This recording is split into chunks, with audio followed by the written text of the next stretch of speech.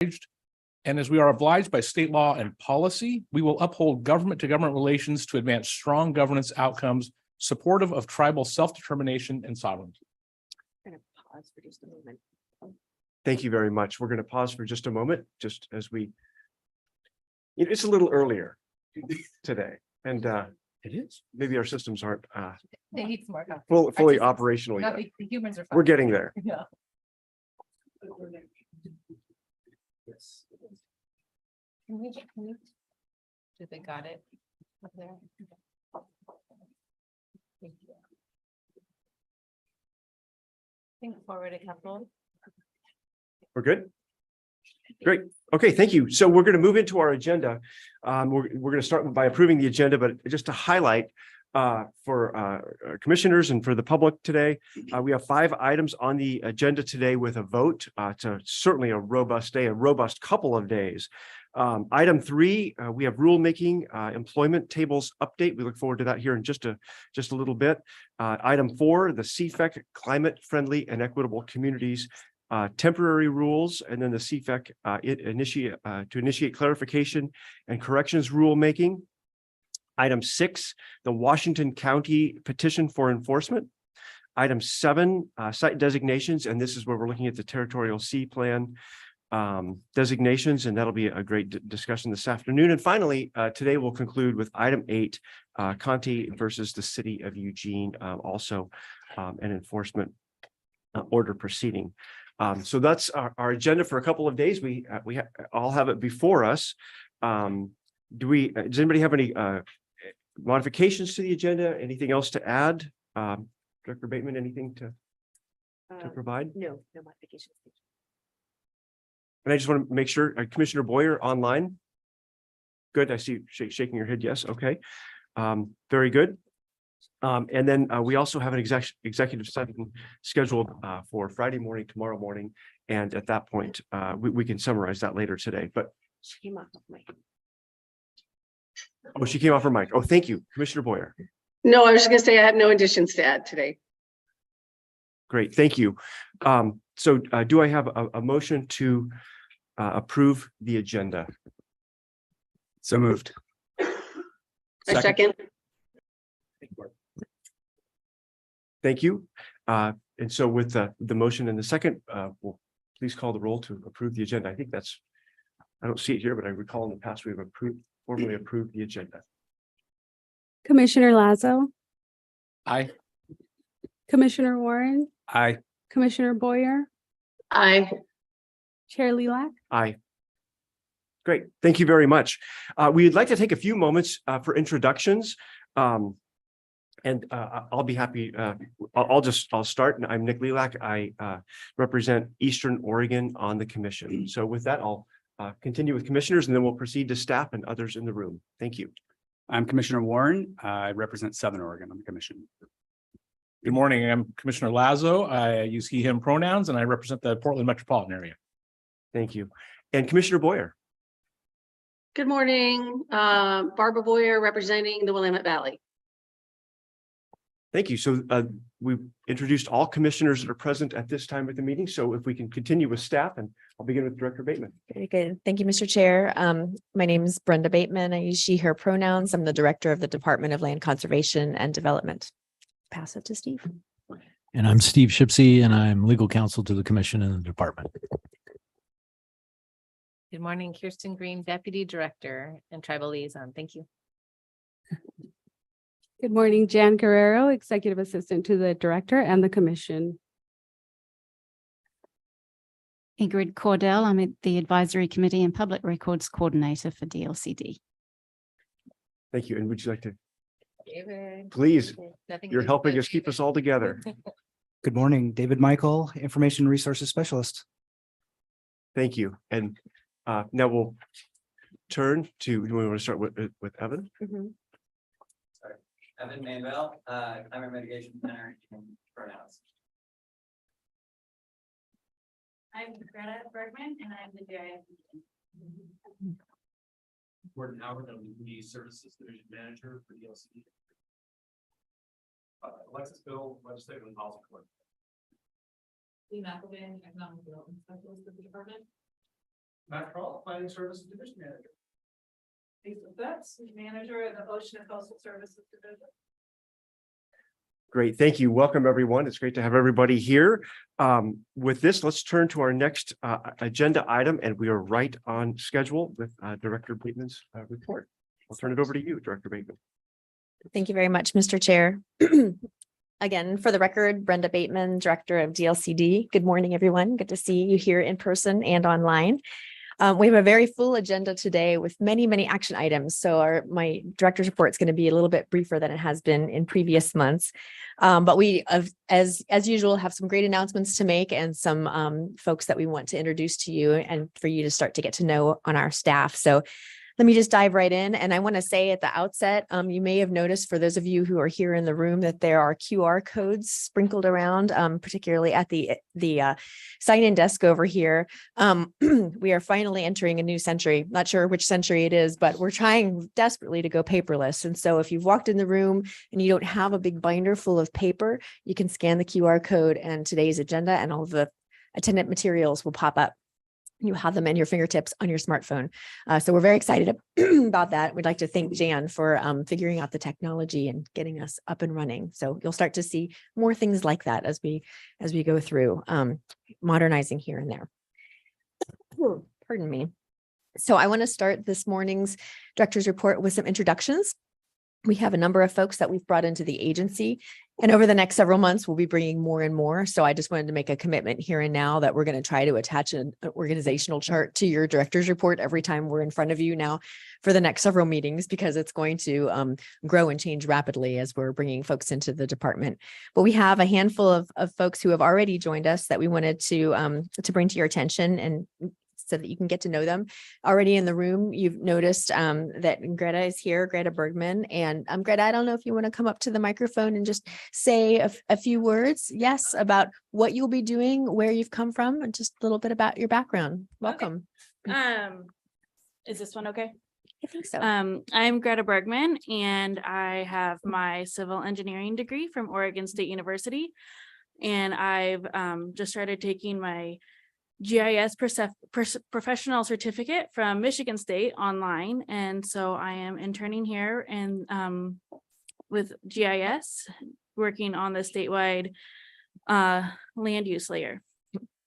So Thank you very much, Greta. She's updating a very important database layer for us that's needed some TLC for quite some time. So we're so glad that she's here, and we'll be here on a limited duration through the end of the biennium, right? Through the end of June. Yep, end of June. Very good. All Thank right. you. Thank you. Great, welcome.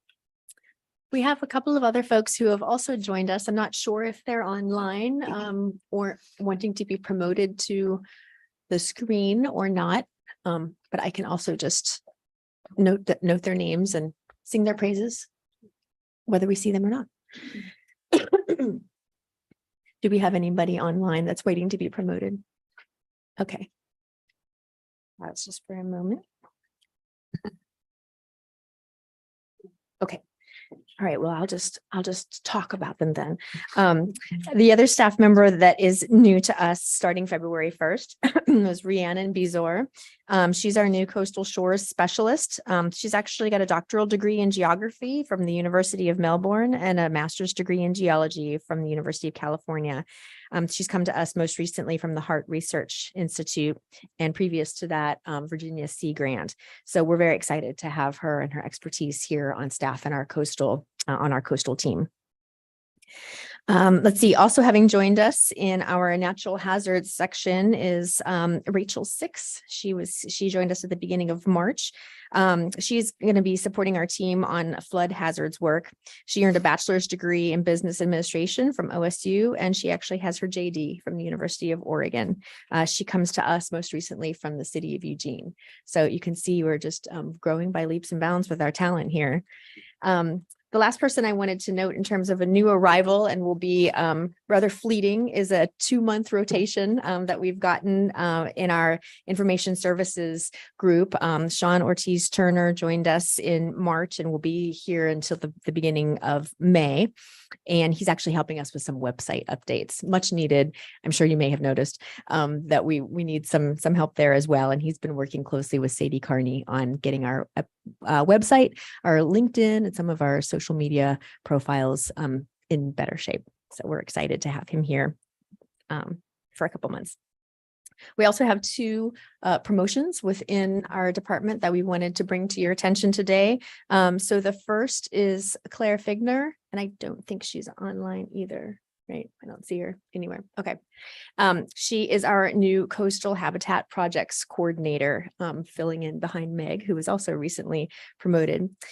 Claire is already with our staff. She's currently and has been since 2021 our Coastal Public Access Coordinator. So she's been very active in our coastal program, and we're excited to move her into this new Coastal Habitat Projects role. She has a BS in Natural Resources Conservation from Humboldt State, and she also is serving on our DEI committee and our Strategic Planning Committee. So she's already much part of the fabric of the department. Congratulations, Claire. And then late breaking news. Am I allowed to say this? Yeah. How late breaking are we talking? You may realize that our housing work has really blossomed in recent months, to the point that we're standing up a brand new housing division, and that's peeling off or spinning off from our community services division that was under Gordon's tutelage. And thank you so much, Gordon, for shepherding this along. We've got a whole new group that's going to be spinning off, and we'll be adding to that with the pieces that are coming out of the Oregon legislature. So we have our first ever manager of our housing division. And this week we've named Ethan Stuckmeyer to that post. So I managed to get on video the announcement in front of all staff when the crowd went wild. I was very proud of myself. He will be overseeing the division that will house the ONA work, Oregon Housing Needs Analysis, and also the new Housing Accountability Production Office that's being stood up as part of our budget in 2023. So what lies ahead of him is hiring, some rulemaking, some program launching. And as I said before, we'll be sure to attach an org chart to your reports here in the future as he builds that team out and we build the rest of our agency out. Have I missed anyone? Rhiannon is being promoted on Zoom. Excellent. Sorry, Rhiannon, but we missed you there. We just didn't quite have you, and Director Bateman was making the announcement. Can we bring her over? Hi, I just joined as a panelist. Thank you for that. Excellent. If you'd like to wave and maybe just say a word about yourself, we'd love to hear your voice a little bit more. Yeah, absolutely. Let me just turn my camera on. Sorry, just 1 second. Hi, again, I'm Rhiannon Pazor, and as Brenda said, I am the new Coastal Shore Specialist, and I am joining from Texas, but originally from California, and have a lot of ties in Oregon, so I'm very happy to be here and joining such a great team. Very good. Thank you. Welcome. Thank you. All right. I think for this meeting, those are all the staff announcements that we have. And now I would like to reintroduce to you and bring up to the microphone our senior policy advisor, who's been very busy in the Capitol in the past couple of days and weeks, and you may not have seen for a while. Well, he's here with us today, Palmer Mason, and he's bringing his sidekick. That's he's bringing his new team member that we're very grateful for, Alexis Biddle, to the table with him to tell us a little bit about what's going on in the legislature. So I had a quick question, sorry, before you move on. Yes, Commissioner. Can you hear me? Sorry, thank you. So with all this hiring happening, Director Bateman, I'm curious when the rotation with Taylor is going to be bringing Taylor back. We're so glad that you asked that, Commissioner. Taylor will be back and joining us the first of the month. What's next month? May? May. Yes. We're so excited to have her, and she's excited to return. I don't think she realized when she left what we were going to be becoming. So she's going to help us get there, and she'll be back with us the beginning of the month. Thank you. Palmer, go ahead. Well, good morning, commissioners. For the record, my name is Palmer Mason, Senior Policy Advisor here at DLCD. And also for the record, Alexis Biddle is more than a sidekick. No, and I truly mean that. He came into session only weeks before the session was going to start and has quickly hit the ground running. So I'm very grateful to have him on the team.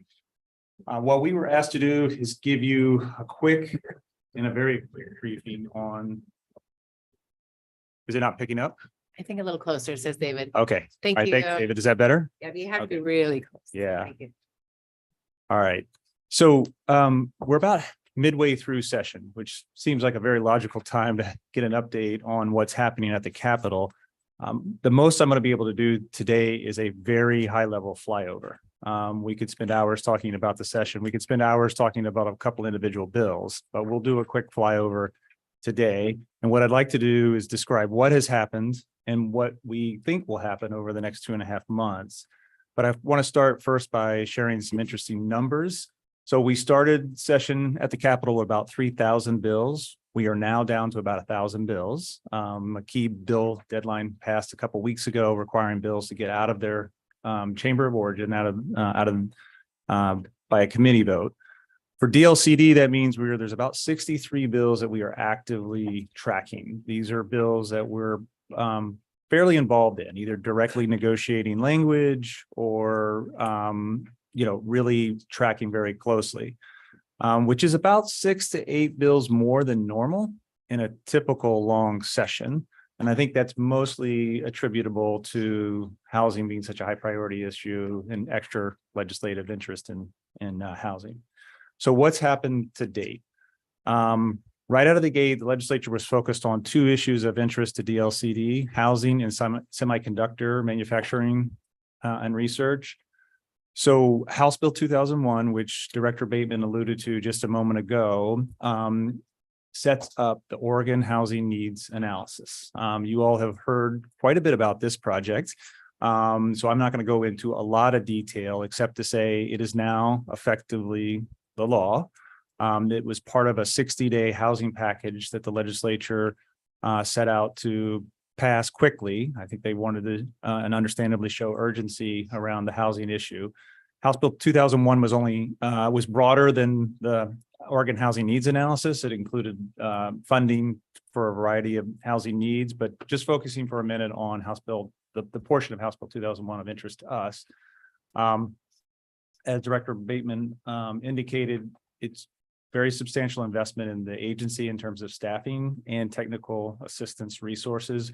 Really we'll focus on Goal 10, giving new life to Goal 10 in terms of setting up some very clear metrics for local governments around housing production, and then a whole structure for ensuring that local governments, with the support of the state, are able to deliver on those housing production targets. I want to mention quickly Senate Bill 4, which is the bill the legislature used to move the semiconductor issue. There are still conversations around the semiconductor, around tax credits and things like that. But this bill, what I want to particularly call out is the provisions in that bill around, and you've undoubtedly heard about this, giving the governor the authority to supersite locations for semiconductor prefab and manufacturing.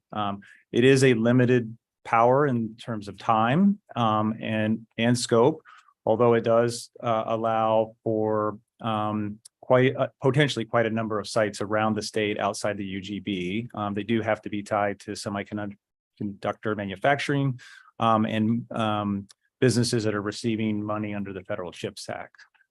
I will move on then to that's what's happened, and I'm obviously leaving a lot out, but those are the 2 highlights I'd mentioned about what's happened. What do we expect going forward? Going forward, the big issues for DLCD are the budget, the siting of renewable energy facilities, development of deep water ports, and housing, not surprisingly.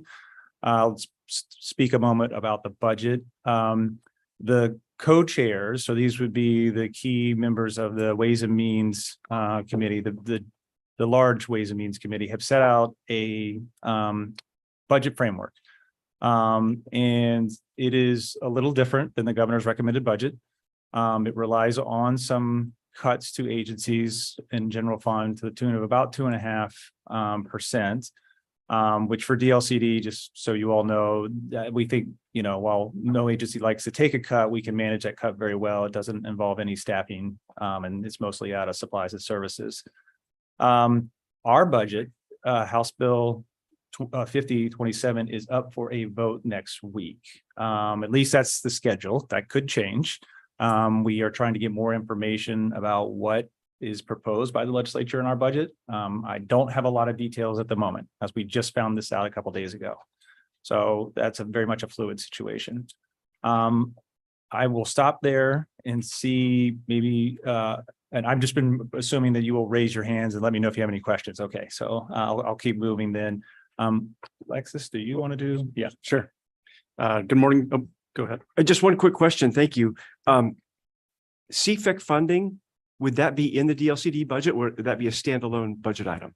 Yeah, Chair Lilac, we don't know yet. We presume that if there's going to be funding for the climate-friendly equitable community program, that's likely to be a discussion a little later, but we don't know for sure.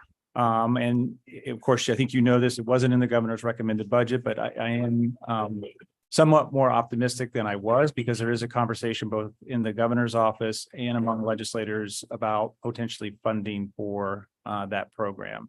So it's looking a little more optimistic, but I would suspect it's probably not going to come up next Thursday. But again, I don't know for sure. Thank you. Great. Thanks, Palmer. Okay. Go ahead. I just had a quick question. This is actually a procedural question. So, Palmer, and thanks for the work you all are doing. Does the agency budget bill have to wait for the revenue forecast? The state revenue forecast will not be impacted by that? So, Chair Lilac, Commissioner Lazo, it's a great question. So the revenue forecast is May 17th. And you're right, that is really the dollar numbers that they use to figure out ultimately what the legislative budget will look like and what it will fund. I'm not entirely sure why we're moving ahead, but I think it's because we're a smaller agency. And you have to sort of keep the trains moving along the track. And I think they're just moving our bill.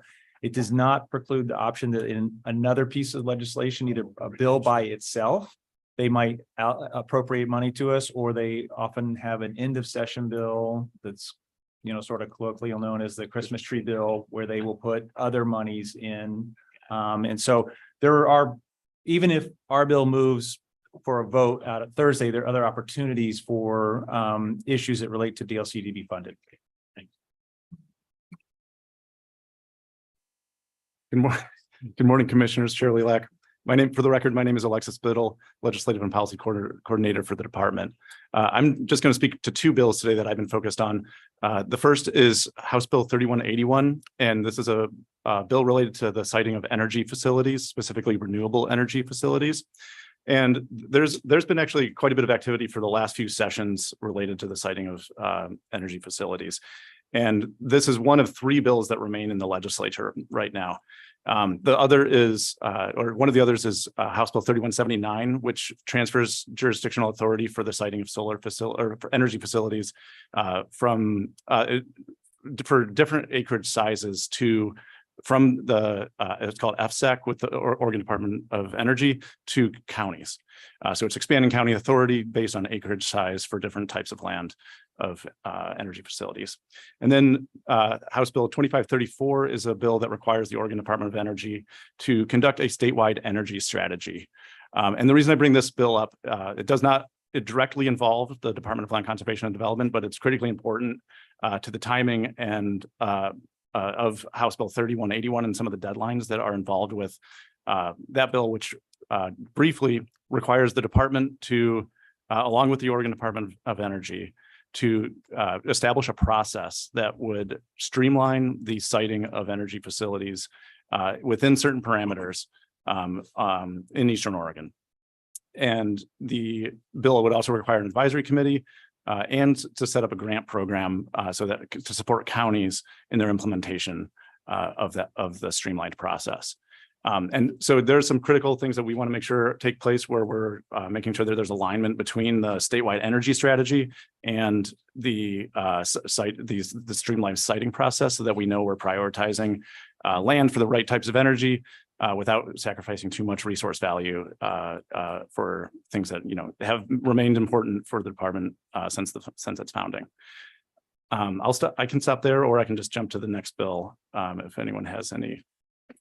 Commissioner Boyer doesn't. Good morning. Can you hear me? Yes. So Alexis, thank you for that particular heads up.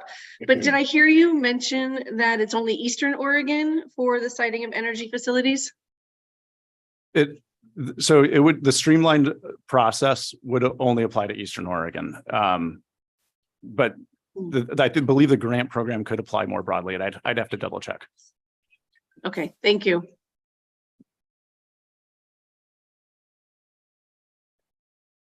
Thank you. And if I may just welcome Commissioner Sandoval to the meeting to recognize he's with us. Thank you. Great. So the second bill that I want to highlight today is House Bill 3382, which is colloquially known as the Ports Bill.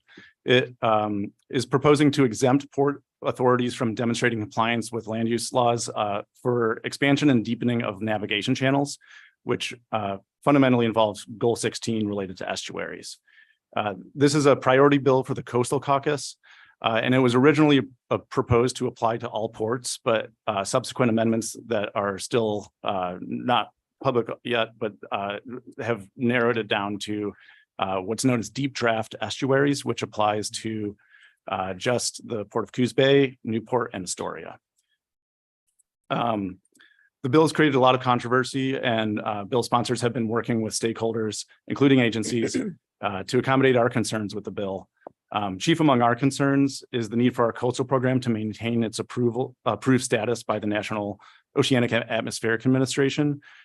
Essentially, their approval requires us to make sure that our goals are applied consistently at the state and the local level for issues that involve coastal resources. And if we were to exempt ports completely from Goal 16, it could lead to some issues where we're uncertain if a continued approval of our coastal program would remain. So we are working diligently with the bill sponsors and other agencies, along with the governor's office, to make sure that we can maintain our coastal program and still try to satisfy some of the needs that are being sought through this bill. And I'll leave it there. All right, if there are not no more questions for Alexis, I will wrap up with housing. There are still, not surprisingly, a few outstanding pieces of legislation around housing. One that I want to call your attention to is House Bill 3414. This is a priority for Governor Kotek. It would create a joint office between DLCD and the Department of Consumer and Business Services, an office that would be known as the Housing Accountability and Production Office. And the purpose of the office would be to work with local governments to ensure compliance with state housing law. And that's both in terms of providing technical assistance to support governments, the local governments, and where necessary or when necessary, moving through compliance and potentially enforcement actions. Taking that bill, which is a pretty substantial investment in what DLCD does, and House Bill 2001, I think the working number for us is about a 30% increase in staff. So you're going to get starting to appreciate the scale of change for DLCD so far out of this session. The other bill that I want to mention, actually, it doesn't have a bill number, but it is a conversation that's happening around urban growth boundaries. Not surprisingly, that has also come up in this session. It is a conversation around allowing for an expansion that would most likely bypass the current process for a limited amount of acreage under a limited amount of circumstances, mostly focused on trying to create a mixed use approach for middle income housing and also some affordable housing and commercial opportunities. It's a pretty important conversation that's emerged, at this midway point in session.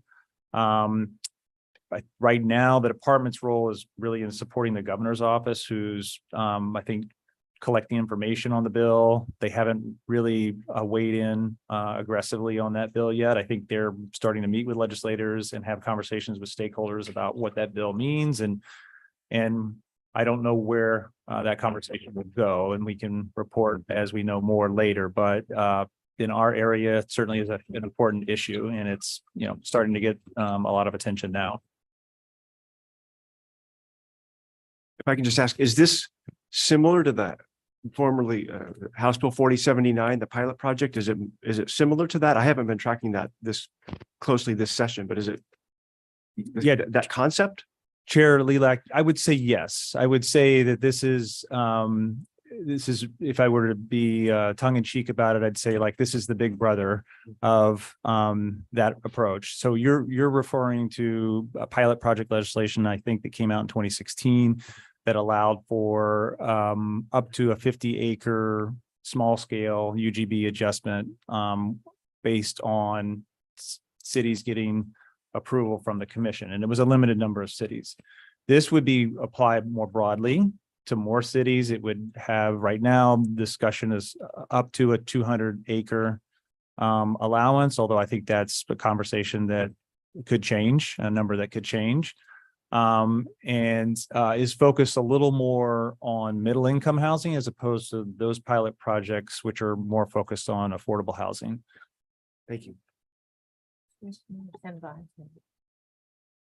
And I can't see if we have, oh yeah, good. Commissioner Sandoval, I couldn't see if we could see the hands on screen. Thank you. Okay, thank you, Chair. Yeah, I'm trying to understand this mixed use approach for middle housing at the edge of cities, because my understanding of how cities work, I mean, to kind of build mixed income housing, it's usually done like in the center of cities, right? And you do a lot of infill development, and then because that's where the transportation systems, public transportation systems are, and so forth. So I guess I'm just a little not confused, but I just want to, I guess I want to understand that more. Like, are there examples of like cities in Oregon that are building that would need a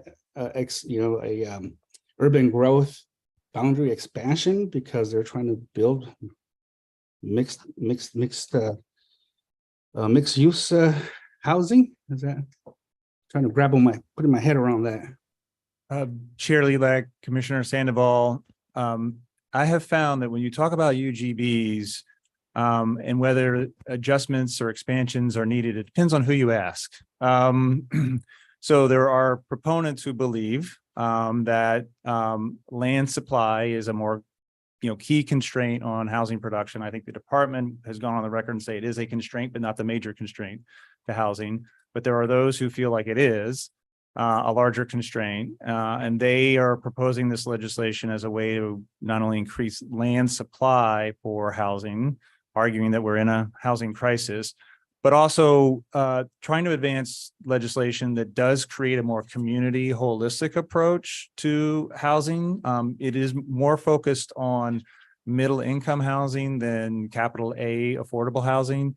And they are trying, I think, to bring in commercial mixed use development as a way to address some of the other goals that we talk about when we think about the land use program, not just dealing with housing, but also trying to reduce vehicle miles traveled, provide employment, recreation, entertainment near where people live and where they live. So it's a fair point, and you're right. I think typically the department has recommended to the legislature and the governor's office that we encourage more infill development. But there are those who feel like in this time and place that there's a need to have an alternative approach. I will note that they are talking about a sunset on that approach so that it wouldn't be a permanent change to the system. It's more a response to the crisis. And right now, the drafts I have seen include a 10-year sunset, but I think that's very much a debatable number and could change. Thank you very much. So if we can conclude this portion of the director's report, I'd like to turn it back to Director Bateman. Thank you both very much. Great flyover, a lot of information. We look forward to your keeping us informed as we conclude the session in the next couple of months. So with that, I'll turn it back over to Director Bateman. Thank you, Mr. Chair. I just want to thank Palmer and Alexis as they're headed back. They represent us well in the Capitol. We've heard that on a number of occasions. They've got great networks, great reputation, and as you can tell, they're a font of knowledge. So they've done a great job for us over there in the legislature. Just want to take another minute or so. Kirsten, fair warning, you're going to get about 25 seconds to talk about the strategic plan. And we just wanted to really note those activities for you. I'm going to talk briefly about the 50th anniversary planning. We continue to roll this out and will over this next calendar year. So it's not just a one-day thing. We're going to continue to look for ways to celebrate and also improve as we move through the next several months. There's a survey that continues to reside on our front page of our homepage that we're asking folks to get in there and give us their opinions on how things are going. We'll also be building out a web page specifically for the 50th anniversary, and we'll be adding several more really nice elements to that over the next couple of days and weeks. We've brought in some help on that and we've got a lot of interviews that we've done. So there will be a lot of audio clips up there of folks that you know and love and recognize. You'll hear their voices on that page, as well as a story map and some other visuals and graphics that we're putting together. So we're very excited about being able to roll that out. We also have partners who are planning a number of lecture series and events. So we're working with Portland State University that will be doing some events in June. And then also Oregon APA has recently reached out, and they'll probably peak and help us celebrate this fall in their annual meeting in October. And then finally, of course, our big event that we're aiming for on May 24th. So we'll be on the Capitol Mall from noon to 2. We've got an incredible program of speakers, musical guests, local artists bringing some original music. We'll have some original poetry, and we're looking forward to seeing old friends and making some new ones while we're out there on the Capitol Mall. So we're very excited about the things that are coming up. And then I just want to give Kirsten a moment to talk about strategic plan and give you a update on what's coming. Great. Thanks, Director. Chair Lilac, thanks, Commissioners, thanks for the moment. The strategic plan has included the draft. We should have watermarked it, but it does say it on the draft. Strategic plan is in process. Thanks for your feedback in November. We hope you see your comments reflected in there, but it's still on the move. So if you have comments, please let me know. I want to correct a date. It's 2023 to 2031, just an 8-year plan, not a 18-year plan. Sorry, I'm so used to thinking on a 20-year horizon. I'm going to use that as an excuse, but not a reason. But it is just an 8-year plan. And then we'll be taking that to the community in May, asking mostly for partnerships, and then aligning it with our DEI plan that's due to the governor's office on June 1, and then making sure that all those 2-year actions are measurable. Thanks, Director. Very good. With that, I think we'll wrap up and hand back to you, Mr. Chair. Great. Pardon the interruption. Yes. Page 6 is here. Just missed the introduction. I usually take much time. That's appropriate. Great. I think we'll just have you wave, and we'll get a chance to meet you during the break, if that's okay. Thank you. That's great. Welcome, Rachel. Yeah, thank you. And welcome to all the new staff. Congratulations to the promotions. People have been promoted. Really, really exciting times. And goodness knows our next meeting this summer will have a lot more announcements based on what we've heard already. So with that, let's please turn to agenda item 3, our employment tables rulemaking with Lee McElvain. You got it. McElvain. Thank you, Chair. Okay. Thank you very much. Welcome. I'll turn it over to you. Thank you.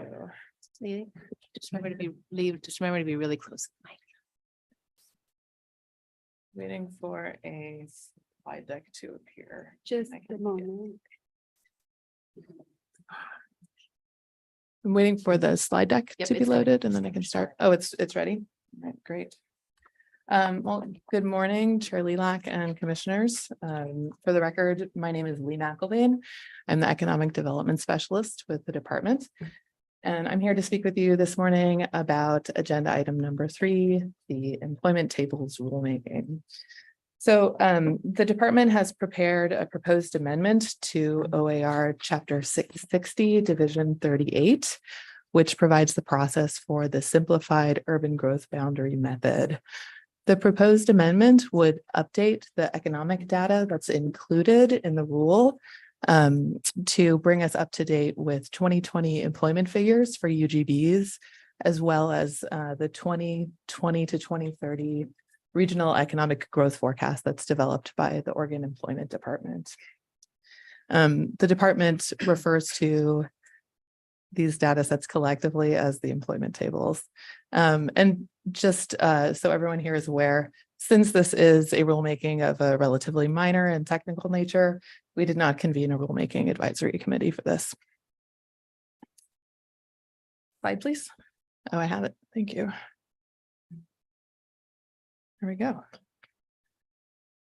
So just to provide a very brief overview of the simplified urban growth boundary or UGB method, this is an optional or streamlined process that cities may use to amend their UGBs. The simplified UGB method just provides a sort of streamlined option through which cities can estimate both their housing and employment land need over the planning horizon. And then move into a UGB amendment resulting from that analysis. So the simplified UGB method was adopted by Commission in 2015. For better or worse, it has been used not regularly at all since that time. Even so, the structure of that rule requires that the Commission regularly adopt updated employment tables so that cities who wish to use the method may have access to the most recently available economic information when they conduct that analysis. And the most recently adopted update for this rule was done in 2021, and that brought the rule up to date to the 2019 employment data.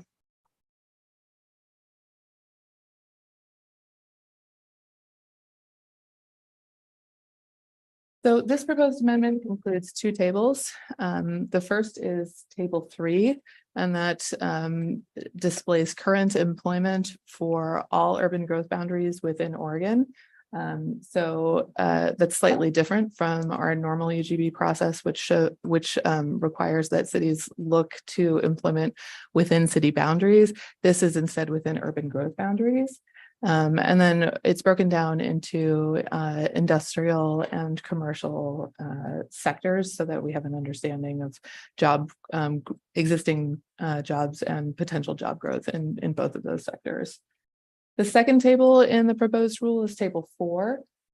This provides the projected regional long-term employment forecast that's developed by the Oregon Employment Department for each of Oregon's 11 WIOA regions, and that's the federally designated Workforce Innovation and Opportunity Act regions in the state.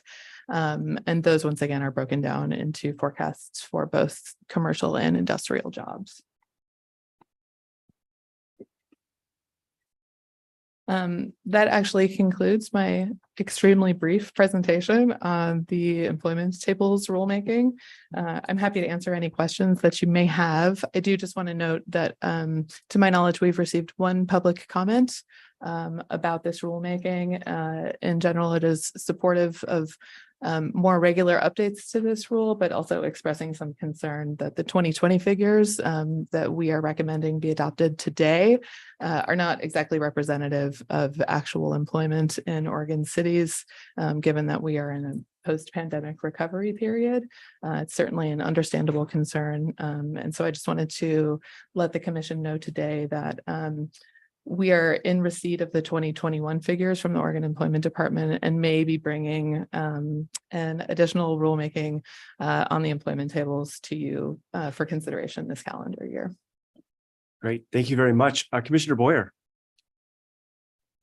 Thank you. Thank you for your presentation. I have a question on table 3, or the table 3 current employment. So there's a lot of C's in there, and I'm curious, C denotes confidential data that has been withheld by the Oregon Employment Department. Can you, I guess I don't understand that. Can you explain that to me? Yeah, thank you very much for the question, Chair Lilac and Commissioner Boyer. when you see a confidential designation in employment data, that's usually an indication that there are too few employers in the community for the Oregon Employment Department to be able to disclose what employment is in that particular industry without essentially revealing who the employer is.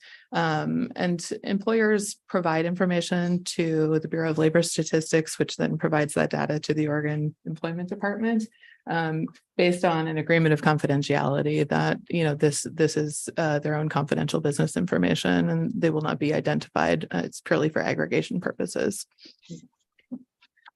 That is fascinating. Thank you. And I've got two more follow-through questions. I noticed on just one line with the industrial employment, there's in a commercial with one city, it's NA. I'm just curious if maybe there's nothing in that area, or why would there be NA on just one city? Yeah, thank you for the question. That is possible that there is no industrial employment within that city. They may have had very low industrial employment to begin with and saw the closure of, one particular business during the pandemic. Okay. And then one last, I promise. So just for my clarification, industrial employment, would that include tourism?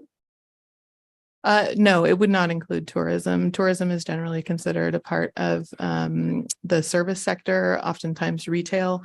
And so that would be included in commercial employment figures. Okay, that's very helpful. Thank you. Thank you. Any other clarifying questions from commissioners? Seeing none, public comments. Do we have public signed up? We do not. Okay, I see received, and you mentioned we received correspondence, received letters. I've seen those. I wasn't sure if we had any. So with that, seeing no public comments, would a commissioner like to make a motion or further discussion? Yeah, Mr. Lazo. Yeah, I move to adopt amendments to OAR 660-038 and the amendment to tables 3 and 4 that is referenced in the rules as recommended by the department and explained in the staff report. And may I have a second? Yeah, I can do it. Okay. No. Yeah. Okay. I'll second. I'll second. Thank you, Commissioner. Any discussion on the motion? Seeing none, Jan, please call the roll. Commissioner Lazo, Aye. Commissioner Boyer, Aye. Commissioner Sandoval, Aye. Chair Lilac. Aye. Thank you. The motion carries. Commissioner Warren had to step out with an excused absence here for about an hour or 90 minutes. He has a conflict at this time. So we have 4 in favor and none opposed with that. So with that, we will then Go to my vote chart. Yeah. Oh, yeah, yes. Good. Yeah, good. We're in great shape. We're now going to proceed to agenda item 4. The Climate Friendly and Equitable Communities Temporary Rules Update with Bill Holmstrom, our transportation planner, and Kevin Young, our senior urban planner. And I know there's an entire team. And Evan Manville, that I see also is joining us, which is great. Big team, an entire team.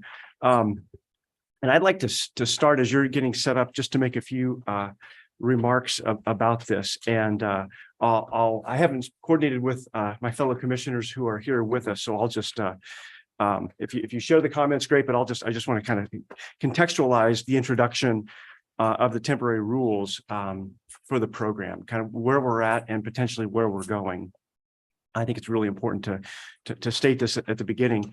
And I'm reading more than I like, but I just don't want to forget anything that I have here. But as we said last summer, the commission, and even going beyond prior to that, back in spring when we started our public hearings last year, and we continued, the commission has a responsibility to monitor the implementation of, and I'll just refer to it as the CFEC since I've stated it as the Climate Friendly and Equitable Community program going forward. We made a commitment to do that. We have a responsibility to do that.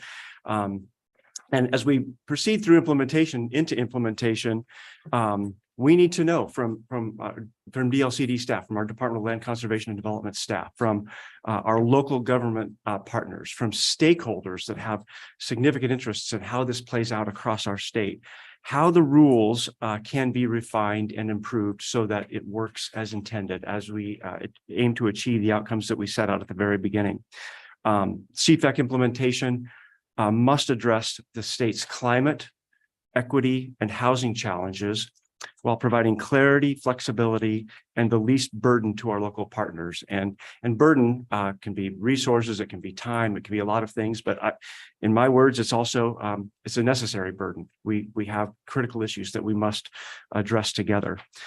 So with this responsibility in mind, and at our request, DLCD has undertaken a renewed effort to engage with communities, advocates, and stakeholders. And before continuing, I just want to thank you for doing that. I know this is an ongoing process and it requires a lot of your time as well.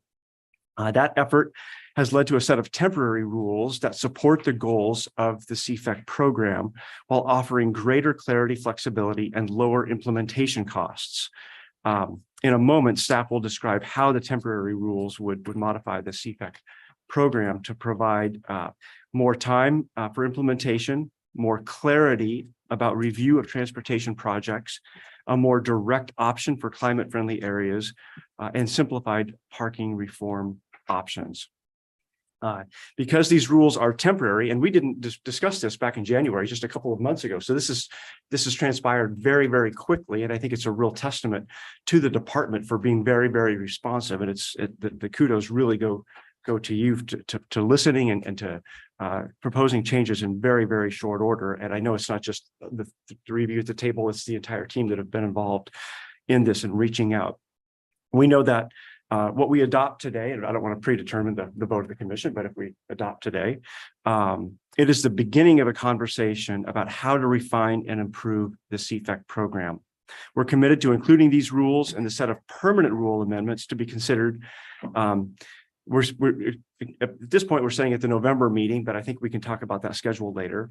And again, this commission fully accepts our responsibility to ensure the CFEC program is both urgently and realistically implemented. With that said, let's hear the details directly from our staff on the proposed rules. And I want to thank department staff for helping me craft these important points. Shared, I wanted to provide some opening remarks at the beginning, and you've helped me in this process. So I thank you. With that, I turn it over to our team to share the program with us. Thank you, Chair Lilac, members of the commission, Bill Holmstrom, agency staff, land use and transportation planning coordinator. Pleased to be with you here this morning. I'll let my colleagues introduce themselves. Evan Mandel, climate mitigation planner. Kevin Young, senior urban planner. So thank you. So you'll hear a little bit from each of us this morning. Let me just go ahead and jump into it. As you know, but just for the benefit of everyone on the commission and out there listening, we're asking the commission to do two different things today. Item 4, which is the one we're talking about right now, is to adopt or recommending adoption of temporary amendments.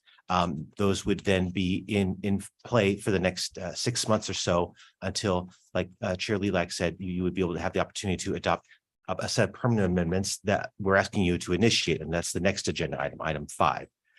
When we talked with you in January, like you said, we really only had that second piece in mind, that we would be working with folks on a set of corrections and clarification amendments over the summer. And that's still the plan. We're still doing that. But in addition to that, we're also asking you to adopt these temporary amendments. So we are recommending adoption today. The rules would become effective in early May, and that's because the rules can be effective for when they're temporary rules, and the way the law works is they can be effective for up to 180 days. And we want them to be effective all the way through the time when they can be adopted permanently in November. We just need to give ourselves a couple extra weeks before they actually become effective. So we're looking at May 12th right now, the day they would become effective. Like I said, there's an additional corrections and clarifications rulemaking this summer. We'll talk a little bit about that in the next agenda item. In addition to the corrections and clarifications that we had identified, we would also permanently adopt these changes that you're about to do. And we'll have an opportunity through that process to make potential refinements to the actual language of these as well. So these are temporary, and then we'll have the opportunity to adopt those into the rule. And then, like I said, permanent adoption in November.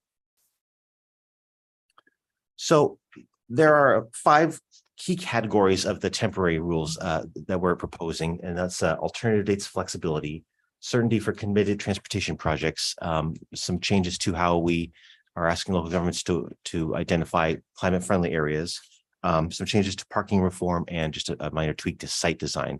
Each of us will get into a little bit of the details on each of those pieces for you this morning.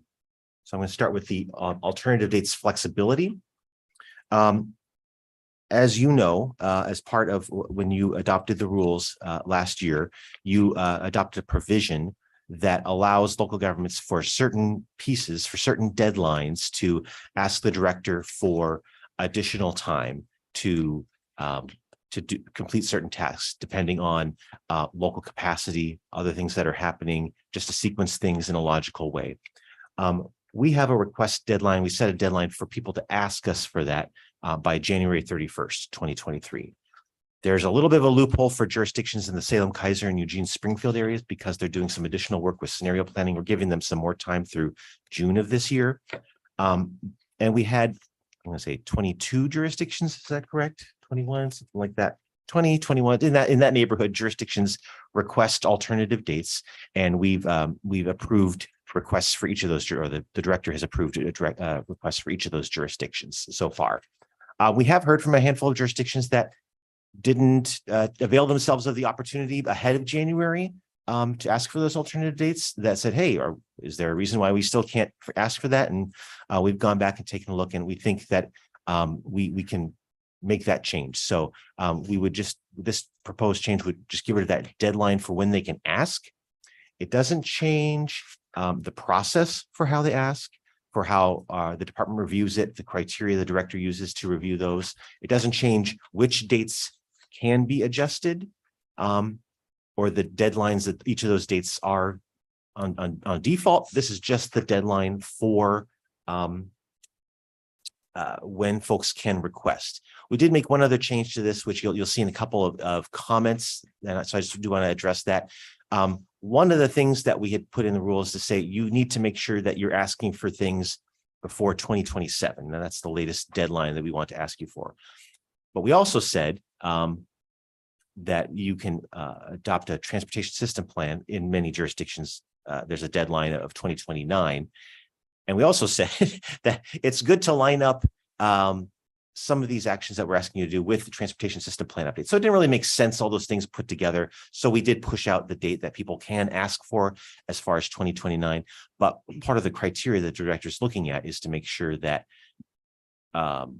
we're working with urgency. And so, we're going to look at, or the director's going to look at those dates that come in carefully, just to make sure that they're not totally out to the end. And frankly, I'd say the vast majority of the requests that have come in have been absolutely reasonable and been easy to for the director to approve. Any questions on the alternative dates piece of that? Commissioner Lasso? Thank you, Chair Lilac. And I appreciate that we're covering a lot of ground today in these 5 areas. And so it'd be great if we could do some questions for each section. Yeah. Great. So thanks, Bill. The question I had was around the need to extend this deadline. Is it possible for you to characterize at all the reasons that the cities that didn't ask for an alternative date, why they didn't ask, and who they might be? And I guess I'd preface that by wanting to make sure that we're not that there seems to be some movement from folks that might be opposed to the CFEC rules to use this process to make the changes that they want. And I want to make sure that the changes we're making sort of aren't working towards that goal, right? Because I don't think that's our intent, and that's actually going to be a question later. But do you have a sense for why and who those folks were? And maybe it's not fair to ask you that question. Chair Lilac, Commissioner Lazo, I know of 2 jurisdictions specifically that are interested in, or actually I think 3. Do I have 3? Yeah, 3. So I'd say one of them has a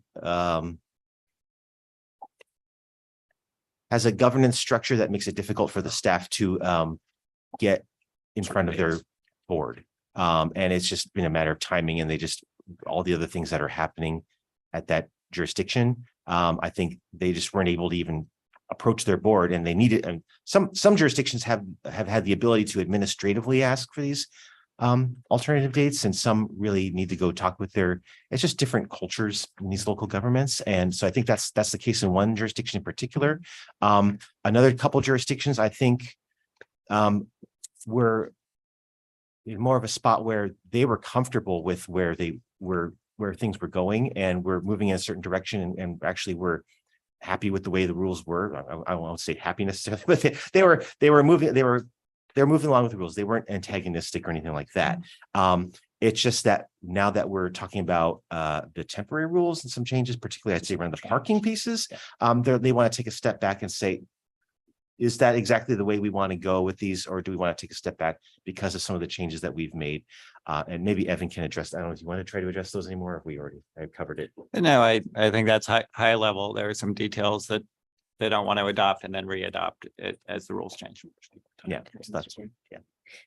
Mr. Chair, I just wanted to note very lightly, as I've been reading those letters and the rationale and the text as they come in, I've been really pleased to see that jurisdictions have rolled up their sleeves. They are deep into the implementation. And as they're lining up all their projects that they're working on, a couple have said, oh, we'd actually like to have these align a little bit better and take them forward as more full packages beyond just this one piece. So I've been really pleased in terms of the implementation and the thoughtfulness that we're seeing come across the correspondence.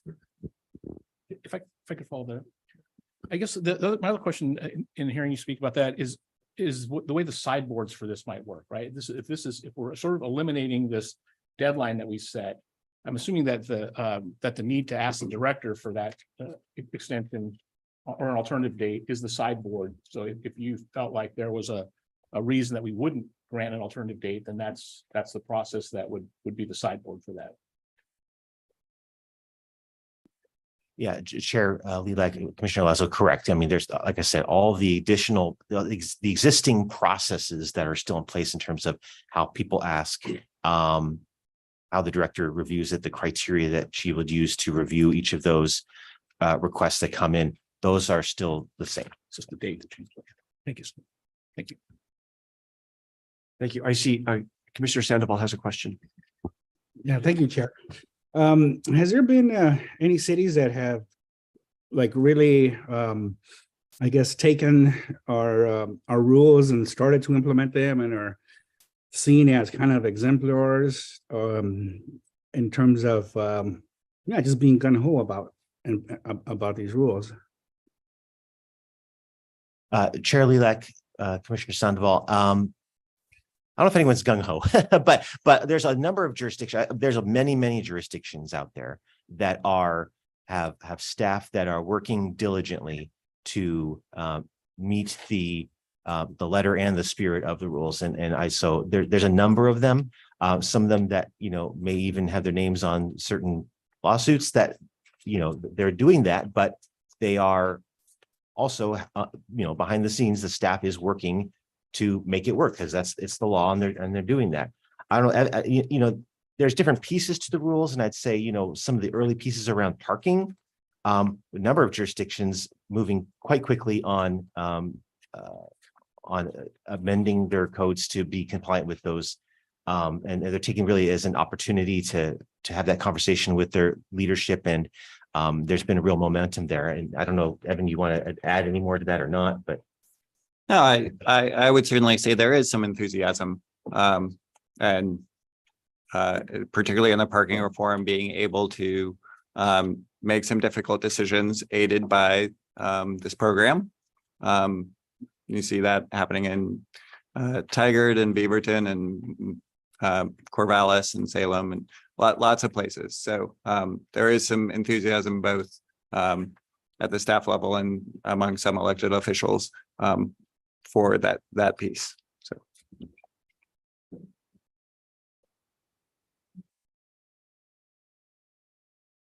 Thank you. I'm seeing no further questions at this time. Please proceed. Okay, thank you.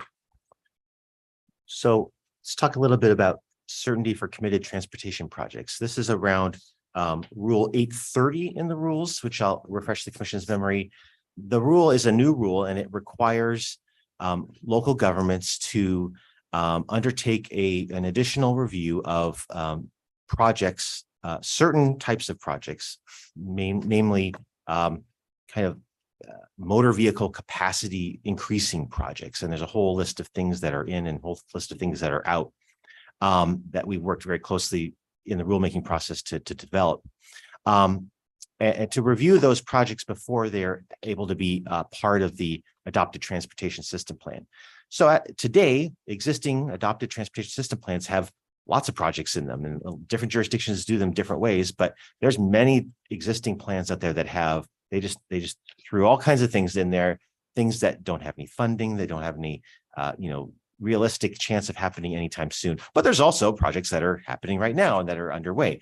And one thing we realized near the end of the last rulemaking process is that the way we had written this rule is that when it comes time to do a transportation system plan update to meet the rules, and there's a number of things that they'll have to do that, but they would have to go back the local jurisdiction and review any project that they wanted to keep in the plan under this updated rule. And that includes projects that may already even be under construction. And that didn't seem right to us to go back and review projects that are already that far underway. So we did add a section that's basically said, hey, if this is a project that's already underway, you don't have to review that. You're already well into it. You're in that process.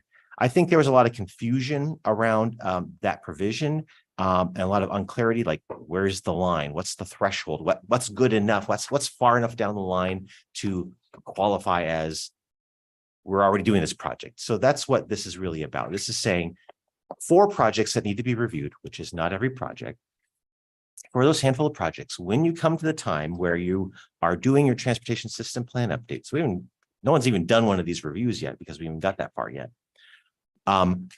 Projects that are already underway, what's the line for trying to figure out that's an underway project? You don't need to go back and review that one. This is a project that's further in the future. If you would like to keep that one in your plan, you would need then to review it. And that's just trying to draw that line. So that's what we've tried to come up with. We had a lot of brainstorming internally, externally, did talk with a lot of folks about potential thresholds, put out a draft on April 3rd, which is what was originally in your packet, which include 6 different thresholds. We knew we weren't necessarily going to advance all of those to you. We've decided to advance a modified version of 4 of those thresholds to you to be adopted into the temporary rule, which we think covers a wide range of potential projects at different parts of their life cycle that make sure that we're not unnecessarily, creating some uncertainty for something that's well down the way. And so we've tried to be responsive about that and come up with something that's clear, makes sense, and really doesn't capture a lot of things that are already underway. So I'm happy to answer any questions about that. Any questions online? None. Okay, thank you. Please continue. Right. Good morning, Chair Lilac, commissioners. So we'll talk a little bit about the proposed changes to climate-friendly areas, and I'll note that in the supplemental packet, you'll see some additional changes that were made based on input received. I'll speak to those as we go through them. The first change that we are proposing for climate-friendly areas is to remove the requirement to adopt a comprehensive plan element. So initially, as the rules were written, local governments at the time when they're adopting development standards, zoning their climate-friendly areas, which per the rules happens in December 2024, they would then adopt a climate-friendly element into the comprehensive plan. In our conversations with local government staff who are implementing these rules, the perspective came forward that, that could be a lot of work. An element sounds like an entire chapter of a comprehensive plan that thoroughly addresses, climate change and what we're doing to account for it. That's a pretty big lift. And so what we've tried to do is to streamline what we really need. for the implementation of these rules. So the April 3rd draft that you saw spoke to comprehensive plan maps as kind of the tool that would be used. In subsequent, conversations with local government staff, a suggestion was made that really we could broaden that category, moving beyond comprehensive plan maps to also looking at zoning maps, comprehensive plans, and zoning codes. So any of those actions to implement, zone, adopt development standards for climate-friendly areas would basically be the mechanism a local government would follow to adopt development standards and to zone those climate-friendly areas.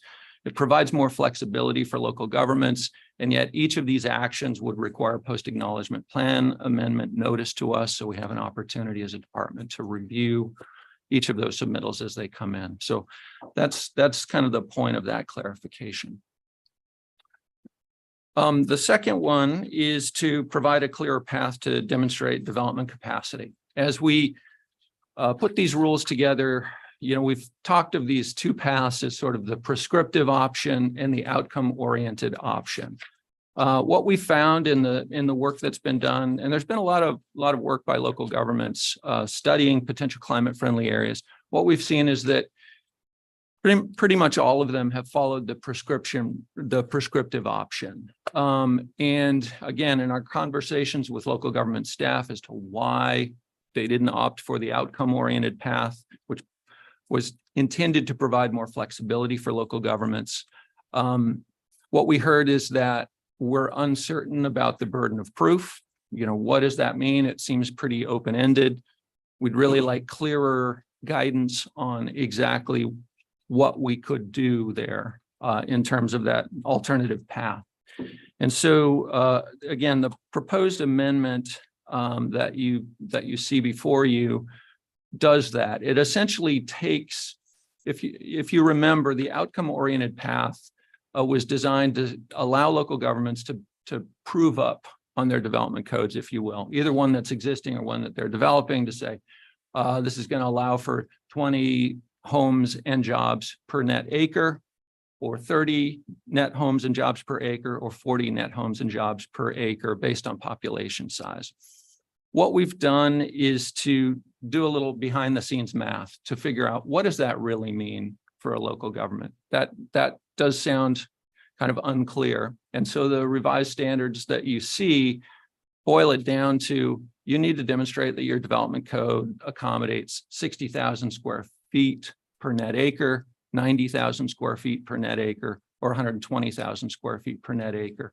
Those square footages are designed to accommodate both residential and employment uses within the zone. So it's basically show us that your zone will allow this level of development.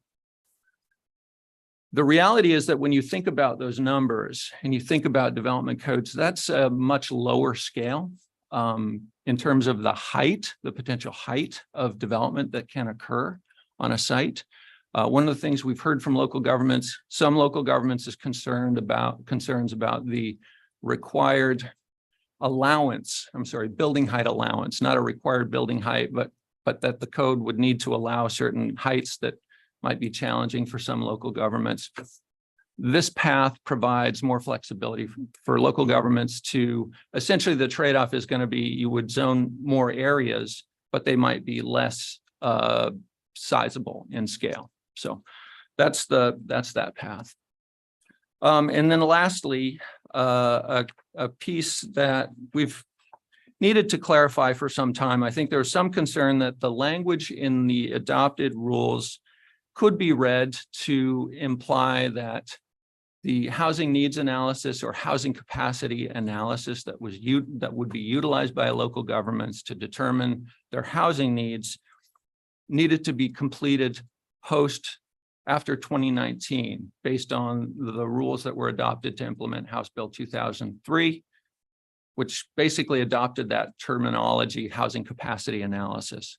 So what we've done in the proposed change is to clarify, and again in the supplemental that you saw further clarify how the flexibility there in that a housing needs analysis or housing capacity analysis that is acknowledged and consistent with ORS 197296 at the time of adoption is good to go. That could have been an HNA that was adopted in 2005. It could be an HCA that was adopted last year. So just really clarified that. We did get a good comment from City of Springfield, and we accommodated that as well. So you see that in the supplemental, the language that speaks to the statute at the time of adoption. So that's pretty much it. If there are any questions, I'm happy to take them. Commissioners, any questions? Are there any questions online? Seeing none, thank you, and we'll continue with the, oh, I'm sorry, Commissioner Lasso, please. Yeah, sorry. Thanks, Chair Lee. Thanks, Kevin. I have a question on the and this is maybe going to come when we go to item number 5, just consideration around that I guess the climate friendly piece, climate friendly area piece around capacity in there, and the whether or not the work that's been done in the temporary rule will move into rulemaking. It doesn't look like it will, and so maybe that's something that we might need to talk about in number 5. Is that?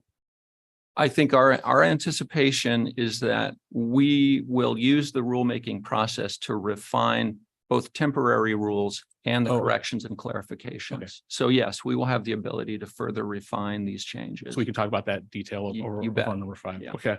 And then I just wanted to clarify on the HNAs and HCAs piece, 2 things. There's there's a shift that we're seeing with the ONA coming in now. So none of either what we see in temporary or where we're headed with HNAs or HCAs in the CFA stuff, and that's a lot of letters in there, is precludes us from where we're headed with in another with the Oregon housing needs analysis, right? And the regional targets, the housing targets, so because it'll just shift along with that when we shift, 5-7 years from now, I guess might be the horizon. Is that your understanding? Yes, thank you, Commissioner Lazo, Chair Lilac. That's absolutely right. We know that rulemaking will be coming on the Oregon Housing Needs Project, under recently passed House Bill 2001. On its face, the climate-friendly area requirements provide more opportunities for housing. I know there's some comment we received about alleged conflicts between the two. I frankly, as staff, we don't quite understand what those are. And then the last piece, I think you even captured it when you were talking about the last acknowledged HNA or HCA. We certainly see some communities that have very old ones. And I don't know if there's any consideration. I know that it's, as you said, it's under 197296.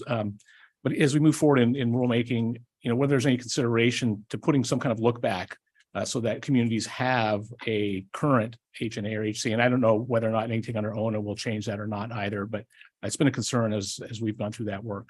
Yes, thank you, Commissioner Lazo, Chair Lilac. That has been an issue. I'm happy to say since I joined the agency in 2018, the legislature has been very generous, and the governor, in terms of funding this kind of work. And I believe there is funding that was included in House Bill 2001. I might need to be corrected on that. That would support this local government work, and we're hopeful that that will continue. We have been able to support HNA or HCAA updates in a number of places based on that funding. Thank you. Let's hope that generosity continues. We can continue unless we have a question online. I'm not seeing any. Great. Thank you. Wonderful. So 1 minute of review. We're 110 days into the implementation of Parking Part A, which is waiving parking mandates near frequent transit and for equity uses. And we're seeing impacts. We're hearing anecdotes from across the state. We're hearing about a quadplex in Grants Pass that can now be pencil and get built. We're hearing about a large affordable housing development in Troutdale that can go forward. We're hearing about an adult care home in Beaverton that is now feasible. And we're hearing about a puppy's genetics business in Gladstone that can now expand. So parking reform is bringing puppies. Is that an unintended consequence? We did not specifically call that out. And But we're also seeing parking being built. I do want to make sure that in Salem, for example, where they're not required to edge of downtown, where they don't have to build any parking, they're building 37 spaces for 44 units, mainly small studios. Meanwhile, at the edge of town in North Salem, we're seeing 130 spaces for a 90 unit thing. So the market is understanding the demands and is following and is building parking. So that's what we're seeing, pretty much what we expected based on the experiences across the country and in history. But we are seeing concrete things happening. Now, parking part B, which is what we're proposing to suggest some tweaks to under this.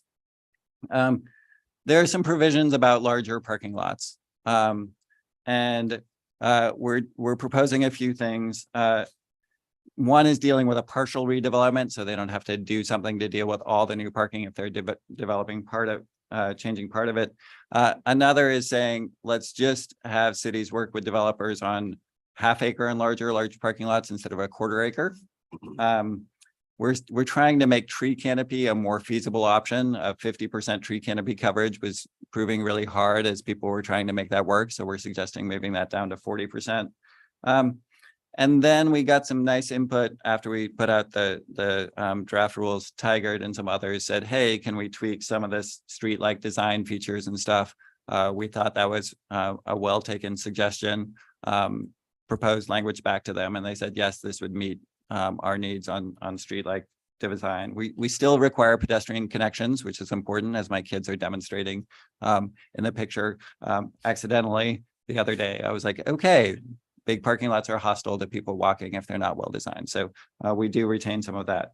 And parking maximums, we're trying to reduce the burden on local governments, not requiring them to do an analysis of previous minimums while still retaining some residential and commercial and very large development maximums, but reducing the burden on staff. Now, unbundling, which we think is a great policy for both climate and equity and housing development, all sorts of benefits, is not something cities have cracked yet. And we heard feedback as cities were looking at the options. We're like, we don't know how to do that. We tried to provide guidance experiences from other cities and other states that have done it, but no one has yet moved forward with that. And so we said, well, we're not going to require it. And so we're proposing removing that requirement while still having it as an option for folks. So the last thing we're suggesting doing is trying to make the other options, the options more feasible. We did hear some feedback that the 3 parking reform options, people felt that wasn't a real choice. And a lot of communities are moving forward with option 1, repealing parking mandates citywide. Tigard, Corvallis, Beaverton, Bend and Salem are the ones that have done that already. But we tried to make options 2 and 3 more feasible as well. So a fair policy path or a reduced regulation path. So, and there is, I think there is some momentum on Medford on the reduced regulation option 3. And one of the things they had asked for additional years to do is figure out unbundling. So I think we're easing that path for them if these temporary rules are adopted. So with that, I think I've hit the highlights. Any questions? Thank you very much. Clarifying questions from commissioners. Commissioner Lazo or online? Please. Thank you, Chair Lidak.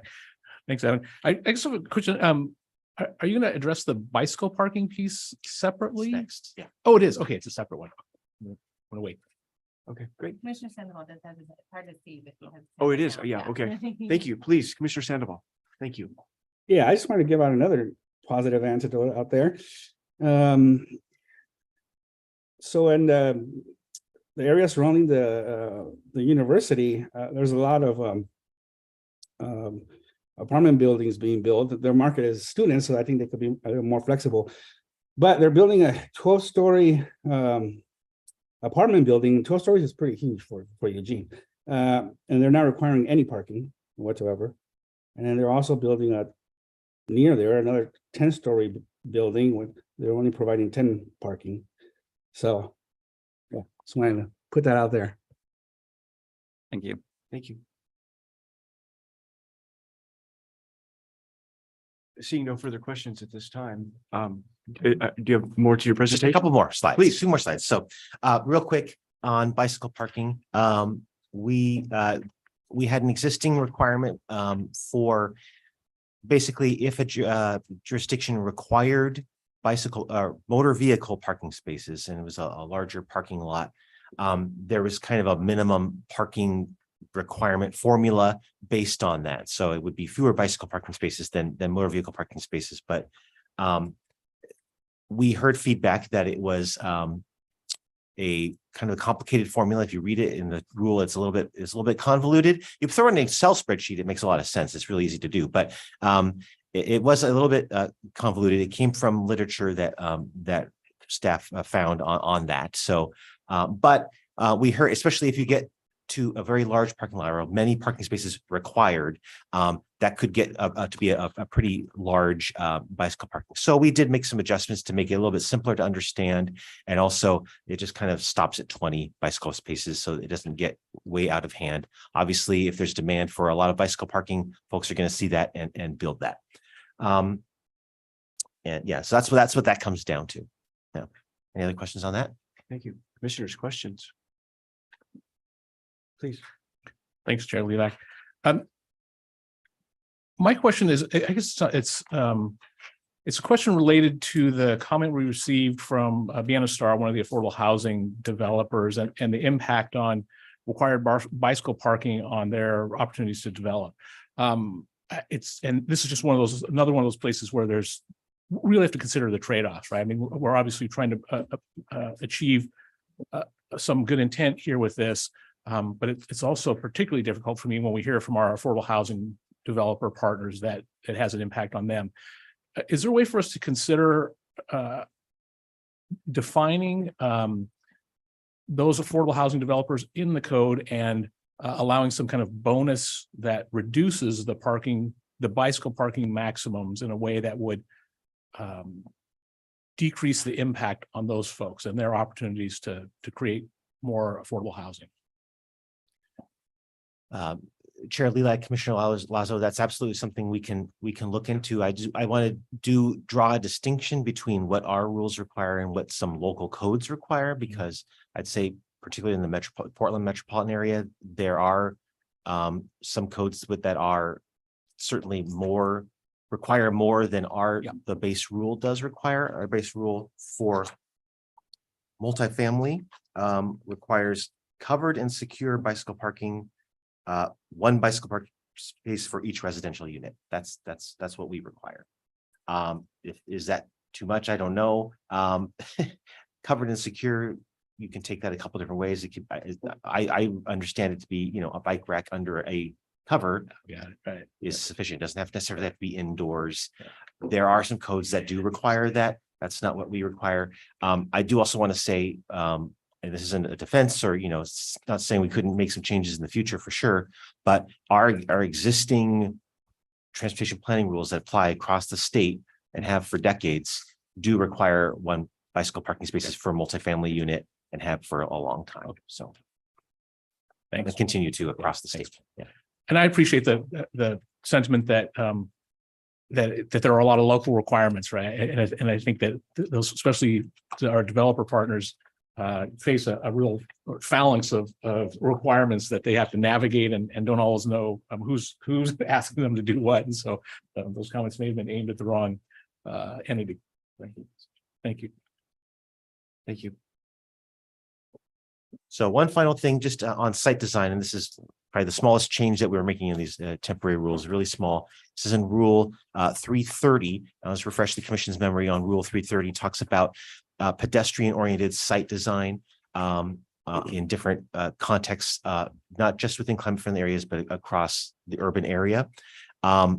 Many of these requirements, again, they were in Rule 45 of the existing TPR, continue to apply across the state. We brought those into the metropolitan areas and beefed them up in these set of rules to really focus on making sure that we're connecting people to the buildings and the uses on site. So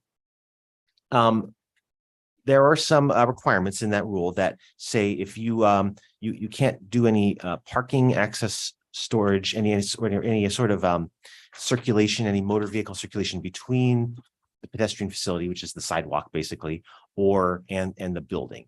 And the way it was written made some sites difficult to make that work. And so we really just changed that to just be the primary facing street.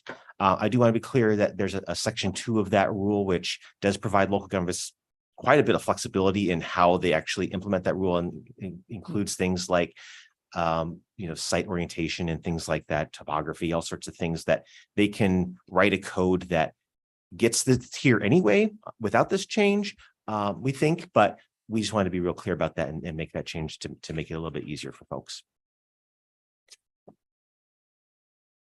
Thank you. Any clarifying questions from commissioners before we turn to public comments?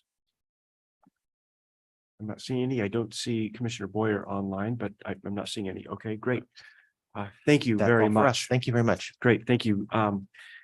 We have at least, I have on my list, at least 6 people signed up. Do we have more than 6 signed up? How many people do we have at this point? We have 5 with us. Oh, we have 5 In addition to the 6. in addition to the 6? No, we have 5 with us today. Okay. 5 total. Yeah, total. Oh, 5 total. Okay. Great. If we're able to then allow the 3 minutes each, I think that would be great, rather than sometimes we need to cut it down to 2 or even less if we have a lot of speakers and limited time. But with the speakers available, let's provide 3 minutes each. I have my list here, but I'm not sure if it matches yours in the order. I have Michael Anderson with Sightline Institute first, but I will defer to the list that you have. So Michael Anderson, please, welcome. Thank you.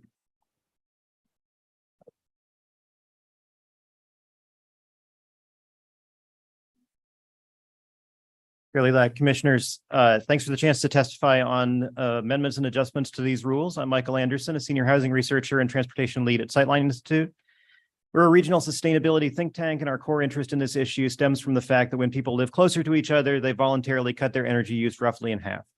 We think it's good for society, economy, and planet if people are able to make this choice.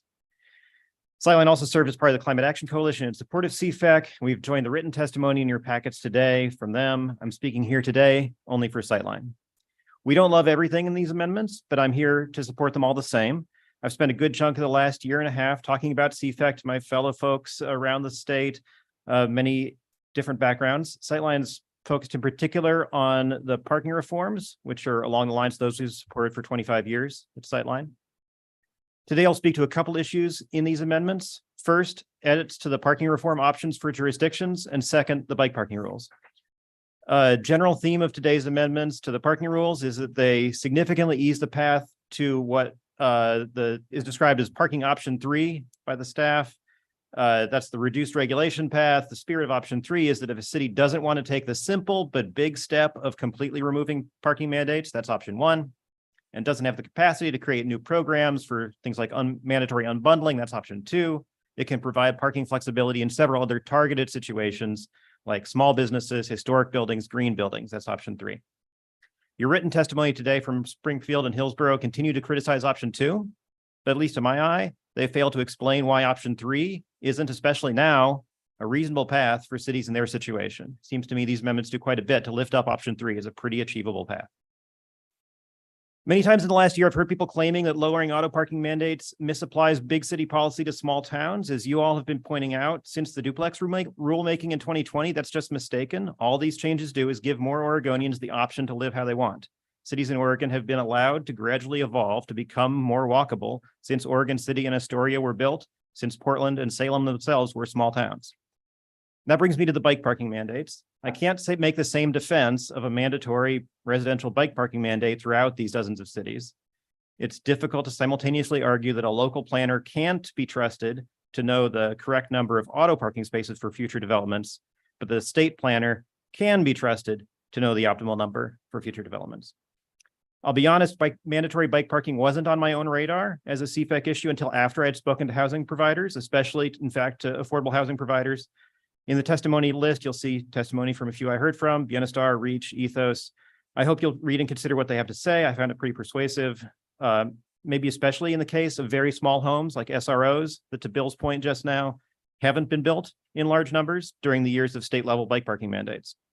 I'll close with maybe a hopeful observation from the big city that I do think could be useful. From 2013 to 2016, I covered the links between real estate development and bicycle transportation for bikeportland.org as a reporter. In those years, I noticed that a bunch of these new apartment buildings with low parking ratios had a bike on the door, and they had really good bike parking. And I realized then, and would remind you now, that they were suddenly existing in a situation where these developers had a powerful financial incentive to have good bike parking because they didn't have auto parking. They were saving lots and lots of money by voluntarily putting in this good bike parking. And they had an incentive to think about it themselves in their local, hyper-local specific decision-making. So we shouldn't use the current bike parking outcomes and extrapolate from that what the bike parking outcomes are likely to be in this new flexibility the developers have to reduce their auto parking. It's going to give them a big incentive to do the bike parking better. Thanks. Thank you, Michael. Thank you very much. Next, we have Corey Harlan with Central Oregon Land Watch as a member of the Oregon Climate Action Coalition. Corey is joining us virtually. Welcome, Corey. Thank you so much. Good morning, Chair Halova, Vice Chair Lilac, and commission members. Can you hear me okay? Yes, we can. Thank you. Yeah, thank you for the opportunity to testify today on the CFEC proposed temporary rule amendments. CFEC places tackling climate change, providing more affordable housing options, and creating more equitable transportation choices at the center of how our cities are planned, built, and funded. So we really appreciate DLCD and this commission continuing to devote substantial time and energy to successfully implementing these rules in this critical program. For the record, I'm Corey Harlan. I'm Central Oregon Land Watch's Cities and Towns Program Manager, and Land Watch is also a member of the Oregon Climate Action Coalition, which submitted written comments on this agenda item in Exhibit 12. Members of our coalition have actively participated in good faith in the stakeholder discussions convened by DLCD staff to inform the proposed temporary rules.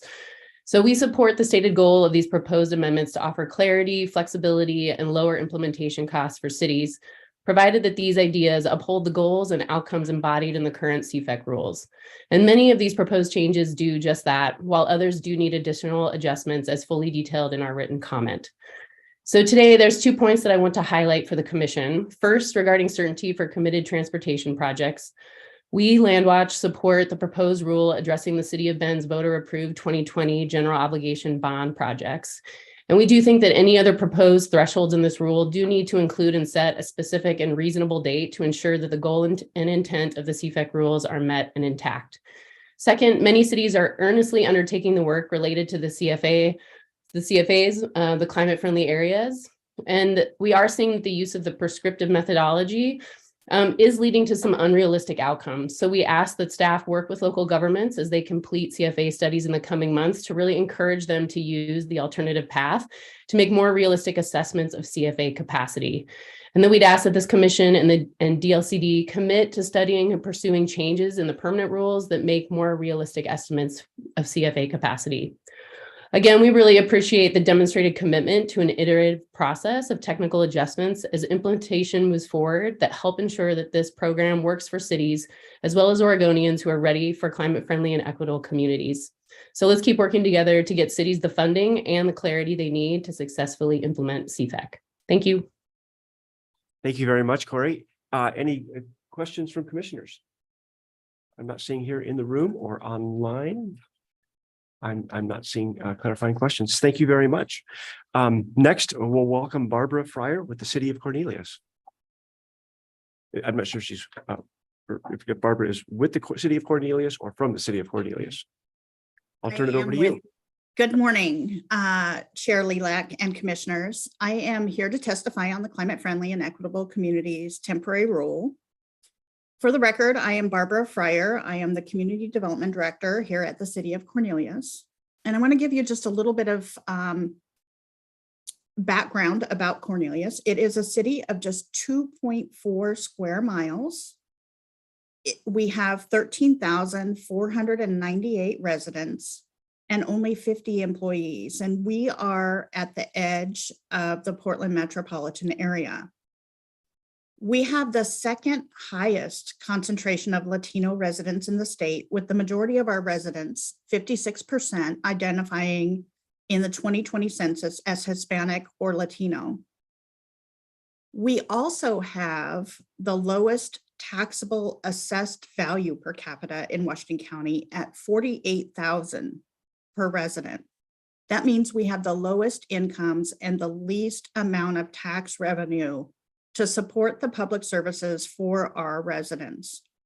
For further context, the next highest taxable assessed value per capita in Washington County is almost double what we have at $70,000 per resident. Why does this matter? Cornelius is the type of community that these types of rules should benefit. They do not. In fact, these rules as written today create more barriers and obstacles and depend on public transportation options and other resources that we do not have. It is not a choice for us to not have more robust public transit. We do not have the authority or tax revenue to support it. Despite what some may say, we do support reducing the impacts of climate change in our community, and equity is at the center of everything we do. But the solutions must be realistic and consider unique differences, coupled with the realities of how we help our residents access and attain economic success and vitality. I am here with a request to recognize our work and our differences, to work with us instead of above us. We didn't have staff capacity to provide detailed comments for today's rules. We don't have staff capacity to implement temporary rules, permanent rules, and work in the rulemaking process. The more time we dedicate to these competing processes, the less time we have to advance the goals of climate-friendly and equitable communities and the needs of our residents. I would venture to say that it is the reason you may not hear from many local governments due to the amount of work to comply with current new requirements, that we are silent on the part of local government, and it does not necessarily mean approval of the changes. I have but one colleague to work with me on all our planning activity in Cornelius, including current and long-range planning, transportation planning, and economic development planning. We do not have the tax revenue to hire new staff or the capacity to review, much less implement the new climate-friendly regulations in a way that a larger city does. Additionally, our comments were not considered or incorporated in the initial rulemaking process by either staff or the commission. So it seems pointless to spend precious time reviewing rulemaking documents where we might have an issue only to be ignored. In the most recent 48-page document released this morning reflects both an improvement in responsiveness, so we thank you for that, but it also contains the trend of assuming all cities in metropolitan regions are the same. Please come visit Cornelius. I assure you, we are not all the same.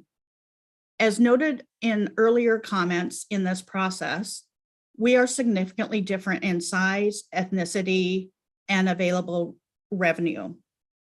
Yet under rulemaking findings in the documents you have before you, the requirement is to make findings that the rulemaking is allowing for diverse administrative and planning capabilities of local governments.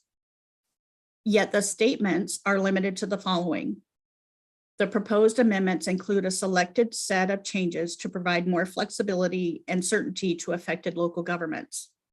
The amended rules only apply to local governments within metropolitan areas. Yes, the rules only apply to local governments in metropolitan areas. And there is no recognition that there are diverse administrative and planning capabilities of the local governments within that metropolitan area. Thank you for your time, and I hope that you consider the burden that these and other recently adopted regulations are placing on cities that do not have the staff size or budget of other jurisdictions. Please take the time to do this right with us at the table. Please put all the rules into permanent rulemaking process and allow us some breathing room to be at the table and work with you and your staff. We always want to do our part, and we support efforts to reduce the effects of climate change. Thank you. Thank you very much, Barbara. Do I have questions, clarifying questions from our commissioners? I see Commissioner Sandoval has your hand up, please. Yeah, thank you. You brought up some really important issues that the rural communities are facing. So I guess the question I had was, if we were to, if our department were to prioritize, especially since you described like diverse kind of such a diverse community, if we were to prioritize like the technical assistance that we give to smaller ethnically diverse communities, like would that be useful, and if so, like how, and if not, I guess why not? Thank you, Commissioner Sandoval, Chair Lilac. We do appreciate receiving funds through the Department of Land Conservation and Development for the important planning work that we have completed so far. So the middle housing development, we received a grant from the Department of Land Conservation and Development, and it was very helpful. One of the issues with the grant programs, though, is that with a staff of only 2, it is difficult to have a meaningful process to manage the grant process and to complete the business of our residents. We are trying to work with some middle housing developments right now. And as they are the first developments in our city under the new policy, it is very time consumptive. We are trying to get it right and make sure that the developments can move smoothly. So that is taking up time. We are also getting an emergency transitional housing pod in our city. And while it doesn't require a lot of regulatory time, it requires a lot of public handholding to achieve it in a win-win for everyone. So it's not just money that would help us. We could use another staff person. And that's one of the things that we talked about in our comments, is that we really need another staff person. We have no ability to hire that additional staff person. Thank you very much. Any follow-up questions, Commissioner Sandoval? Seeing none online, Commissioner Lazo, Commissioner Warren has joined us. I'm not seeing any. I want to thank you. I know you are on the front lines of implementing the program, and I hope you don't find it pointless going forward. Your voice is going to be extremely important as I assume we'll move into permanent rulemaking. We saw that as our next agenda topic. Your issues and concerns are real, they're valid. I work for a local government and I get it. And it's not just a matter of implementing the program, it's everything you said. It's also the contract administration, it's everything that's associated with it. So thank you for sharing your comments with us this morning. Yeah, hope you stay involved. Thank you very much. Thank you. And next we'll move on to Mayor Van Gordon with the City of Springfield. Welcome, Mayor. We're pleased to have you. Well, thank you very much. I see my colleague from Bend is online, and usually she ends up going first. So we're reversing roles. So Vice Chair Lilac and members of the commission, my name is Sean Van Gordon. I'm the mayor of Springfield. And the city of Springfield provided comments on the temporary rules by writing, and we'll trust that you've read that submission. As just a quick response, as I've heard the conversation about the temporary rulemaking process, people point to examples in the last 107 days where CFEC has helped, and I would just share the second rule of economics, which is causation and correlation can be different things. Some of these projects were probably in flight anyway. But I'm here to find a common path forward with the commission as a group, with the staff at the DLCD and cities across Oregon like Springfield. And we want to be part of the solution of combating climate change and advancing equity in our communities. There's an old saying in business that slow is smooth, smooth is fast, right? Take the time to spend with the cities to take their technical feedback to accelerate the goals of CFEC. Repeatedly going back for temporary rules or tactical changes just simply adds to the confusion. We've been in a lot of these meetings together, and I always find it interesting how much debate revolves around simply what do the rules even say. I do want to acknowledge and share my appreciation to Director Bateman and her staff for visiting Springfield at my invitation. We really had a productive day showing her and the staff all the great work that Springfield has had underway since CFEC that promotes sustainable development with equity at the center of decision making. It was really a day of agreement. And while I'm here on the behalf of the city of Springfield, I know that my colleagues across Oregon are also doing excellent work. Cities are doing this work every single day, and they have and they are part of the solution. Any sort of anxiety or stress about that our city's feedback is based on ideology just simply aren't the reality. We're seeking collaborative solutions. And I want to be very clear that my city and other cities are working, and we've tried to provide constructive input that we could outline that would advance CFEC effectively. We want to ensure implementation of these rules and all the vital work to advance these rules. So my request to you today is simple. If you can postpone all the deadlines for compliance by a year and prioritize the work over the next 6 months for a meaningful process of collaboration with milestones and accountability measures for everybody at the table, cities included, that 6 months can be dedicated to getting these rules right and ending any of these real or imagined conflicts. In that process, the deadlines for compliance can be revisited. So the year postponement would be a gesture to the cities like Springfield that just simply don't have staff capacity to work to implement temporary rules and current regulations and serve on policy discussions for permanent rulemaking processes. Our CFEC takes half my staff capacity right now.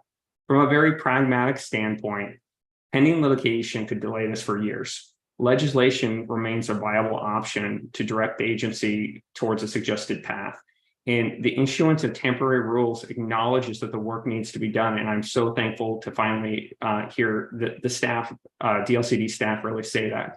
So I'm simply asking you today is get where we're going anyway. We're going back to like the window of opportunity is around this permanent rulemaking process. And you really do have an opportunity to just push pause on this entire thing, spend the time and effort that it's going to take to correct everybody's rulemaking process, correct these rules. Thank you. Thank you very much, Mayor.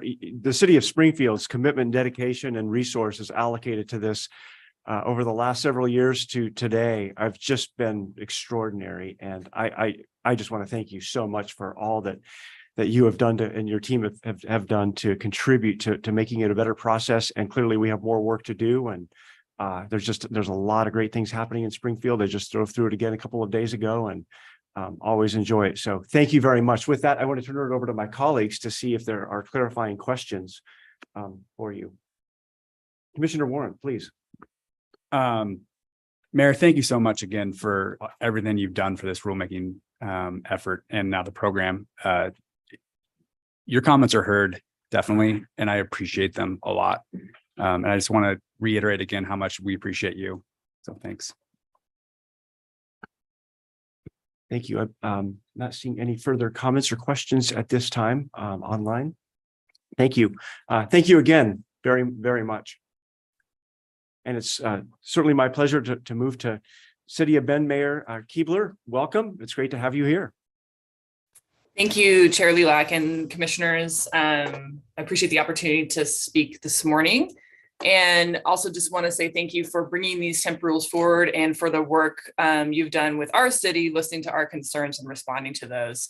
The Bend community really cares deeply about our environment and our climate, and our constituents want to see real urgent action on climate change. And the CFEC rules are very important to that goal. But you've heard repeatedly from us that we want these rules to work on the ground, and we will need additional funding to help us implement these rules locally, which I know is a theme across cities statewide. And I know DLCD is very aware of that and has a pop out there to address that. Going back to the temp rules, one of our most important pieces of feedback was around the committed transportation standards, and these rules in front of you today, the changes address that very thoroughly. So thank you for that. And it's really progress on some of our major concerns. We still believe there is some work to do to address VMT standards in particular. We're not seeking to weaken the standards. We have our own goals around VMT as well, but we want to make sure that they're achievable with our best planning efforts and are not working at cross purposes to the ONA bill and our community's housing needs. So we look forward to continuing to work with the agency and staffers and continue to talk with you about that topic and see if we can find a way to move forward or just get clarification if we're reading the rules wrong. We also want to strongly encourage the commission to complete permanent rule changes as soon as possible that take into account the true implementation needs of local communities around the state, of course, that you've heard today, what some of those are. And I want to be really clear that we're supportive of statewide climate action and the policy goals of CFEC. And we're not asking, nor will we support large policy changes to these rules. For instance, we are one of those jurisdictions excited about parking reform and have already moved forward with that and plan to do our best to meet all of our implementation timelines under CFEC and under the work plan that we've worked out with the agency, which I will say it again, the success of which does depend on additional funding coming from the state. But we also understand the need to ensure local implementation needs are addressed for cities. And we encourage this commission to continue that work with local jurisdictions who are coming to the table in good faith to create rules that will work and that will succeed and that will match all of our climate goals. So again, thank you for bringing these temp rules forward and for the work I know you're going to be doing to complete permanent rule changes. And thank you for working with cities like Bend to address our concerns. Thank you very much, Mayor. Of course, I live in Bend, so I have the pleasure of seeing the great work that you do every day and collaborating with you on it. So it's very, very exciting to me. I'll turn it over to my colleagues for clarifying questions for Mayor Keebler. Mayor Lazo, please. I'm sorry, Commissioner. Well, some of us Commissioner just Lazo. got I looked at the promoted. screen and saw Mayor. Commissioner Lazo, I'm sorry. Thank you, Chair Levac. Thank you, Mayor. And it's a clarifying question, I think, from what I'm hearing from jurisdictions all the way back to what we heard from Ms. Fryer, from Cornelius. I want to make sure I'm hearing folks right, particularly the jurisdictions. It's not that you don't want to do this work or be exempted from this work. It just sounds like there's a need for some flexibility around local implementation. I think we hear that across a lot of the work we do. Is that characterizing right what I'm hearing from our jurisdictional partners? Yes, I mean, I think that's our position. And we've been pretty successful working with the agency, talking about a work plan for our jurisdiction. Every city has different projects already on the docket. For instance, we updated our TSP in 2020. It was a huge project. And then we already knew we were going to be heading into, UGB and master comp plan work in the next couple of years. So what we'd like to do is just have the flexibility to sequence projects in a way that makes sense and is efficient and uses our staff time efficiently. If things can be combined or if one thing needs to go first before the next thing, that flexibility is paramount. And I think we've been able to work with the agency on that work plan idea to make sure that that's working for us. And I know that that's a issue for other jurisdictions that have their TSBs in different places and other, other things on their plate that they want to match up with what CFEC is asking them to do as well. Thank you, Mayor. Thank you. Commissioner Sandoval. Yeah, thank you, Chair, and thank you, Mayor, for joining us. So I'm curious about how you see the opportunities for creating affordable housing that relate to how do you see these rules either in helping or hampering kind of efforts to deal with affordable housing? Because I know your city is at the forefront of that. Yeah, we've been leveraging our own city dollars on affordable housing for many years now. I think a couple of things we heard from Michael Anderson. I do think the parking reforms are adding some flexibility that's going to allow just project by project more homes to be built.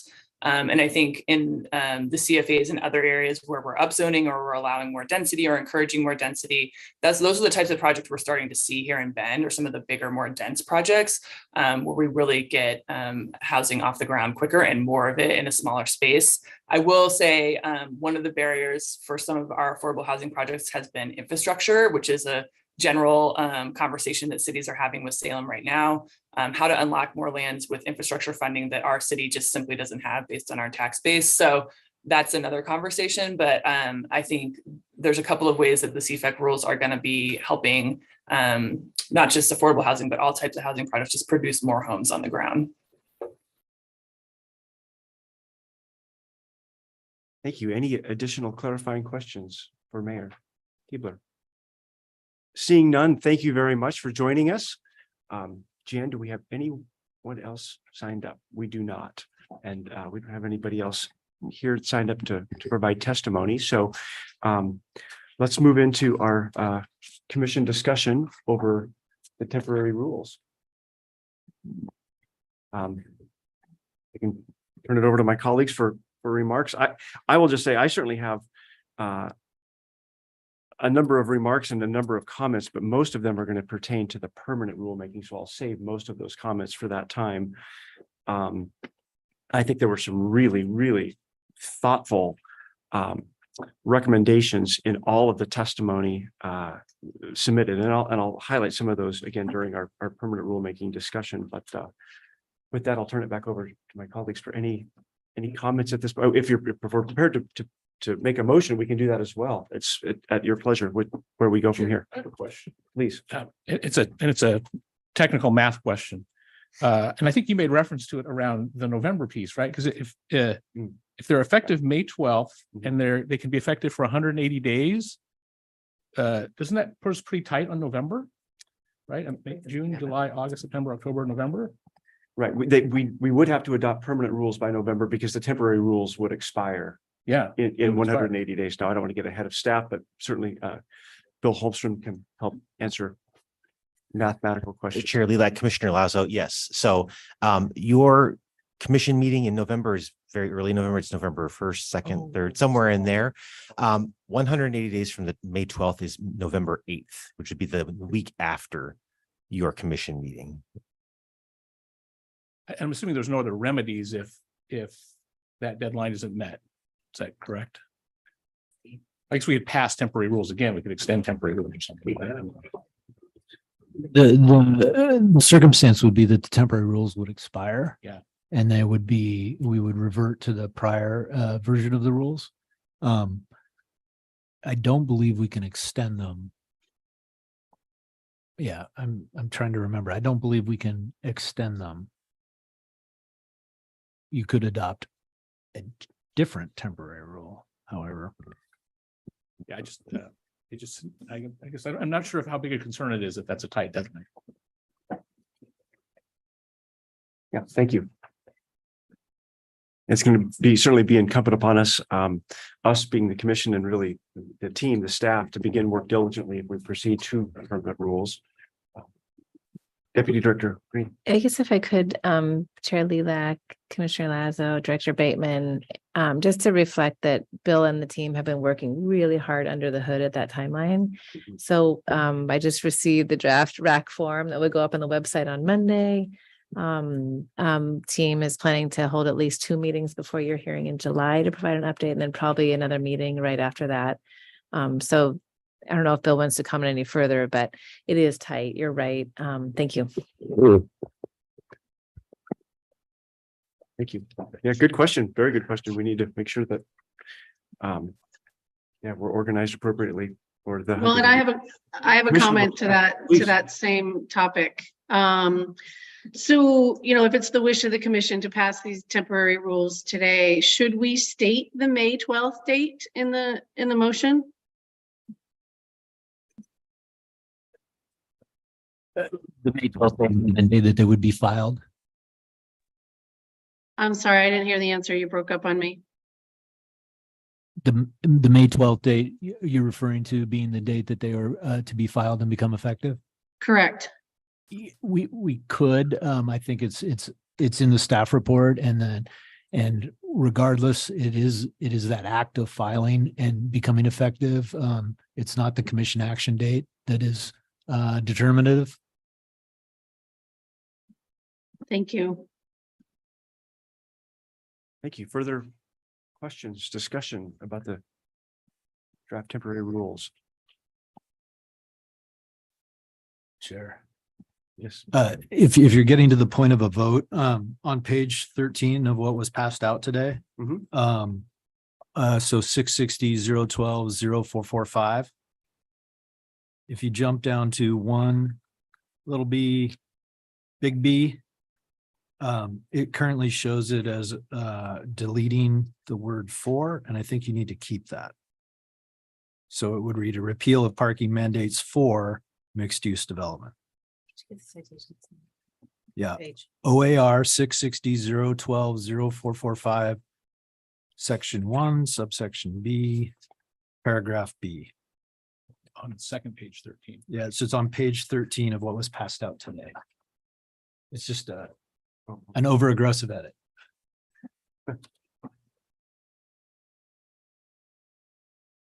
Great, thank you.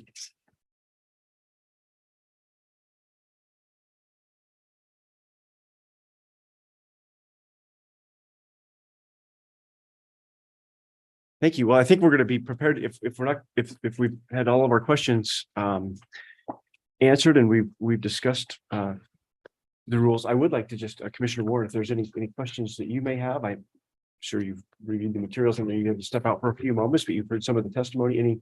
I don't want to put you on the spot, but I just don't want to miss the opportunity. If you have any questions or comments before we proceed. No, I was able to reach out to staff prior to the meeting and get my questions answered. I think they've prepared a really great adjustment to the rules. And I think it's a good step forward for the commission. Great, thank you. And it's hard not to talk about the next piece while we're still focused on this piece, but again, to the entire team, to the department for your responsiveness, for listening, to engaging our local government partners, our stakeholders. I know the commitment that you've all demonstrated to making the program work has just been extraordinary. So I think everybody really deserves recognition for where we're at today, given that even just a couple of months ago, we didn't know we would be here today right now with the draft set of rules. So thank you very much. So I would certainly welcome a motion if that's the will of the commission. Yeah, Chair. Thank you. I agree. I'll have more comments on the permanent side because these things really kind of meld together. But for this, actually, I move that the Land Conservation Development Commission temporarily amend rules and Oregon Administrative Rules, Chapter 660, Division 12, as drafted in Attachment B of Agenda Item 4, with the following revisions that Council offered. So that I don't have to try to repeat that. Based on the findings in sections 4 of the staff report, again, with the following revisions offered by council. Thank you. And do we have a second? I'll second. Thank you, Commissioner Warren. So we have a motion and a second. Any further discussion? Seeing none, Jen, please call the roll. Commissioner Lazo, Aye. Commissioner Warren, Aye. Commissioner Boyer, Aye. Commissioner Sandoval, Aye. Chair Lilac. Aye. Thank you very much. That concludes our temporary rulemaking process this morning with the unanimous vote to support and to adopt the temporary rules. And as I understand, effective or filed by May 12th. And so with that, we will now take a break a few minutes early, which is great. Do we have a sense we'd like to take a 15-minute break, reconvene at that clock's just an hour off. So at 10:35. Good. Okay, thank you.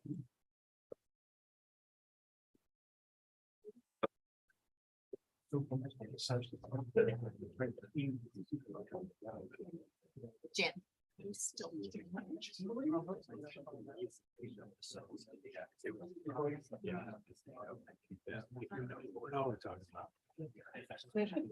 Oh, is the room muted? Is the room muted? No, it's not.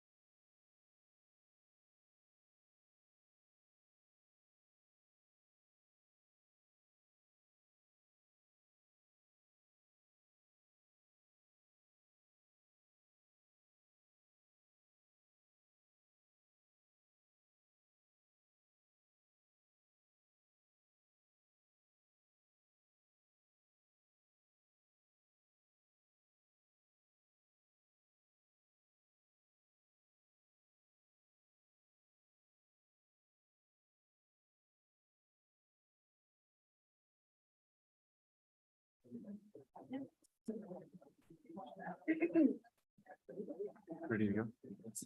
Okay, welcome back. It's 10:41. I think I had said 10:35 and we had posted 10:45, so we're right in the middle. I think it was, shows how we can adapt and compromise. So flexible. All kinds of good stuff. So we are now going to move into, and I'm going back to my agenda here to agenda item 5, the climate friendly and equitable communities, which we often refer to as CFEC. Initiate rulemaking. We're referring to it as initiating clarification and corrections rulemaking. This morning, we're going to have a presentation. I expect, I'm glad we have a few extra minutes on this because we may have more discussion. A lot of the testimony that we received on the temporary rules was just outstanding and really great, but I think a lot of it is maybe more applicable to this agenda topic this morning. We will have public comments as well. So at this point, I'd like to turn it over to Bill Holmstrom, our transportation planner. I do see Kevin Young, our senior urban planner, listed here as well. Perhaps he will join us, but but I'm seeing the head shake no. Hi, Bill. So let me turn it over to Bill. Welcome, Bill. Thank you again, Chair-elect members of the commission. Bill Holmstrom again, land use transportation planning coordinator. Just me for this one, unless I need some assistance from the gallery. So we're talking. Thank you very much for your earlier action to adopt the temporary amendments. Just to be real clear again, we are asking you to do 2 different things today. You've done one of them, and the other recommendation is to initiate the corrections and clarifications rulemaking process. So we did talk with you about this in January at your meeting, kind of a preview of what we were planning to do. You gave us the general go ahead. Now this is a little bit more formal. Go ahead. The process for how this is going to, staff would expect this to work right now is that the commission initiates rulemaking today, as the deputy director mentioned in the last, in comments in the last agenda item. We're already starting to get the pieces lined up to really get this rolling starting next week, to put an advisory committee together to start scheduling some meetings for them, because the timeline does start to get a little bit tight when you start thinking about all the different rulemaking requirements that are necessary ahead of your next July meeting, which is when you would hold your hearing for these rules. So the current schedule would be, we'd have the rulemaking advisory committee that meet in May and into June, and then come up with some proposed rule amendments. The commission, you would have your oral hearing in July. Right now, tentatively the way we've got it figured out is that you would hold the hearing open and accept written comments through August. Right now, we may tweak that a little bit moving forward just to make sure that we get that right. And then your meeting in very early first couple of days of November, you would consider adoption of those amendments to the rules. So the rulemaking charge, which is attachment A to the staff report, I believe it's attachment A, should be, is your direction to us and to the advisory committee to tell us what is it that you want us to do as part of this rulemaking as we move forward. What's the scope of that rulemaking? What are the desired outcomes of the rulemaking? We have that proposed charge for you. The elements that we're talking about are we've identified 29 potential corrections and clarifications. If you'll remember, in January, we had about 18 of them for you. A list that staff had put together. We also, after that meeting in January, solicited more broadly comments from folks saying, hey, we're thinking about corrections and clarifications. We're really trying to keep this pretty tight. Are there anything else out there that you identified? And we received a number of comments, and we were able to add to our list. So we've got 29 potential corrections and clarifications listed in the charge. As part of also our work, as part of this rulemaking, we'll consider the rules that you just adopted temporarily and look at those amendments, make sure that they're exactly where we need them to be. We've done a lot of work in the last few months on making sure that they're where they need to be, but we'll have the opportunity to refine those and roll those into the total package of potential amendments would then be adopted permanently in November. We also have a little out there, other minor changes as needed. If someone comes in, the middle of the process says, you missed a word here, or something, you got the numbering wrong on this one or something like that. We can make those tweaks and changes as we need to make sure that the rules are where they need to be. I'm not going to list all of this. This is also in your staff report, but this is a list of categories of membership in the Rulemaking Advisory Committee. We're not saying we're going to have 10 people exactly.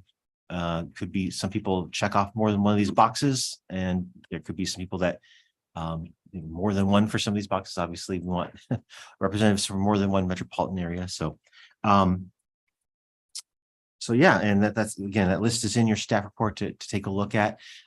This was developed by staff, but then we took it to the Local Officials Advisory Committee as well as the CFEC. I'm not sure what that first C stands for right now.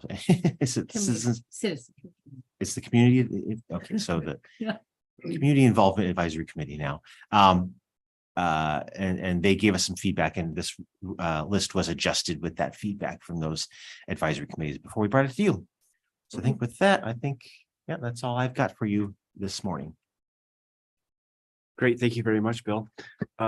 Before we turn to public comments, I'd like to ask commissioners for clarifying questions about the scope, the desired outcomes of the project before we start public comment. Commissioner Warren. Yeah, just some clarification around the Rulemaking Advisory Committee. I heard you say 10 members. Is that what you're thinking total? Do you have an idea of exactly how many we're expecting or hoping to have on that? Yeah, Chair Lee, Commissioner Warren, I was trying to say, I don't think we will have exactly 10. I expect we'll probably have some more than that. I don't know where that number is going to end up. I think people on staff have different ideas about where that's going to end up. It also depends on who's interested and available to serve. This is a relatively low commitment compared to the earlier RAC. Of course, we're talking about a handful of meetings over a pretty short time frame with a limited scope. On the other hand, we don't necessarily have all the resources that we had to throw at that rulemaking. So there's, we'll see what we get. It looks like to me that we've got a great mixture. But what I recall from our last Rulemaking Advisory Committee process was that having kind of the technical folks in the room with like the more of the community-based folks was a challenge for those community-based folks, mostly because they felt like they, couldn't engage with the process. Has there been any consideration of maybe splitting those into separate meetings? Bill.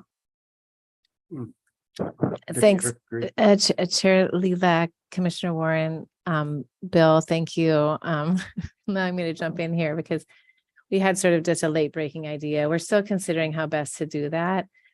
We at this point, we haven't identified financial support for the community-based organizations to serve as well, but we also want to make sure they're receive the information about what's happening, have the opportunity to follow and or serve and or have a separate briefing for them or one-on-ones or group meeting, because we definitely, as you know, the equity considerations and the equity framework that the group developed in the first 5 meetings, took 5 meetings to get through, which was so deep and so important. And it was heavily matrixed into and inform the rules. It's a great story. And we want to just show them our appreciation and that it is still continuing, but that, also want to make sure that they have the ability to comment if they had any concern with the direction that these rules are next now going.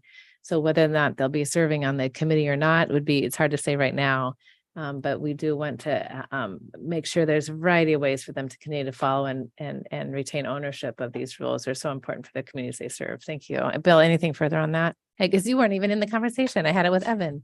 So thank you. Thank you, Chair. Thanks, Bill.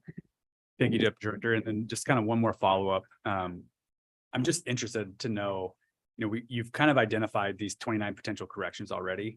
So how will those corrections, let me take a step back. How will the Rulemaking Advisory Committee members engage with those corrections? Are we thinking, here's what we're thinking. What do you think? Or do you want to make any adjustments to these? Just for my own clarity. Yeah, Chair Lee, Commissioner Warren, think maybe we have a little bit more thinking to do about that, but I think my expectation is that staff will be developing draft language for each of these these 29 issues. Haven't done that yet. And then present those to the rulemaking advisory committee for discussion on each of those. Some of these are really simple, like we messed up the numbering on one of these things. That one's pretty simple. Some of these are going to be much more, a bit more involved in, and there's going to be different opinions and takes on them and different ways to go that are all potentially valid. So, we'll have to identify the ones that are really key issues and make sure that we're focusing on those. Thank you. And I didn't expect an answer on that at this point in time either. I'm sure you're still trying to figure out what that process looks like, but I'm just interested. Thanks. Thank you. Commissioner Boyer. Thank you, Chair Lilac. I had a question that I think I saw on one of the screens that there was only going to be 2 meetings convened for this. I'm just curious if I read that right, and do you think that's enough? And I know the scope of work is not as large, but as you did just point out, some of the topics are probably going to take a little bit more time. Yeah, thank you, Chair Lilac, Commissioner Boyer. I don't think we've settled exactly on how many meetings there'll be exactly. I think we'll have time for 2 meetings in the time frame before your July meeting, for sure. I think where there's discussion about an additional meeting after your July meeting as well. So that would be 3 meetings in total. It's possible there could be more, but frankly, we're talking about a pretty reduced scope of changes that we're talking about here. So we want to make sure that we're being respectful of folks' time. Thank you. Any follow-up questions, Commissioner Boyer? No. See, okay, Commissioner Sandoval. Yeah, since housing is such a key concern statewide right now, I'm glad to see that number 7, you have developers, home builders, or real estate agents. But in terms of equity, kind of focusing on housing equity issues, I'm wondering if you thought about including people from the nonprofit, like affordable housing industry.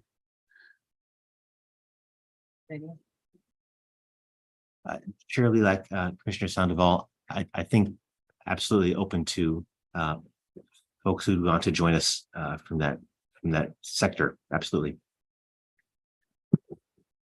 And is there, I mean, are we going to outreach directly to folks, or can we recommend people, or how is that process going to happen? Surely, like Commissioner Sandoval, I don't know if Deputy Director, you want to step in here or not. It looks like you did want to, but I think our intention is to certainly advertise the opportunity broadly next week with a particular focus on folks that did serve on the advisory committee before. We do want to make sure that we have at least some of those folks who have understanding of what the rules are and aren't coming into it totally new. And so I expect we'll have a mix of folks who served before, but also maybe some folks who would be new to the program or the project. We'll be advertising that, but of course, I think, folks can forward those around. We'll have a form online, is my understanding, to solicit the input or solicit, nominations for that committee.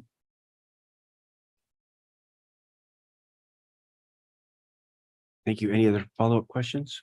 Chair Lilac? Oh, I'm sorry. If I could, thanks, Chair Lilac and Commissioner Sandoval, thank you. I just wanted to recognize what a great idea that was of adding affordable housing developers to the list. It's sort of, you have a V8 moment when someone mentions things that you've been looking at the screen for too long and missed it. So thank you. And in the motion, commissioners could certainly recognize that as an additional add. It'd be very welcome. And then we'd be sure to help promote that and expand the list when we go out with the media on it on Monday. Thank you. Thanks, Bill. Commissioner Lazo, another question. Thank you, Chair Lilac. I just wanted to clarify, Bill, that, I think I'm reading this right now. In addition to the there's two pieces that will be part of the rulemaking, right? So the list of 29 plus the temporary amendments that we just passed. So because those temporary amendments are not included on that table, that list of 29. Am I reading that correctly? Correct. Okay, so that's the full scope then. So it will include, oh shoot, I'd have to go back to it. So it'll include some of the, where my concern is from the work that I do is around housing production, housing capacity, particularly what we might see in the climate friendly areas. And so it's the piece around the prescriptive and outcome-based piece in the CFA. So that'll be part of the scope of this rulemaking then. Or at least the scope as it was determined in the temporary rules, I guess. Yeah, so Commissioner Lilac, Commissioner Lazo, so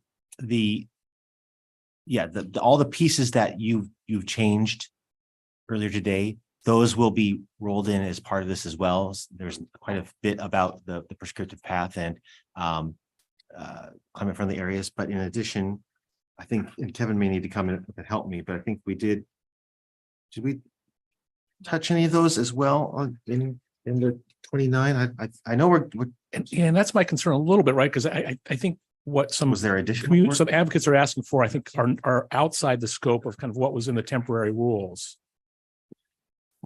Yeah, I think that what we are contemplating is, that universe of elements of the temporary rules and the 29 items that we have on the list. That said, if there are other issues the commission wishes to identify, I think that's within your purview.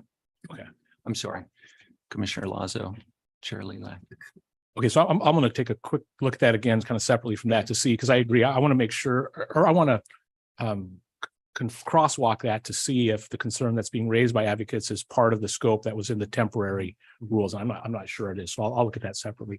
Similarly, under the bike parking piece, the bike parking mandates under 0630, it looks like that would be part of the scope too, because what was changed was the calculation, so that I think will be part of the conversation. Is my understanding. Yeah, Chair Lilac, Commissioner Lazo, right now, we wouldn't plan to make any additional changes on top of what you've already made in the temporary rules. If the commission wanted us to direct us to do something different or additional, we could look at that for sure. Okay. Or if that came up in rulemaking, I mean, that would be the other pathway, I would think.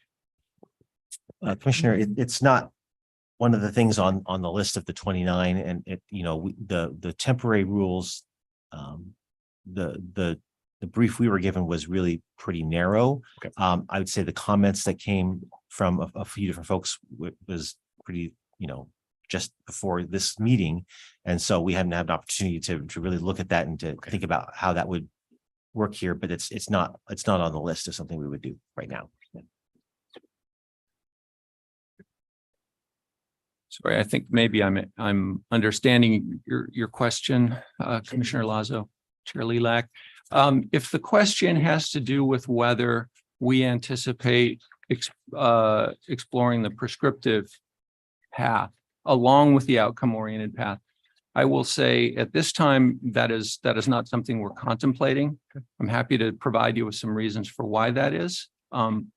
Obviously, it's your call, but we can speak to that. Yeah. Okay. Good. Yeah. Thanks. And I think my concern is the concern that's raised by advocates just around the opportunity for it to overstate capacity and then underproduce based on the CFAs, which is a real concern. And then again, the impact on affordable housing developers that was raised by the affordable housing folks. But again, it's also the same. I understand that our intent here isn't to open up every piece of this and to continue to have that conversation. And so we've got to figure out what that scope is. Sure. And just to get down into the weeds maybe too much, there is a provision in the alternative option, the outcome-oriented path, that would include required minimum densities or minimum FAR ratios. That would certainly be something we would work through as part of the rulemaking work. So within that option, yes, we would explore that question. I think that gets to some of the concerns we've heard, but not all of them. Right. Thank you. Thank you. Any other questions from commissioners? I have a couple of big questions, and it probably is going to tip my hand to maybe where I'm going after our public testimony. We're not in deliberation, so I'm going to frame these as questions.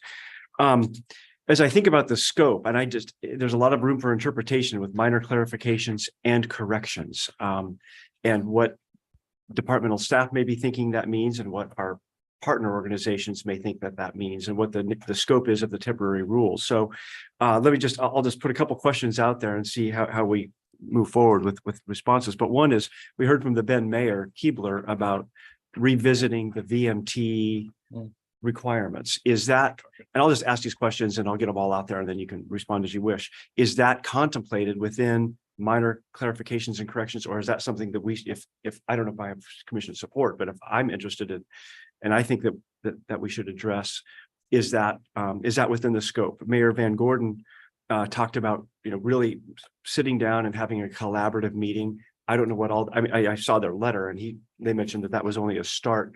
Is that within this scope, or is that kind of beyond this scope? We heard from the city of Cornelius. We had a similar letter from the city of Happy Valley about some of the unique challenges that they're experiencing, or Marion County talked about some of the challenges that they're experiencing with infrastructure and providing it to areas to comply with the rules.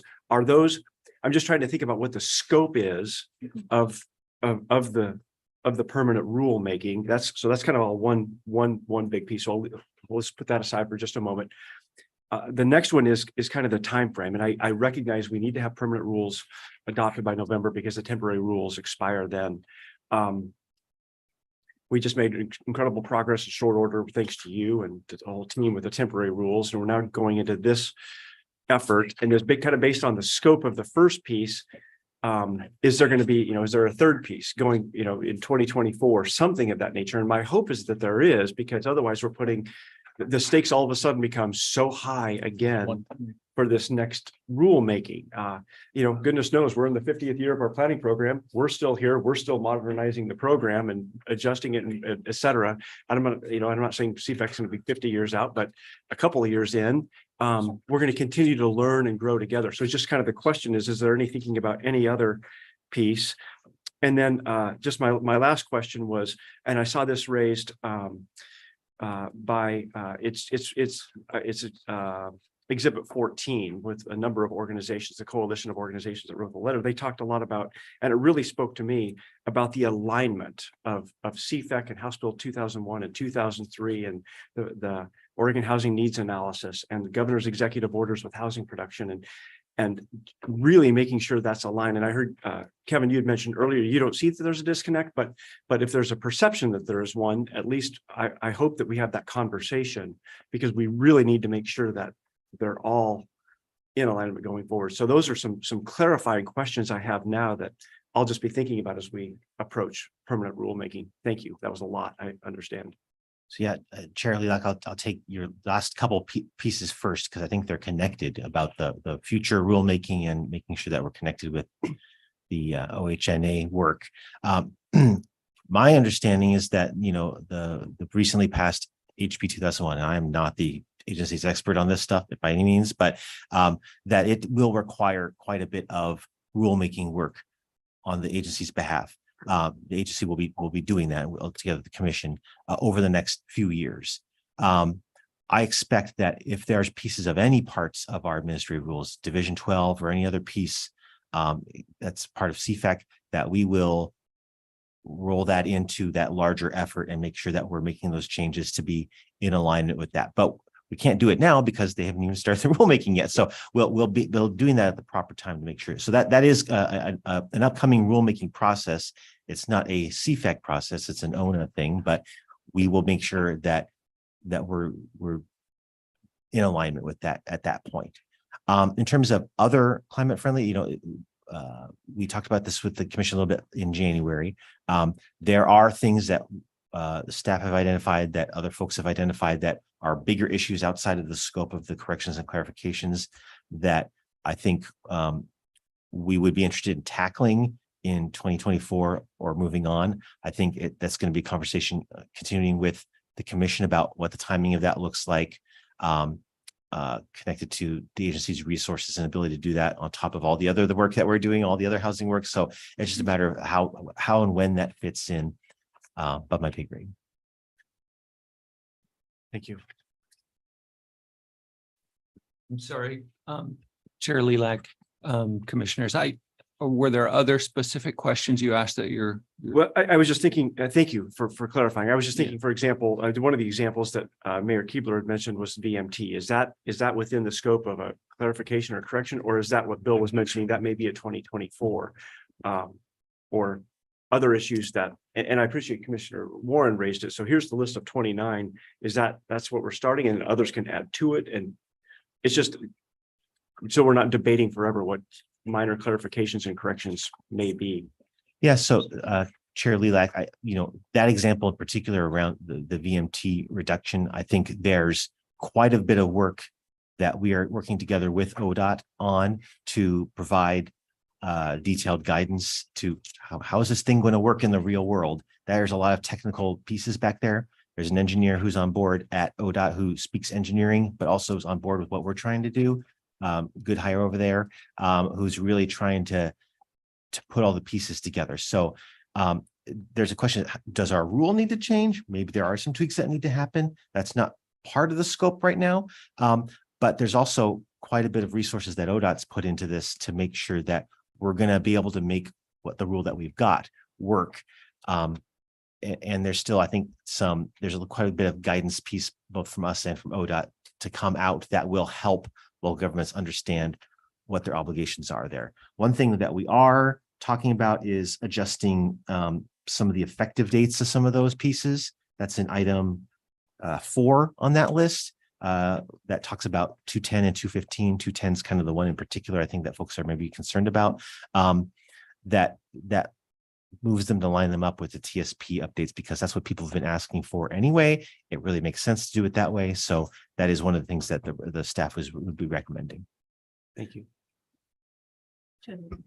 Oh, please. If I may, Chair and Commissioners, we're talking a little bit about the scope of the rulemaking and stuff, and the charge you're adopting. If you look at your attachment A, it's the charge is intended to provide guidance. It isn't a legal constraint. The legal constraint would be if it were somehow outside the scope of the notice we gave through the Secretary of State.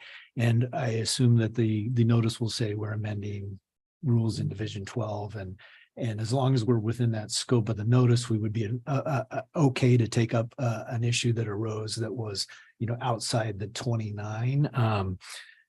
It says this is the charge of the rulemaking, and the RAC may propose other minor changes as necessary to make the rules work. And it also says, or if I say so, that's the best. But anyway, I wasn't going to point that part, but since it came up.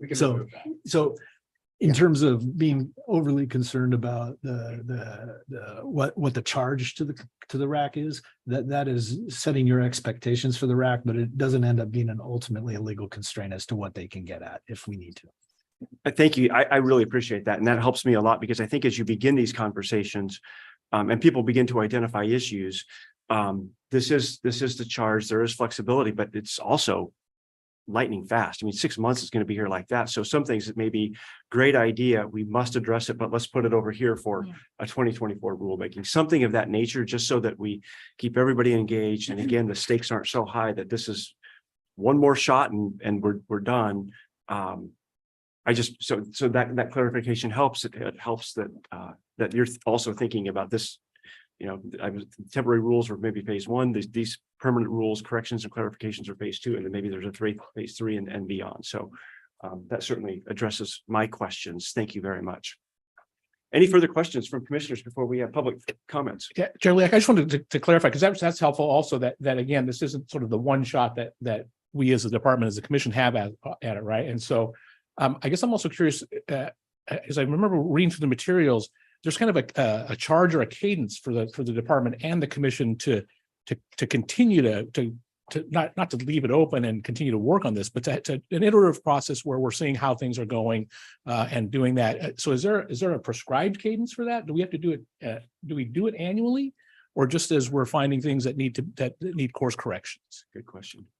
Yeah, Chair, Commissioner Lasso, there's no prescribed, in Division 12 anyway, there's no prescribed,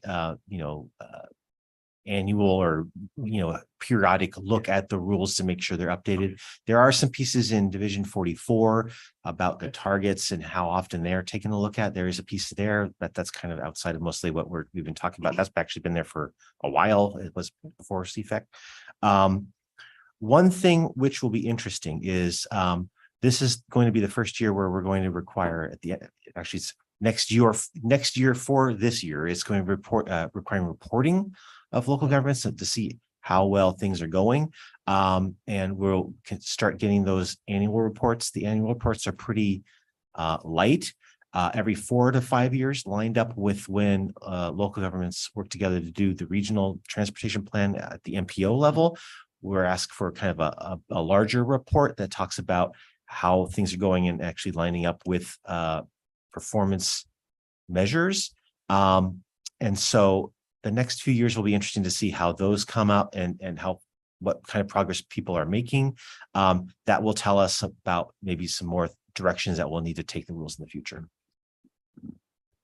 Thanks, Bill. I also wanted to add that we've also made sure that the housing piece and climate friendly areas is kind of woven into the housing production strategy work. So as local governments are doing that work, one of the things they'll be looking at are what are the tools that are working to get housing developed in climate friendly areas, affordable housing, accessible housing, just plain old housing. So that will be a feedback loop that we'll be learning from over time. Great. Thank you. Yeah. Great questions, great discussion, just as we start this topic. So if we can now move into public comments to see who we have signed up. I think we have, I know of at least one, Bob Courtwright, but I'm not sure. Do we have any others signed up to provide testimony? We do not. So Bob, welcome, please join us. And you've also been committed to helping me make this program work and achieve our goals and outcomes. And I really appreciate your being here today. Thank you. I see 3 minutes on the, so we'll aim for 3 minutes, but if you take a few minutes longer, that's just fine too. Thank you. Thank you, Mr. Chairman, commissioners. I'm Bob Courtwright from Salem. For 25 years, I sat in this chair advising you on the transportation planning rule, and I don't seem to be able to get away from talking about these issues. I want to focus on the issue that Commissioner Lazo raised, which is the production or the estimates of housing capacity in climate friendly areas. And this is, I want to say why this is critically important, and then tell you why we need to be looking very carefully at it. This is really the heart of what CFEC rules need to do. Unless we change land use to provide more development in walkable mixed use areas, we're not going to achieve the level of VMT reduction and greenhouse gas reduction that we need to. We need to make those kind of changes first and foremost. So the rule really needs to accomplish this.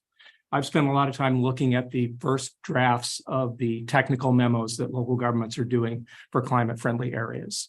And I'll tell you, they're falling way short. They're not going to produce the level of housing that we need to have in climate friendly areas to reach that 30% target. I'll say a little bit more about that, but the reason is that the prescriptive method that is being used in those analyses is making very generous, I'll say ridiculous estimates of what the capacity for housing in climate friendly areas are. Basically, we assume there's nothing there, or that vacant properties will be developed at the highest density and that existing properties will be redeveloped to the highest density. That results in very optimistic estimates of what the forecast for housing potential is. And that means that local governments are not looking at enough area to be climate friendly areas to meet that 30% target. The work in Salem, and I don't mean to pick on Salem because I think, and you'll find out tomorrow when you do your walking tour, that they're doing a lot of good things, but it shows the weaknesses of this method. Salem's analysis for its downtown says the capacity for housing in downtown is 20,000 units. That's 10 times more than the 2,000 units that the city has right now. There's 1,000 now and 1,000 they expect to be built over the next 20 years. So, and that's after a lot of planning. This isn't just, a guess at what the city might do. So there's a huge gap there. The other thing to think about in Salem is in all the CFAs, they estimate that there's a total of about 5,000 housing units there today in the 4 CFAs that they've identified and are studying. To get 30% of all housing in those CFAs, Salem would have to put 110% of the future growth in CFAs. All the housing that the city is expecting over the next 25 years would have to occur in those 4 areas for the city to meet the 30% target. And all I mean to do by telling you that is to say, we're looking much too narrowly at what we need to do in climate-friendly areas. And the reason for that is we're relying on this prescriptive method. And the reason I can talk about Salem and you're not hearing this or seeing this is the studies that are being done aren't looking at how much development is how much housing is currently in CFAs, and it isn't reporting how much is planned under existing plans, things that you think would be basic building blocks to doing this analysis. And we really aren't asking the question, or local governments aren't asking, are these feasible, achievable, realistic kinds of densities? And I think that's really what we want the exercise to be.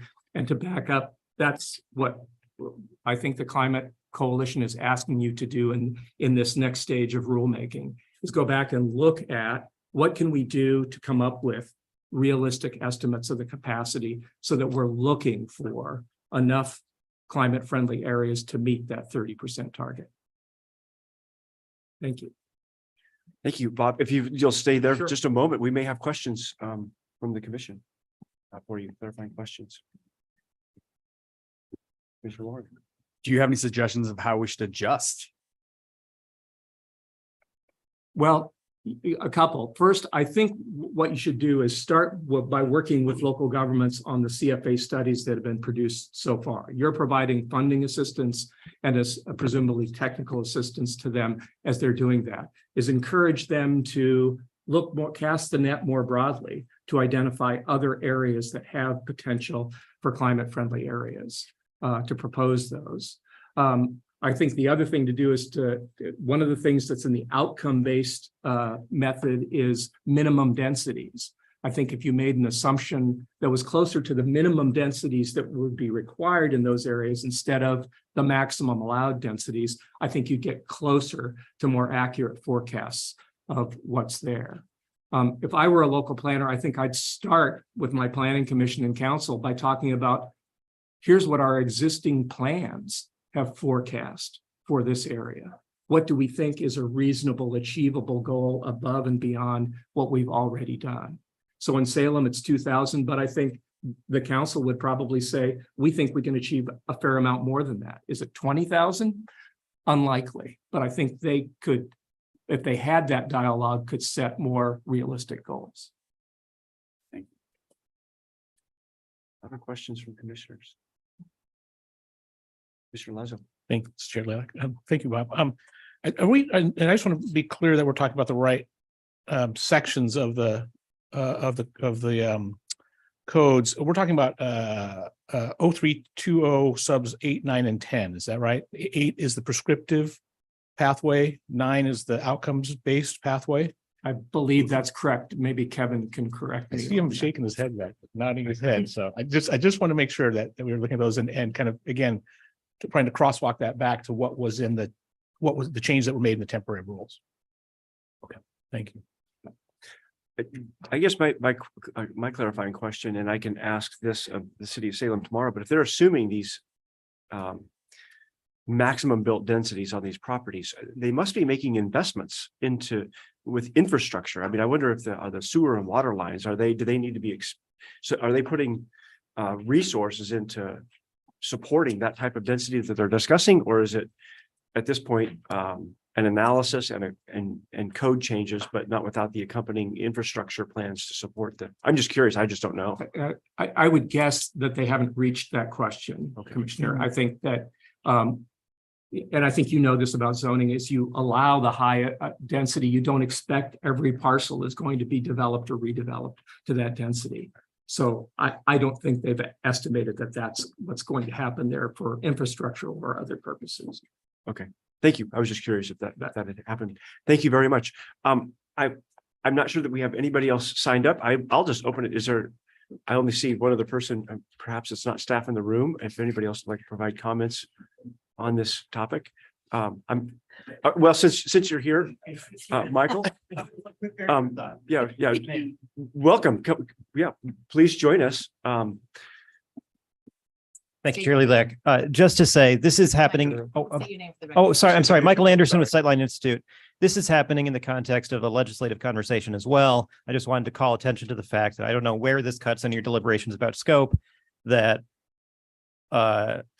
this conversation may well end up being a vehicle for legislative discussion in the real world. That's all. Great. Thank you very much. And I think, Jen, you have it for the record. Michael Anderson's perfect. Thank you. Great. Thank you. Seeing no further public comments on this, I'll turn it back to the commission for discussion. The scope, the desired outcomes, questions for staff as we contemplate where and how we go from here. And Director Bateman. Oh, go ahead. Okay, thank you, Mr. Chair. Again, Brenda Bateman, Director of DLCD. I just wanted to take a moment to note and thank folks who have stayed at the table in these discussions, the commission providing the space and the direction and the kick in the butt to do this and keep the flexibility and the conversation open. I want to thank our staff and also our partners and stakeholders who have, I don't know where they get the energy from, but staying at the table and being in this intense conversation, it means a lot to be part of a culture that's constantly evolving and staying flexible. It's not true at every agency where you put rules in place and then they stay there for a long, long time, which is partly what leads to the panic, right? We've got to get this right because we're never going to circle back around again. But this commission has a culture of asking what's not working. Let's look at it again. Where do we need to be flexible? Where do we need to clarify? That is huge for me as an agency director.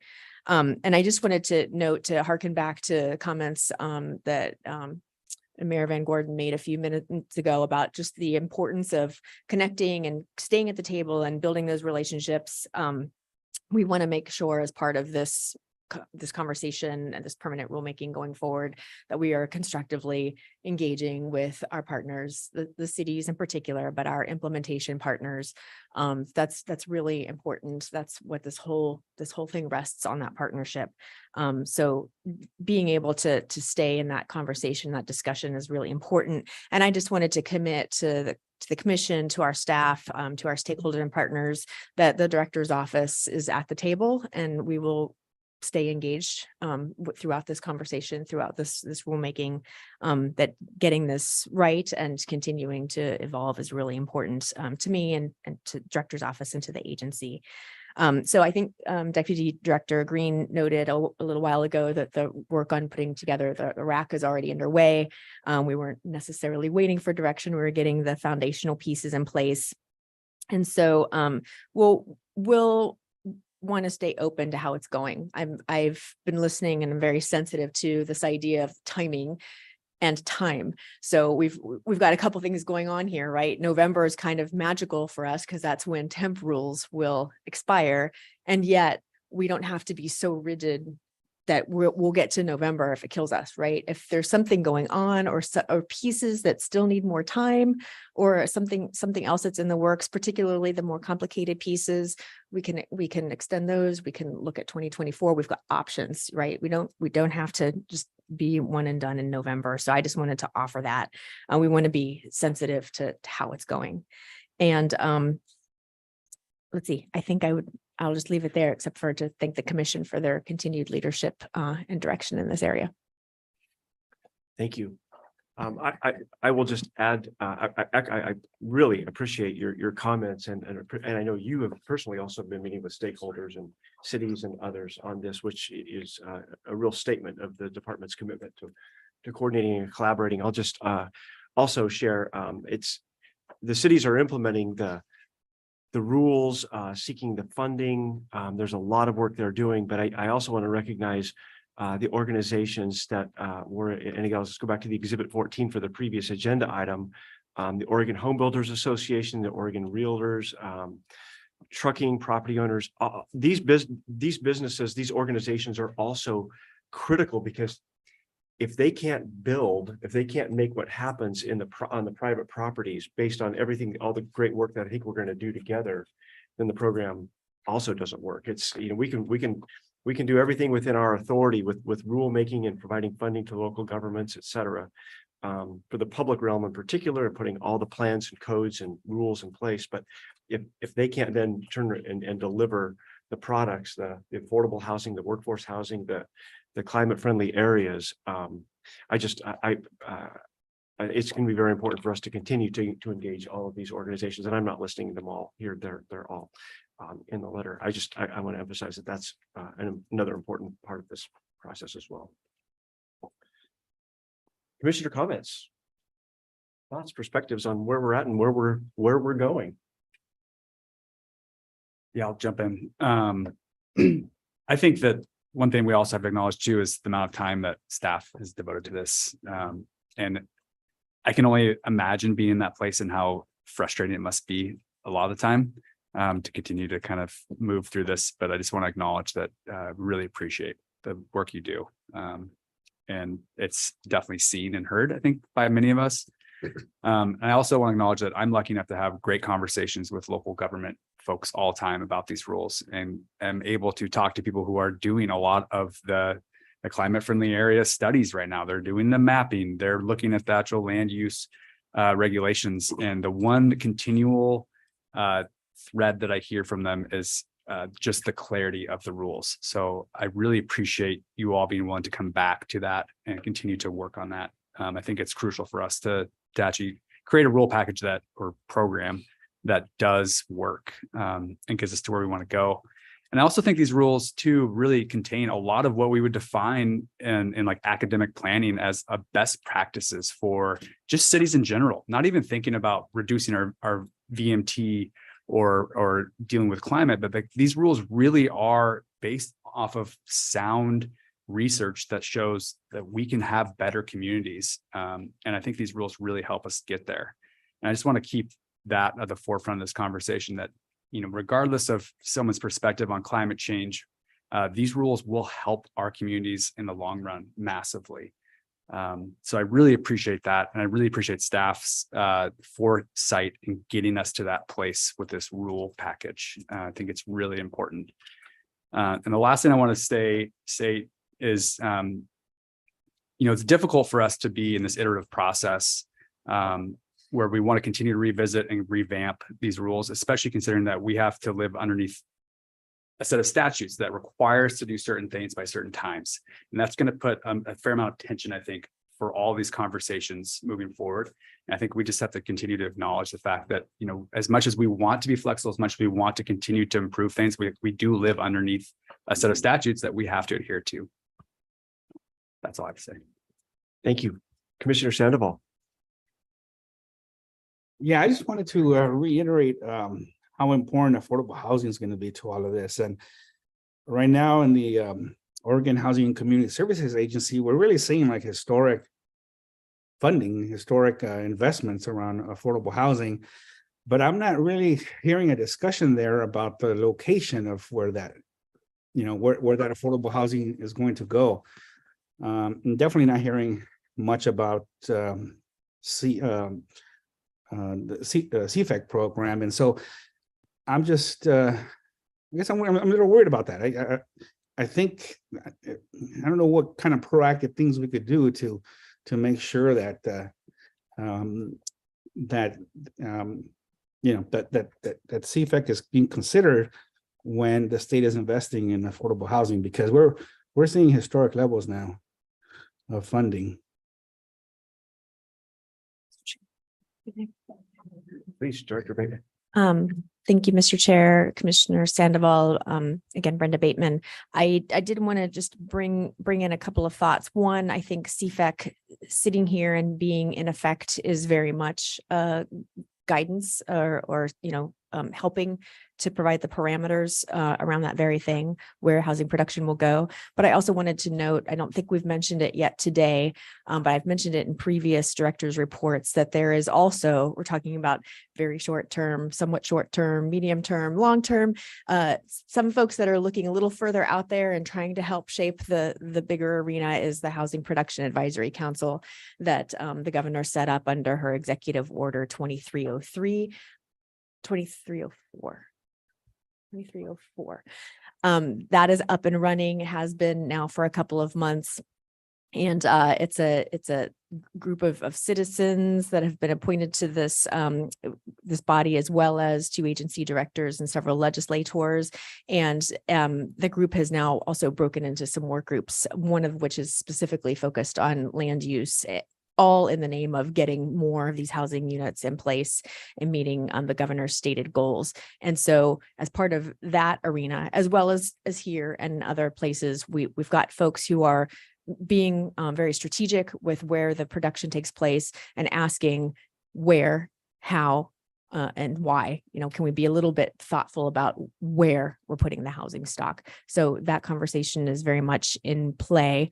And the purpose of that group is to look a little further out and say which things still need to be tackled or addressed that are not otherwise already in play with this year's legislative bills or administrative programs that are currently underway. What else do we need to be looking at? But that's very much part of the conversation.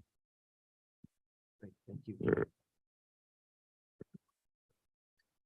Comments, please, Mr. Lazo. Thank you, Chair Lilac. I'm a little torn on how to proceed, frankly. I think the issue that's been brought up around the CFAs is an important issue. I'm just not sure the timing is right for us to approach it, and that's kind of where I'm torn on how might we put a pin in it in this process without losing track of it in a way. And I guess I'm not sure process wise how that looks for us, and in particular because I don't know that the short time frame and that what needs to happen over the next 6 months affords the opportunity that we need to do to ensure that we, as Director Bateman said, that we get this piece right. And I think there is time to get it right. There's also big movement, as we know, on the housing front. And so we need to make sure those things are operating together. But I think it's clear to us that something needs to be done. And I'm just not sure what that looks like at this moment. But I feel like it's not in the thing we're talking about right now. I thank you, Commissioner Lazo. And that's exactly kind of where I was going with thinking about the clarifications that the city of Bend had requested about BMT, about what maybe Mayor Van Gordon had raised with other issues that may not be on the list of 29. And do those fit within the minor clarifications and corrections, or is there another path that they may be on? As Director Bateman said, there's a short, medium, and long term. Gosh, sounds like a planner. Actions of how we proceed. And I'm in agreement with what your comments are about proceeding. Do we need to change anything here? Or are we good? We feel like there's enough flexibility, as Steve Shipsey stated, which I appreciate.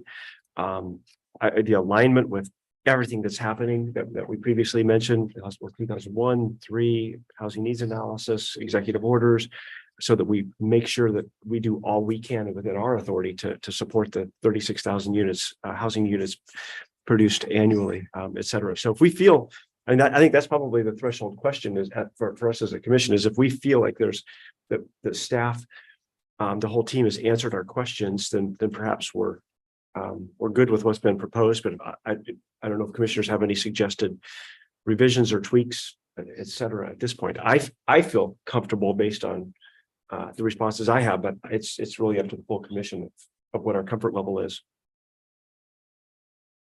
I think it's really challenging right now, especially talking about climate friendly areas, is the fact that local jurisdictions are doing those studies right now. They're making their maps. I was just looking at the city of Medford's. I mean, so if we were to go back to that rulemaking, I mean, it throws a wrench in the kind of the whole game in a sense.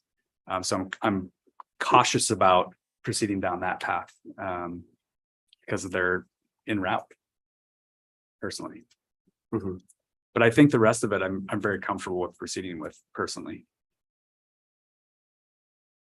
The other thing I'd like to believe about rulemaking is that it's also a more democratic process to some degree, right? And we can provide the direction we can provide here. But I mean, I think we're going to have folks at the table that might have bigger stakes than we do. So I mean, I think this is going to provide a pretty narrow scope, but you know, as democratic processes go, there's an opportunity. And to me, it's important. I hope our partner organizations, as we mentioned, the whole cities, stakeholders, staff, the realtors, builders, developers, everybody hears that we're supportive, that I'm hearing right now, of moving forward. But this isn't all. There could be other steps which we haven't defined at this point, and that's okay.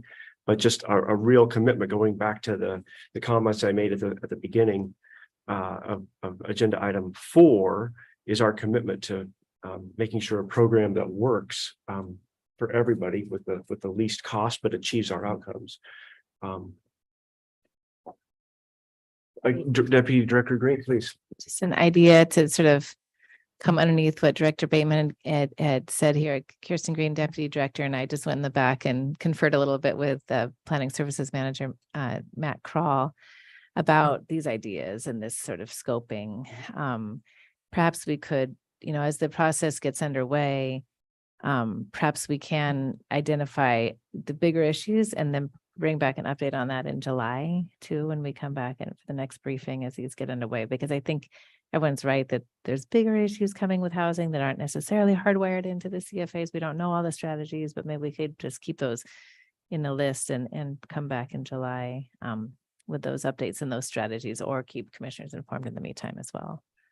And we do still need a liaison for this immediate rulemaking. We have one. Okay, great. Thank you. Sorry. Thank you. Any further discussion, or we can certainly entertain a motion if we're at that point. I don't want to stop conversation discussion before we're ready. Can we name our liaison now? I'm sorry, please. Can we name our liaison now? Just out of Oh, sure. curiosity. Would our commission liaison like to identify himself? Him, her, or themselves? It's me. Big surprise. Happy to do it again. Feel like it's nice to have that continuity. I think I've had a lot of conversations with most folks who will probably be on the next rulemaking advisory committee. Whether they like me or not, I hope they feel like they can still talk to me. And I've tried to make myself available in that way. So happy to take on another 6 months. Thank you very much, Commissioner Warren. We collectively really appreciate your involvement and stepping up. It certainly is a time commitment to do that. And I think as we go forward over the next 6 months, there may be times where we need commission work session. We're not providing direction, but maybe there's an update and clarifying questions, things of that nature. I'm open to that. I don't want to speak on behalf of the entire commission, but it's such an important process and project, and going from 6 meetings per year annually to 4. Maybe that's a way to bridge the gap, not having as many meetings as we go forward. So if necessary, I don't want to just create meetings to create meetings, but if it's helpful. Commissioners, I'll just turn to you if we have a motion, or if we're at that point. I don't want to rush us. We're certainly ahead of schedule, but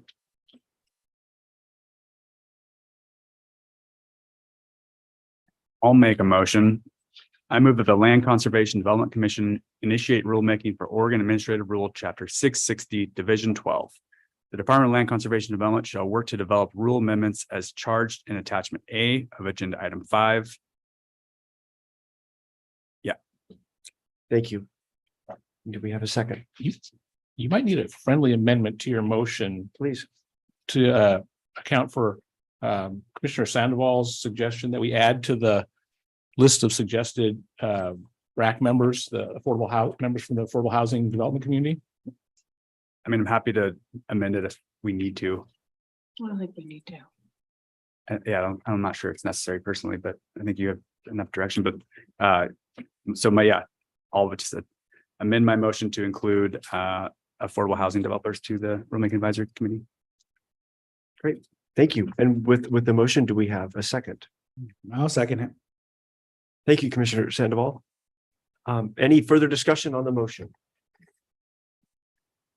Seeing none, Jan, will you please call the roll?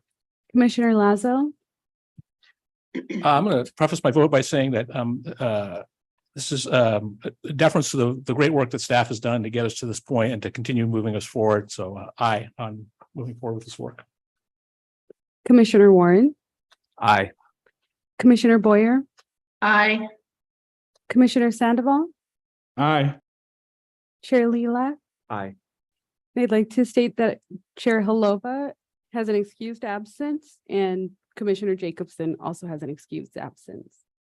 Yes, thank you very much. And I appreciate your stating that. My hope is that the staff, the team will reach out to Chair Halava. She is instrumental to our commission's success and working forward, and she cares very, very deeply about this program as well. So while we provided the direction, I hope that that you'll include her and Commissioner Warren. Perhaps you have that conversation with Chair Halava going forward, because her perspectives are incredibly important as we go forward. So the motion passes unanimously, and we look forward to beginning this work in short order.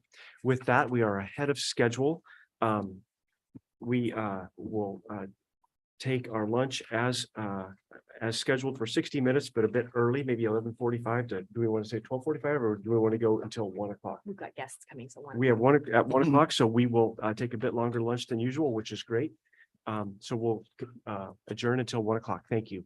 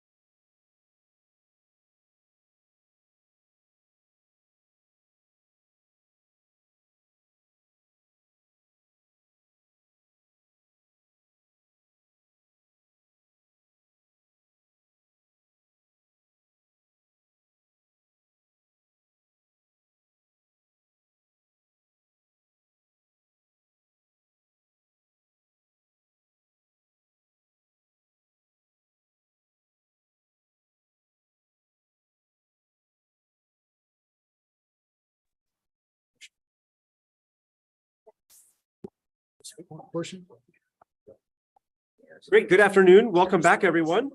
Up next, we have agenda item number 6. We're going to discuss the Washington County enforcement order, the decision by Laura Kelly, the enforcement order decision with Laura Kelly, our regional representative for Metro Washington County and other select cities. So with that, we welcome you, and I'll turn it over to you. Great, thank you. Thank you, Chair Lilac and members of the commission. I'm Laura Kelly, Portland Metro Area Regional Representative, and I'm joined here by Gordon Howard, Community Services Division Manager. Laura, can I get you to come within about 1.5 inches of the microphone? I do that every time. Is this any better? That's better, yeah, thank you. Okay. So the purpose of today's proceedings is to consider a proposed order and recommendation from a hearings officer. This is an issue about whether an enforcement order should be issued against Washington County regarding their Goal 5 natural resource protections. And if the commission decides to issue an order, what should be the contents of that enforcement order? There are 2 parties to this proceeding. The requester is represented by Ken Dobson. The requester is Jill Warren. And we also have Washington County represented by Rob Bovett, Senior Assistant County Counsel, and Teresa Cherniak, Principal Planner.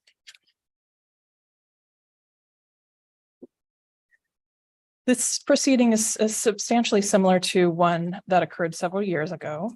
There's a lot of detail in your packet about. Stay really close Sorry. to the mic, sorry. There's a lot of detail in your packet There you go. that provides this background, but I'll go through just briefly how we got to this point today. In 2019, the Washington County's provisions for natural resource protection were found to be not clear and objective, at least some of them were. At that point in time, requester Warren asked the commission to issue an enforcement order regarding the clear and objective standards, issue an enforcement order directing the county to adopt clear and objective code for the natural resource Goal 5 protections, and issue a stay on processing applications. And that stay was to terminate with county compliance by adoption of a new code that complied with clear and objective requirements of state statute. So that the commission ended up issuing that enforcement order and the stay. That stay was lifted in October of 2020. The enforcement order was lifted along with the stay. October 2020 is when the county adopted a new ordinance to try and address the clear and objective issues that were previously identified. Subsequently, in 2021, LUBA, the Land Use Board of Appeals, found the code provisions that they had adopted to be not clear and objective. And at that point in time, the county reverted to its previous standards, the ones that were the subject of the enforcement order that were previously found to be not clear and objective.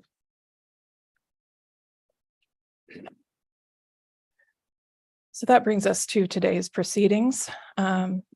Requester Warren filed an intent to petition for an enforcement order in mid-2022, and the county responded with an explanation of what they had been implementing since the previous ordinance was found to be not clear and objective. The county responded that they had been implementing interim measures, including working on a new ordinance with a much more comprehensive approach to their natural resource protections, working on new inventories and a new ordinance. And they were asking the applicants that were applying for residential development that was affected by these areas, or that was within these areas, to address Goal 5 directly, and also to make findings based on their previous code. In October of 2022, requester Warren asked for an enforcement order, petitioned for an enforcement order, asking the commission to require the county to amend its Goal 5 protections to be clear and objective, and to place another stay on development applications.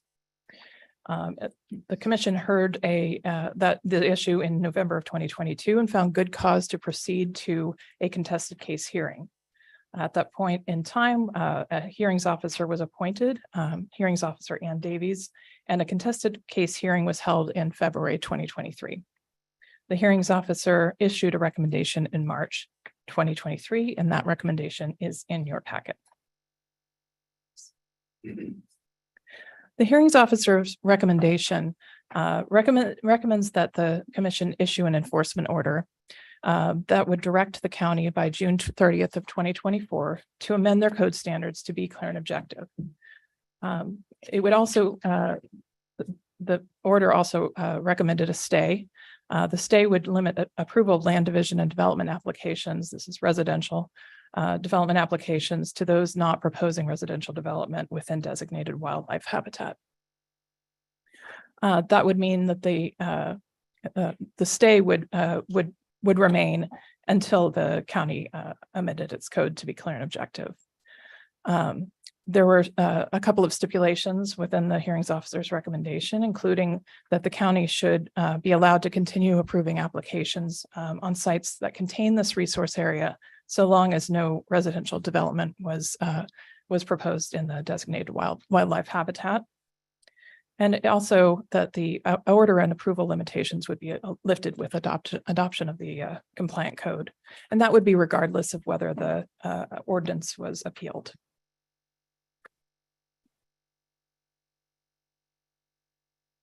In the hearings officer's proposed recommended order, she addresses a foundational issue in which she describes that the commission has a basis to issue the order. This was something that she clarified to ensure that the commission knew her position was that statute requires the commission to issue an order if there is a finding that lack of compliance with the clear and objective statute is found. So that, again, to reiterate, that if the statute requires that the commission issue an enforcement order if there is a lack of compliance with the clear and objective standards. She also clarified that the commission and not LUBA needs to resolve this matter, and that was the subject of some discussion with the good cause hearing. She also addressed several other issues and came to some conclusions that I'll briefly mention here, concluding that the county's Goal 5 program is based on previously invalidated code provisions because it's not clear and objective, and that the interim measures that the county had described that they had put in place since the last ordinance had been invalidated by LUBA is that those interim measures were inadequate for Goal 5 compliance, in part because they didn't offer a clear and objective track for applicants.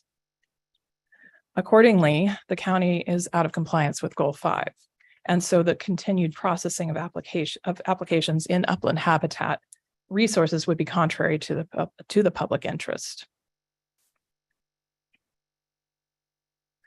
After the hearings officer issued her proposed order and recommendations, the department received an exception submitted by Washington County, and that contained 4 points, taking exception to the recommendation for the commission to issue an enforcement order, the department's framing of the issues to be decided on this matter, the county's compliance deadline in the recommended enforcement order, as well as the scope of the recommended stay.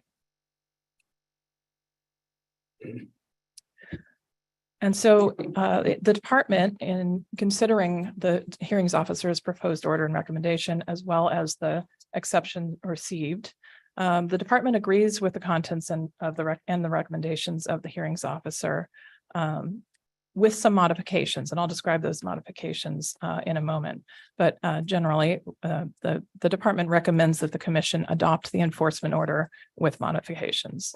And as modified, the department believes that the order would properly limit the matter. It provides reasonable timeframes, and it is a good remedy for the protections that are necessary for Goal 5 wildlife habitat areas.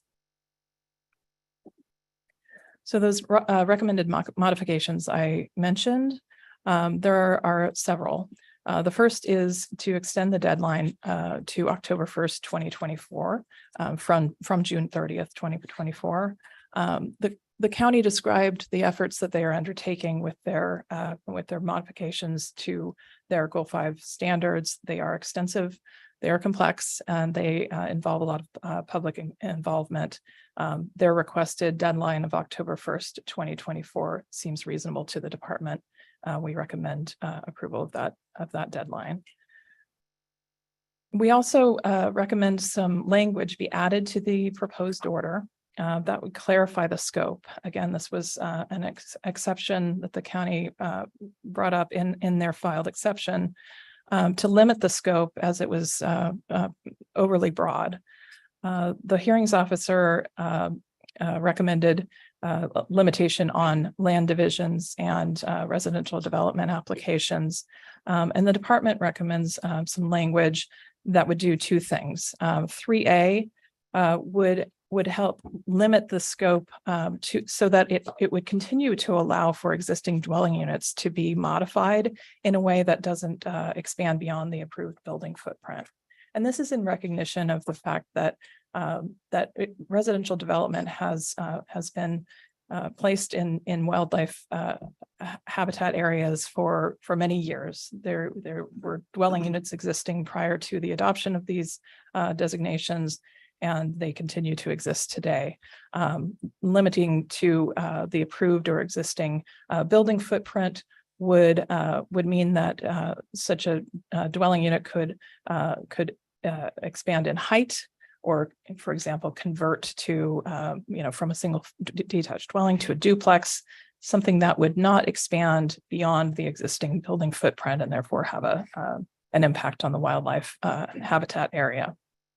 The purpose of 3B is to ensure that the residential development that's already been approved, perhaps it has been approved since the time that the standards were put into place and the designations were adopted, that the residential development that exists or has been approved in those areas can continue and development can continue. This recognizes that that the process that the county uses to protect wildlife habitat has been in existence for nearly 40 years. And the process that they use is to review the impacts to that wildlife habitat and impose conditions of approval on residential development applications.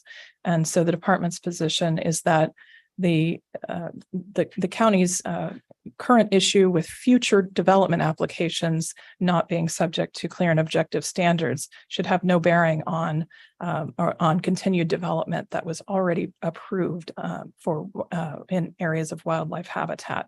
In other words, these areas are already protected by the existing conditions of approval or land use procedures, or land use orders that took into account the wildlife habitat and the protections that were needed for that area.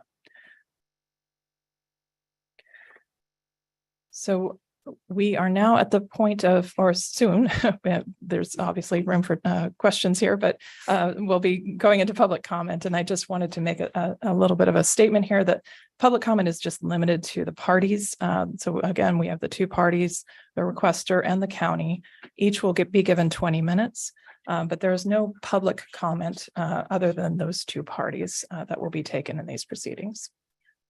Thank you. Great, thank you very much. Was just clarifying with Director Bateman that from this point, we do not have the opportunity for commission clarifying questions. We're just going to proceed through each element of the hearing. Next, we'll hear from Ken Dobson, the attorney for the petitioner. And we'll have 20 minutes to listen to the petitioner, and then that will be followed then by Rob Pavette for 20 minutes, and he may be joined, of course, at the table for that 20 minutes. But at this point, we will turn to Ken Dobson.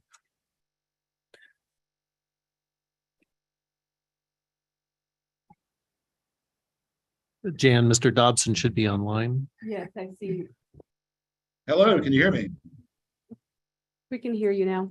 Oh, good afternoon, commissioners. My name is Ken Dobson. I'm an attorney working for Jill Warren in this proceeding.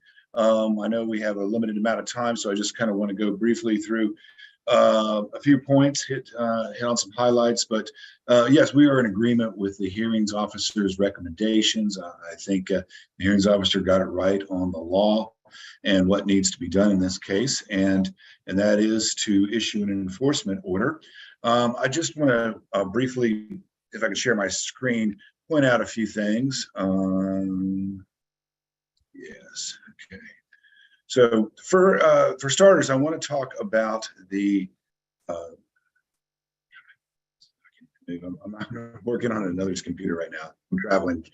So the standard of review, I think, is important here because it does address some of the issues raised by the county in their exceptions. But the standard review is set forth right here in OAR 60-045-10130. And it says, if it is determined that there's good cause to believe that grounds for enforcement exist, the commission must specify or the hearing officer must recommend appropriate corrective action. So this is not something that is subject to a great deal of discretion by the board on whether to issue an enforcement order. The rules make it clear that it is mandatory that if good cause is found that the enforcement should exist, then you must enforce it. So the idea that the board has the ability to just say, hey, we're not going to issue an enforcement order because we think it would be too cumbersome or it would open the door for other enforcement orders. That discretion is not there under the rules. If there is good cause to believe the grounds for enforcement exist, the commission must specify a corrective action. So in this case, there's no question that the county's Goal 5 program is not clear and objective. Specifically, we have CDC 422-3.6, and the language is here. It says that for any proposed use in a significant natural resource area, there shall be a finding that the proposed use will not seriously interfere with the preservation of fish and wildlife areas and habitat identified in the Washington County Comprehensive Plan, or how the interference can be mitigated. This is not clear and objective. LUBA has made clear that this is not clear and objective. The Court of Appeals in the Warren decision also found that this was not clear and objective. So this is the language that is in effect right now. As noted in the staff report, the county did make an attempt back in 2020 to enact new rules, but those rules were struck down by LUBA as not being clear and objective. So what the county did was revert back to this old version of the ordinances, and they're not clear and objective, as LUBA and the Court of Appeals have already determined. So under the rules of, regarding issuance of enforcement order, when you find that the rules are not clear and objective, an enforcement order must issue. There is no discretion given to the commission in that role. So yes, there shall be a enforcement order issued in this case. So that leads the real question of what should the enforcement order look like? And we agree with the hearings officer that it should include a stay of development in areas that have designated wildlife habitat where the proposed development would encroach into those wildlife habitat areas. And the reason for that is simple, is that this ordinance CDC 422.3.6, which is up on the screen, that is the sole mechanism, the sole provision that applies to these upland wildlife habitats. There are still provisions of the Community Development Code affecting riparian areas that arguably are still in effect and enforceable. So our focus right now is with these upland wildlife habitats, which at the current moment have no enforceable protections. And these are areas that the county, when it enacted its Goal 5 program, decided were worthy of special protections. And they did enact a program to protect these areas in compliance with Goal 5. But the problem was those provisions, this provision right here is no longer enforceable. It's no longer valid. So as the hearings officer found, the Washington County is no longer in compliance with Goal 5 because they no longer have a program that is protecting these areas that the county itself has designated as significant natural resources, meaning the wildlife areas. So, so on here, yeah, we do need a stay of development in the areas that are subject to the wildlife habitat overlay. The county, well, the department has recommended modifying the order so it would not apply to single family residences that where the development is not going to expand the footprint. I think we're okay with that. Our concern is not to lose any more of this wildlife habitat when we're in a state where there is no Goal 5 program to protect these designated Goal 5 resources. So yeah, I don't see a problem with any development in these areas as long as it doesn't expand the footprint. So we do take exception to the department's proposal to allow other development and wildlife habitats on pre-existing lots. I think that's what our focus right now is. The problem is that the county is approving development applications for wildlife areas when it does not have an enforceable Goal 5 program for these areas. So any development that expands the encroachment into these very limited areas should be stayed until the county comes into compliance with Goal 5 by adopting new programs. And I do want to share my screen again here, so bear with me as I figure this out, because I want to show you a graph which I think kind of illustrates the problem, and this is in the materials that we have submitted. But going down to the status of the mapped wildlife habitat. Now, this pie chart here was created by the county itself in I think it was a 2020 report about the status of their significant natural resources. So the areas that a stay would affect are only the areas here. It says remaining wildlife habitat with limited development potential and remaining mapped wildlife habitat with development potential. So that comes out to slightly over 500 acres. So what we're asking the commission to do is to make sure that there's no loss of these 500 remaining acres until the county adopts a Goal 5 program to protect these resources, which is already determined are worthy of protection. So I don't think it's going to affect the development in Washington County significantly. It's only a small area.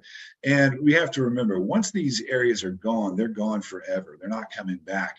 So we need to balance the importance of making sure that if any development happens in these remaining 500 special acres, that it be done with rules that are clear and objective in compliance with Goal 5. Until we're there, let's just put a halt on any development that would remove any of these remaining 500 acres of wildlife habitat. So again, that kind of summarizes the points that the hearings officer made in her recommendations to the commission to issue an enforcement order. I just want to briefly address some of the issues raised by the county and their exceptions. One thing the county says is that LUBA has already ordered the county to come into compliance with Goal 5. That's not the case. All that LUBA does is reviews individual development applications, and they apply the rules that are clear and objective and do not apply the rules that are not clear and objective. And this is demonstrated in the recent Delmonico case that was cited by the county.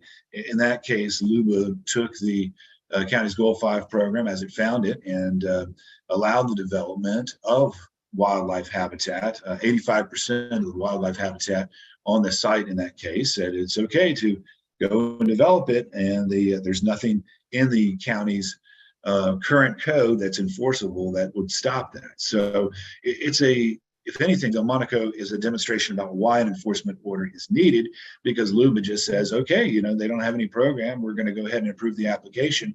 We're not going to force the county into compliance. Now, the LUBA did reject this ordinance 861. That was the ordinance that was passed back in 2020 by the county to come into compliance. But in remanding that back to the county, it did not set any deadline for them to come up with revisions to their programs. It just said, no, these rules that you enacted were enacted improperly, and that was it. Remanded it back to the county. And here we are a year and a half later, and we still don't even have any new proposed rules. So even though the county says, yes, we're working on it, we're working on it, we're working on it, they might have all the good intentions in the world, but we really need to set a firm deadline for them to come into compliance, because legislative priorities can change. Even though it seems like they are motivated to amend their rules to make them into compliance with Goal 5, there's no guarantee, absent an enforcement order, that they're actually going to do that. And it's important that in this interim time where there is no substantive protections for these Goal 5 resources, that the development in this limited area, these limited 500 acres, probably less now that the Delmonico's decision has come down, and there will be development on that lot. But yeah, it's just to make sure that these areas aren't lost during a time where there's a gaping loophole in the land use rules in Washington County. So going back to my point is that LUBA has not ordered the county to do anything, and to make a county come into compliance with Goal 5, that is LCDC's role. The LCDC's enforcement order is the sole mechanism by which the county is required to come into compliance, because the LUBA, again, they're just taking these individual applications and saying, we're going to apply the rules that are there, and if the rules are unenforceable, we're not going to enforce them, and we're just going to go ahead and allow the development. So the idea that LUBA is already taking care of it, it's not true. LCDC is the only mechanism by which we can make the county come into compliance. Now, the county has also said that no enforcement order is needed to protect these wildlife habitats. No stay is because I think they called you an arduous task to get through a development application using the sort of standards that the hearings officer in Delmonico had applied. But Delmonico does not set a standard for approval of applications to develop these wildlife habitats. If anything, Delmonico stands for the proposition that they can go ahead and do it because there are no enforceable mechanisms. And if you read the Delmonico decision, it should be in your packet. It's all over the place. It's quite frankly a mess, the way that the hearings officer in that case attempted to apply different portions of different sets of rules to the application. But the bottom line is none of those rules that the hearings officer applied in Delmonico to that application, none of them are clear and objective, and that's the problem. The hearings officer attempted to apply the old version of CDC 422-3.6, but again, that does not contain clear and objective standards as is required. It's a loosey-goosey standard, and it does not form any kind of substantive protections for these areas. And even though it might be arduous, the question before the commission today is whether or not the county's program is clear and objective. Clearly, it's not. So you have to issue an enforcement order. And we think that the circumstances warrant a stay. We are essentially in the same place we were back in spring of 2020 when the commission issued its previous enforcement order. We asked that because we are in the very same place we were back in 2020, that the commission just issue a new order as it did back then. Nothing has changed. There shouldn't be any difference in the analysis. We're in the same place. So I think the same remedy is in order in this case.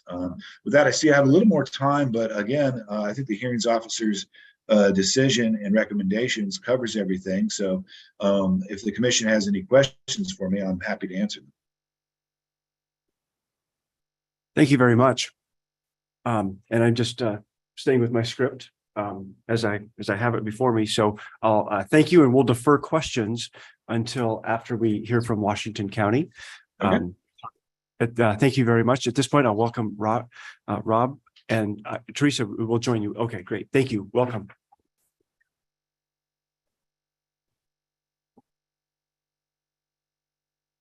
Close to the mic, right? Yeah. All right.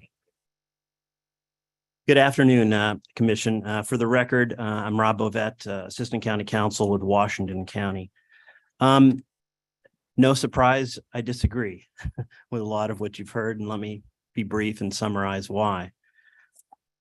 Right now in Oregon state law, there are 14 reasons that this commission can exercise jurisdiction and enter an enforcement order against a local jurisdiction.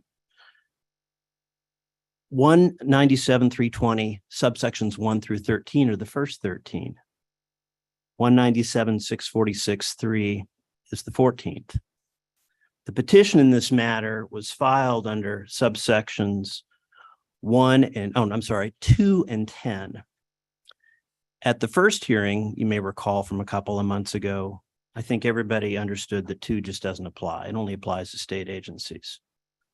So staff suggested to you that the intent was subsection 1 and subsection 10, but subsection 1 doesn't apply either on its face. So this commission entered an order finding good cause under subsection 10, compliance with 197 in relation to the clear and objective standards passed by the legislature in 2017 Senate Bill 1051. The problem with that is that statute doesn't fit very well either, because if you think about it, if you apply that statute in this circumstance, 2 things. One is you create an absurdity as soon as the governor's ink is dry on the bill, because that means that 36 counties and 241 cities are out of compliance immediately and are subject to an enforcement order without even being given a chance to comply. It doesn't make sense, and it doesn't make sense in context. 2017 Senate Bill 1051 didn't amend 197.320. It didn't amend 197.646. 197.646 is the fit. Subsection 3 is the fit that this petition should have been filed under. 197.646 is the statute that basically tells local jurisdictions, thou shalt amend your code if the law changes. So Mr. Dobson referenced the fact that LUBA didn't order the county to amend its code to get into compliance with 2017 Senate Bill 1051. LUBA didn't have to. ORS 197.320 subsection 1 tells us we have to. And subsection 3 tells you that you can order us to do it if we don't. And as a general matter, in terms of interpreting statutes, the specific controls over the general. 197.646 sub 3 is the right fit. It is what the petition should have been filed under. I would have defended against that because we are taking actions. We're spending $250,000. We're doing a full Goal 5 process as ordered by LUBA. We're doing all of this. You don't need to order us to do what we're already doing. There's another reason why subsection 10 doesn't really fit. Not only is it out of context, but I think staff was right in their first report to you. And instead of plagiarizing, I'll just read it to you because it's a short couple of sentences. And this is from the staff report, which is Exhibit 105 in the record here today. ORS 197.32010, applying to clear and objective standards in the review of residential development more generally, is best left out of this proceeding. And I still agree. For 2 reasons. First, LUBA has shown itself able to review local government code provisions in the context of a specific development application and able to reverse local government decisions using those provisions or affirm local government decisions that decline to enforce such provisions.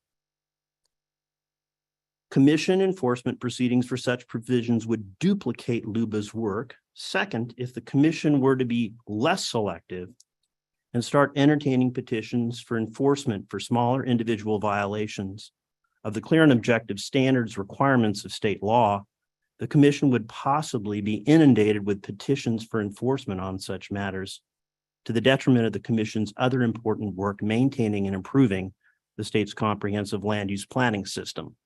I couldn't agree more. This is not the right fit. So back to where we're at. I'll just conclude that part of my remarks with this. I think the chair was correct in voting no last time. And I would urge this commission to rescind its good finding cause under subsection 10. I think it's legally wrong. I think a court would say this petition should have been filed under 197-646-3 because that's the statute that deals with law changes by our legislature. And it gives us time to get into compliance and gives you the power to order us if we don't. And I'll leave all that alone.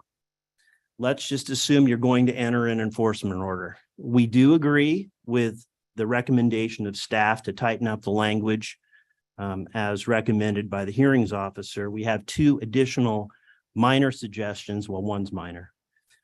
In B, we suggest using the words residential development instead of dwelling unit or dwelling units, only to be consistent and to cover what needs to be covered in B. And we've shared that with staff. We would also urge you to adopt a C, another exception, which I'm guessing you're not going to look at favorably, but I'm going to put it on the record anyways, which is, quote, applications related to land outside the urban growth boundary. And I say that because that is actually the intention of 2017 Senate Bill 1051. Now, we know they didn't craft the bill very well, and LUBA has now interpreted it to apply outside the UGB. But I believe that a bill that is being heard quite literally right now, 5 blocks south from here, House Bill 3197, I believe the -1 amendments will be moved into that bill. And I believe that bill will likely wind up on the governor's desk in a couple of months, but I could be wrong. If that bill does wind up on the governor's desk and she signs it, then in fact, 2017 Senate Bill 1051 will be confined to the UGB until 2025, and then after 2025 expanded to rural residential. So we would ask for that limitation. If you don't accept that limitation, I totally understand, but it's likely that I'll be filing a petition with you to adjust your order to comply with a new law that I anticipate will be signed in 2 months. But again, backing up, it's not needed. We don't need an enforcement order in this case to tell the county to do what it's already doing in compliance with statute and the LUBA directives. In terms of protecting SNR in the meantime, the Delmonico path, and that's all it is an arduous path because under 197-646 sub 1 and 2, you have to directly apply the goals in the absence, or the new statutes in the absence of codes, local codes. And to do all of that, you have to go through quite a ritual. And Mr. Dobson explained the hearings officer's order in the Delmonico case. If you really want to read a long opinion going through every possible consideration you could possibly imagine, that's it. It's an arduous process, which quite frankly, developers are not chomping at the bit to use. So there's no point in an order telling us to do what we're already doing or entering a stay telling people not to submit applications that they're not submitting. This is the wrong approach to this particular issue. 197-646 is the right statute. So thank you very much for listening, and that's where Washington County is at. Happy to answer any questions you might have. Oh, and then I should say for the record, we have Teresa Cherniak, our principal planner for long-term planning, as well as Michelle Miller as senior planner is with us here. In case you have any questions that I can't answer, which is probably about 99% of the questions you're likely to ask. Great, thank you very much. At this point, I will turn it over to my colleagues for the commission for questions, and this can be questions, I assume, of staff, of the petitioner, or for Washington County. So with that, commissioners, I'll open it up for questions.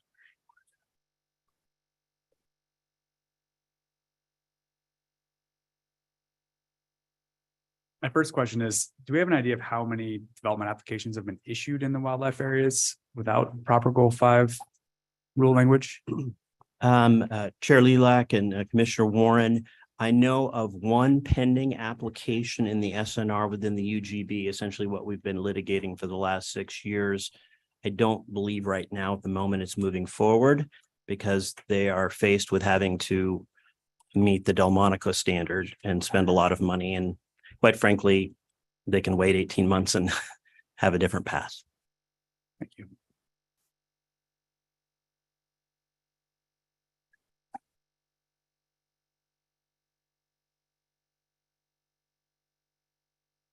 Commissioner Boyer. Thank you, Chair Lilac. I have a couple of questions. And is it okay that I direct them to Mr. Dobson, or I'm not sure of the path? Yes, please. So the graph that you showed, it was the first I'd seen it. I guess I did not open my attachment. I'm sorry. Of that 500 acres. So, to your knowledge, so that's under the current lens of Washington County's Goal 5 exception, correct? That is the land that the county has designated when they did their initial Goal 5 program back in the 80s. That bar chart or that pie chart just showed the disposition of everything that was designated as upland wildlife habitat. So could that acreage increase under the new, the development of the new Goal 5 exceptions? Or Goal 5, sorry, Goal 5. So the county does, they've indicated they are planning on doing a new ESE analysis.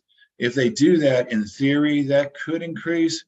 But considering for a lot of reasons, I don't suspect it will increase. I think the county is motivated not to have these areas, frankly.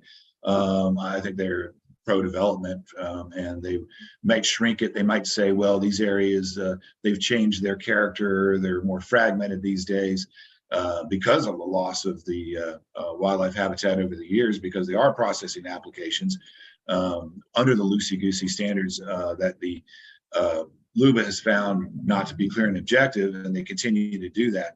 No, I mean, in theory, yes, they can increase it. As a practical matter, I'm highly skeptical of whether the county's new program will expand the areas designated as wildlife habitat. Unfortunately, I fear it's going to be shrunk. Thank you. Can I continue, Chair Lilac? Please. Yeah, Okay. please. So in the recommendations, the department's recommendations 3B, or yeah, 3B. So it talks about divisions that compiled the county's previous effective development review team. Like, so it would be the applicants that process a new dwelling or unit dwellings under an existing lot. Do you know how many are in the hopper under that particular recommendation? And I don't know who to direct that question to. Let's open that up. So Teresa. Thank you, Commissioner Boyer, through the chair. So our regulations have been on the books since the early 1980s. We have processed, I can't even imagine how many applications since that time. It's important to point out that for upland wildlife habitat, this is a mitigation standard. So if you are going to seriously interfere, then you can mitigate. And so applications would have gone through that process. There would have been mitigation that could have included conservation easements or preserving tracts separately that could not be developed. So I would say all the lands that have been developed since the 1980s have been through that process, have had that consideration, and would now be expected that they would be able to develop. Are there any current right now? Numbers. Are there any current right now that are pending? Do you know? Well, this would affect building permits, and I imagine we do have building permits that might be on lands that have mapped natural resources. But I don't know that number. On the discretionary side, on the land division side, I think we have one that's pending. We've had interest from people, but developers are not feeling comfortable that they wouldn't get stuck in limbo here or the legal challenges. So I think we only have that one right now. Thank you. I still have more. Can I continue? Oh yeah, please continue. So, and then under the department's recommendation, number 1, it talks about extending the deadline. I'm just curious what 4 months is going to give you. I have a hard time, just with the length of this has been going on, that 4 months is going to just be that magic ball for you. Can you just talk to me about that? Of course, through the chair. So we do have a consultant underway. We had an 18-month process to get to developing our new regulations that is involving a lot of public outreach, project advisory committee, et cetera. So our plan is to have our regulations filed by April, the beginning of April. But unfortunately, our public process, our charter requirements are pretty extensive. And so it'll be 35 days before we can hold the first hearing. We expect 2 or 3 planning commission hearings. We then expect 1 or 2 board hearings. And if anything changes in the regulations through the public process, which we would expect it would, people will make good comments. We'll say, yeah, we should change something. If anything changes, our charter requires engrossment, which means we have to file a new ordinance. We have to notice it. There's a number of days before we can hold the first hearing. There have to be 2 hearings. The second one has to be a night hearing. They only have 1 night hearing a month. So all of that is our process, unfortunately. So we wanted to make sure that we could meet the deadline that you established, but understanding our process, we hoped that you'd allow us that little bit of extra time. April is the planned time to file, so that's a year from now to do all that process. But then we have the hearings that will take that. Thank you. That's all I have right now. Thank you. Other commissioner questions? I'll just ask a couple. First, as you proceed with clear and objective standards in a code, I don't want to assume, so I'll just ask, will that be prohibiting residential dwellings that are currently allowed through a discretionary process? Or will it be a matter of where the residential dwellings are located or mitigation factors? I'm just curious what where might you see the clear and objective standards going that is different from what the discretionary process is now? So the direction that we've received from our board is to stay with our current kind of policy direction, which is focus development prohibitions on wildlife or habitat areas that are related to water, to the riparian areas. So we really limit development in those areas. For the upland wildlife habitat, it's more a mitigation standard, as I mentioned. So some development is presumed to happen there, but it may mean that developers might have to move where they would locate their lots. They might have to put some of that into an easement, that sort of thing. So it would be, and what we did in our ordinance that was considered not clear and objective, we tried to do that with identifying a certain percent of the wildlife habitat that needed to be preserved and some enhancement of that area. And you got a little bit of credit if that area was close to the riparian area and kind of adding on to that higher quality of habitat. So we did develop what we thought were relatively clear and objective standards, but there were still some issues with that. We might go down that same kind of road, or the public may come up with some other things for us to look at, like tree preservation standards or that sort of thing. But still, we would need to be developing those to be numerical and to be consistent across applications and that sort of thing. And that there's a real art to doing that. So is it fair to state that without predetermining where your board and the whole process is going to go, that the new clear and objective standards will do a better job of protecting natural resources than what may have been in your code now for 40 ballpark years? Or is it hard to I'll just intervene because I don't want to predict what the process will bring. You just know the process needs to happen under full goal 5. So I get real nervous about speculating whether it be more protective or less protective. I mean, we could speculate that it might be more protective in some ways and less protective in other ways. So we really need to honor the public process and allow that to all go through before we guess too much about what it'll look like at the end.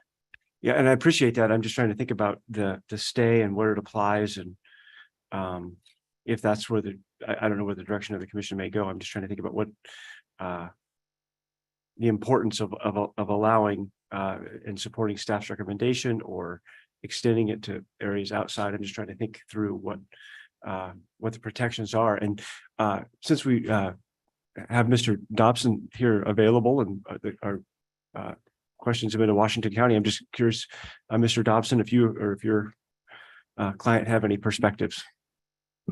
Well, that's again, it's hard to know what the county is going to propose. I mean, here we are, year and a half after LUBA remanded Ordinance 861, and we still don't know what they're proposing. So, I mean, it's premature to kind of weigh in it. Of course, my client and others in the public would like to see more protections for these wildlife habitat. I think it's important for the county, and it's important for the people of Washington County to have these areas preserved. But again, the details of that, it's until we see what the county's proposing, it's hard to weigh in one way or the other about what the proposed rules would look like. I mean, I can tell you what we would like to look like, but until we see what the county proposes, I think it's premature to have that discussion. What's important is that the county does not have clear and objective requirements right now, and they continue to approve applications in these areas, contrary to the needed housing statute and contrary to goal 5. So I think that's what's important right now, is to put a pause on everything and give everybody, the county, the public, a chance to craft some new rules and just stop developing in these areas when there are no enforceable rules to protect the wildlife habitat. Just stop it for the time being, they'll be able to be developed at some point, but until we have rules, I mean, I think it's really inappropriate to continue to allow the county to process these applications when there is no enforceable goal 5 rules for these areas. Great, thank you very much. I was just trying to, I'm just trying to think through the various proposals now. I turn it back to commissioners. Please, Commissioner Lazo. Thank you, Chair Lelak. I guess, Mr. Bovet, my question for you, I think, is you've made a few different arguments. One of my, if I'm hearing you correctly, is that that we don't need to put in place an enforcement order because the county is already going to go through this process.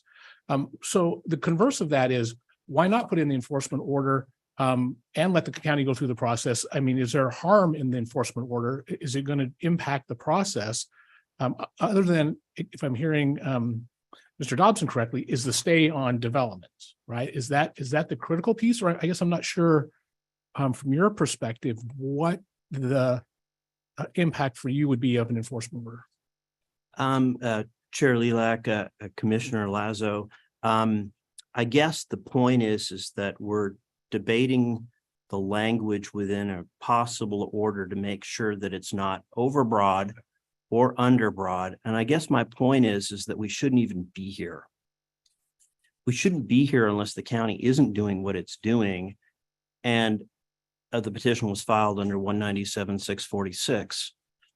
Sub 10 is, to me, an absurdity in this context. So it's hard for me to say what the precise harm will be.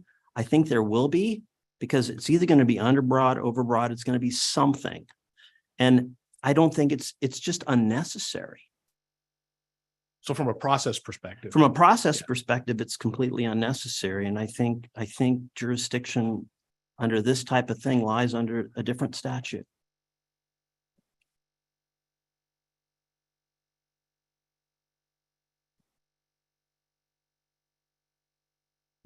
I'm going to jump back in. So the process is unnecessary. But if, based on where the county goes, and again, I'm not going to ask that question again or determine where it may go or may not go, but if it is significantly more protective, absent a stay, might there then be a big rush of applications to then beat the effective date or the implementation of a new ordinance. Maybe I'm just thinking out loud. If there's a response, you're welcome to offer it. I'm just thinking that through. Yeah, Chair Lilac, I think it's actually just the opposite. Okay. I think developers are looking at this in the Monaco case and saying, this looks really arduous. This looks painful because we have to apply a whole bunch of different criteria, not only just the old criteria, but we've got to directly apply the new statute. We've got to do all of this stuff. Read the Delmonico case and the hearings officer's decision. If I were a developer, I would be like, oh man, I don't know that I want to spend this much money and this much time on these experts and doing all this stuff.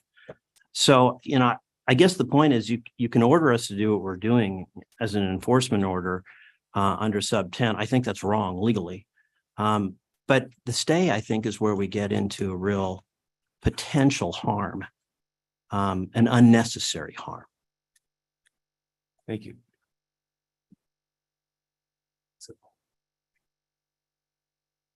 Please, Mr. Warren. I guess then to follow up on that, what is the harm the stay is going to do? I mean, you say that there's not any development happening and the developers aren't actively trying to develop. So for me, the stay seems like it has no effect other than it protects wildlife habitat. Chair Lilac, Commissioner Warren, if we write the stay perfectly and we make all the adjustments necessary and it's not overbroad and it doesn't stop things that shouldn't be stopped, such as the examples that Ms. Cherniak mentioned already. But I don't know that we sitting here today can think of all those potential harms. So I think there is a lot of risk here, and I don't think it's justifiable. I think entering an order just to enter an order is not a good idea, especially if under the wrong statute. And entering a stay when we don't exactly know all the parameters of what that looks like doesn't make a lot of sense to me.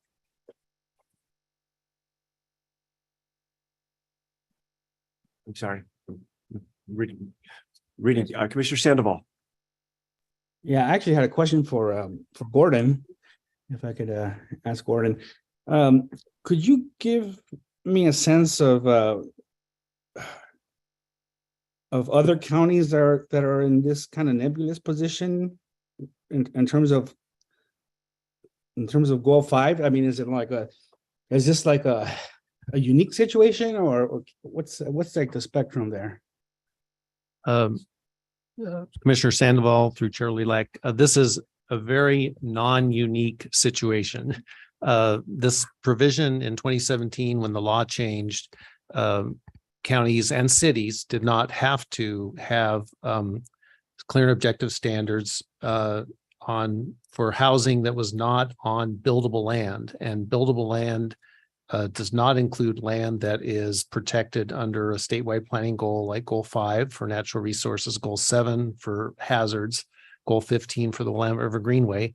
And based upon what's developed since then in the case law, I would say virtually every city and county in this state now has provisions that are not clear and objective for protection of significant natural resources, in this case, wildlife habitat, where it exists in that jurisdiction. And it's going to be a long, and as Washington County shows, a long and difficult process for local governments to bring their codes into compliance with the amended statute, which was amended in 2017.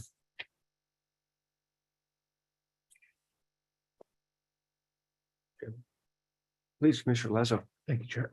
Gordon, can I follow that up? So then, is it not unique that other jurisdictions have not put in place clear and objective standards, or have other jurisdictions already done that work? Commissioner Sandoval, we're not aware of very many jurisdictions that have done that successfully. The difference between them and Washington County is that no one has put an enforcement order petition against those cities or counties. And there have been several LUBA cases that have reversed local government land use decisions because they were based upon standards that are not clear and objective. So there has been quite a bit of LUBA. And one of them was, the Washington County case that was referenced, or in that case, and a couple others, LUBA has actually affirmed a local government's decision not to apply its standard to protect some resource or some other factor of their code because it was not clear and objective. So this is a growing problem for cities and counties around the state. And this requirement has been in state law more or less for over 30 years and has occasionally bubbled itself up into controversy. About 20 years ago, there were a couple of very well-known LUBA cases regarding clear and objective standards. And then things die down again, and it's definitely risen to everyone's attention in the last few years. Okay. So Gordon, I think you might be the right person to ask this of. Then, is it fair to characterize it? And maybe I always ask it that way, but it's probably the wrong way to ask it. There was some contention that this would sort of open the floodgates to a whole bunch of enforcement orders, which I think, as the hearings officer said, is maybe not the case. But does it set an example by putting an enforcement order on Washington County for others to sort of get in line with this effort?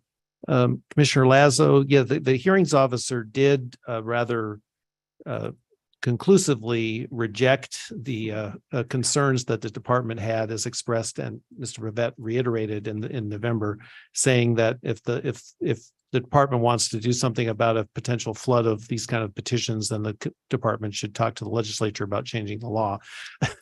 But in terms of the value of this decision, clearly, I think a lot of cities and counties are paying attention to this issue. And no one wants to be the example for everyone else, which may be the case with Washington County. But certainly, if there's an enforcement order proposed or adopted against Washington County, other cities and counties around the state will see that and perhaps work to change their codes and standards as well.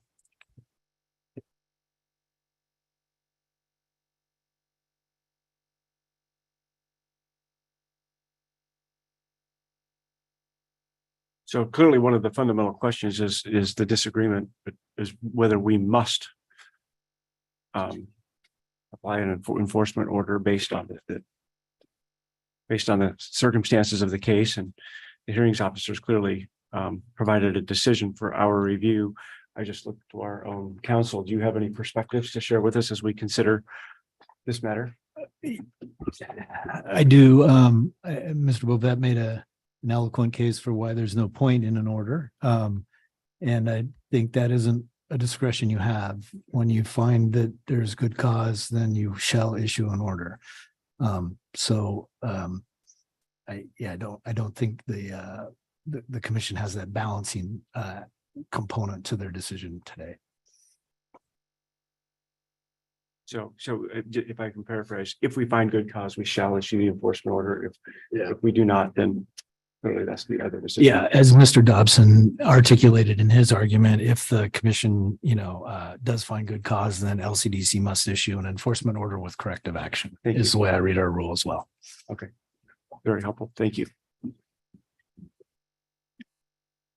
Additional questions or comments from commissioners? It's been a very good discussion.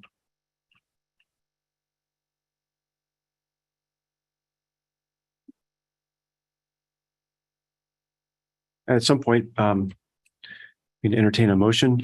There's a variety of choices that we have before us. And I'm not suggesting if the commission is not prepared to do so at this time, but we have the hearings officer's recommendation, we have the staff recommendation, and then Mr. Bovet provided another alternative, a third option as well today. I don't think I'm missing anything. Those are or another option that we don't have before us.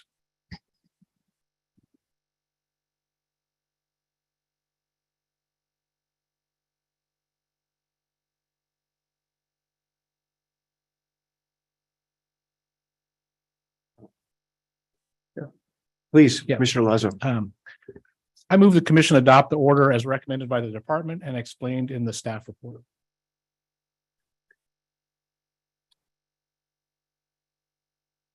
Now, second. Thank you. I was just gonna grab my microphone. So thank you, Commissioner Sandoval. So we have a motion and a second.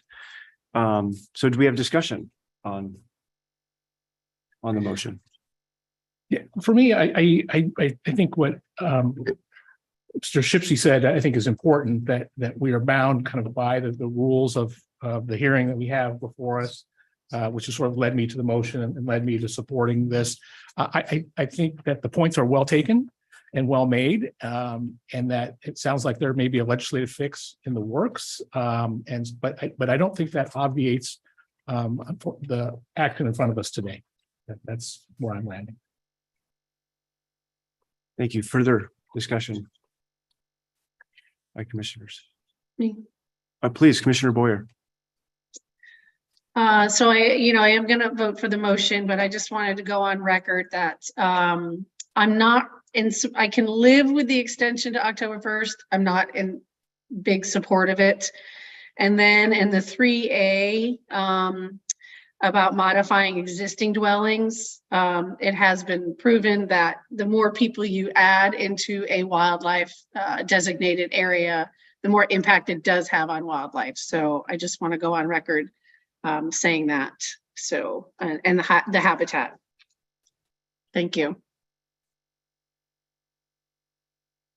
Thank you. Further comments by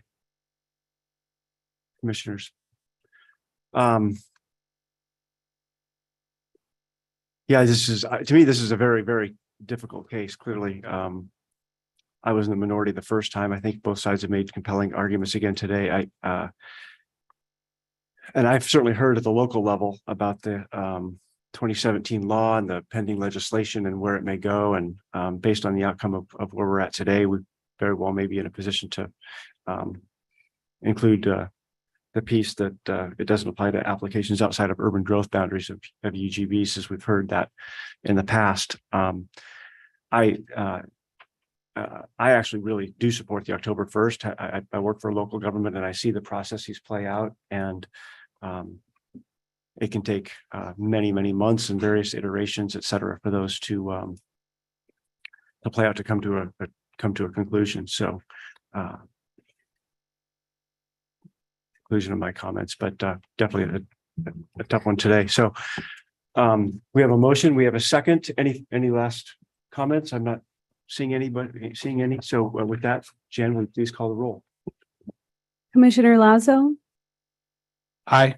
Commissioner Warren, Aye. Commissioner Boyer, Aye. Commissioner Sandoval, Aye. Chair Lilac. No. For the record, Chair Halopa has an excused absence and Commissioner Jacobson has an excused absence. Thank you very much.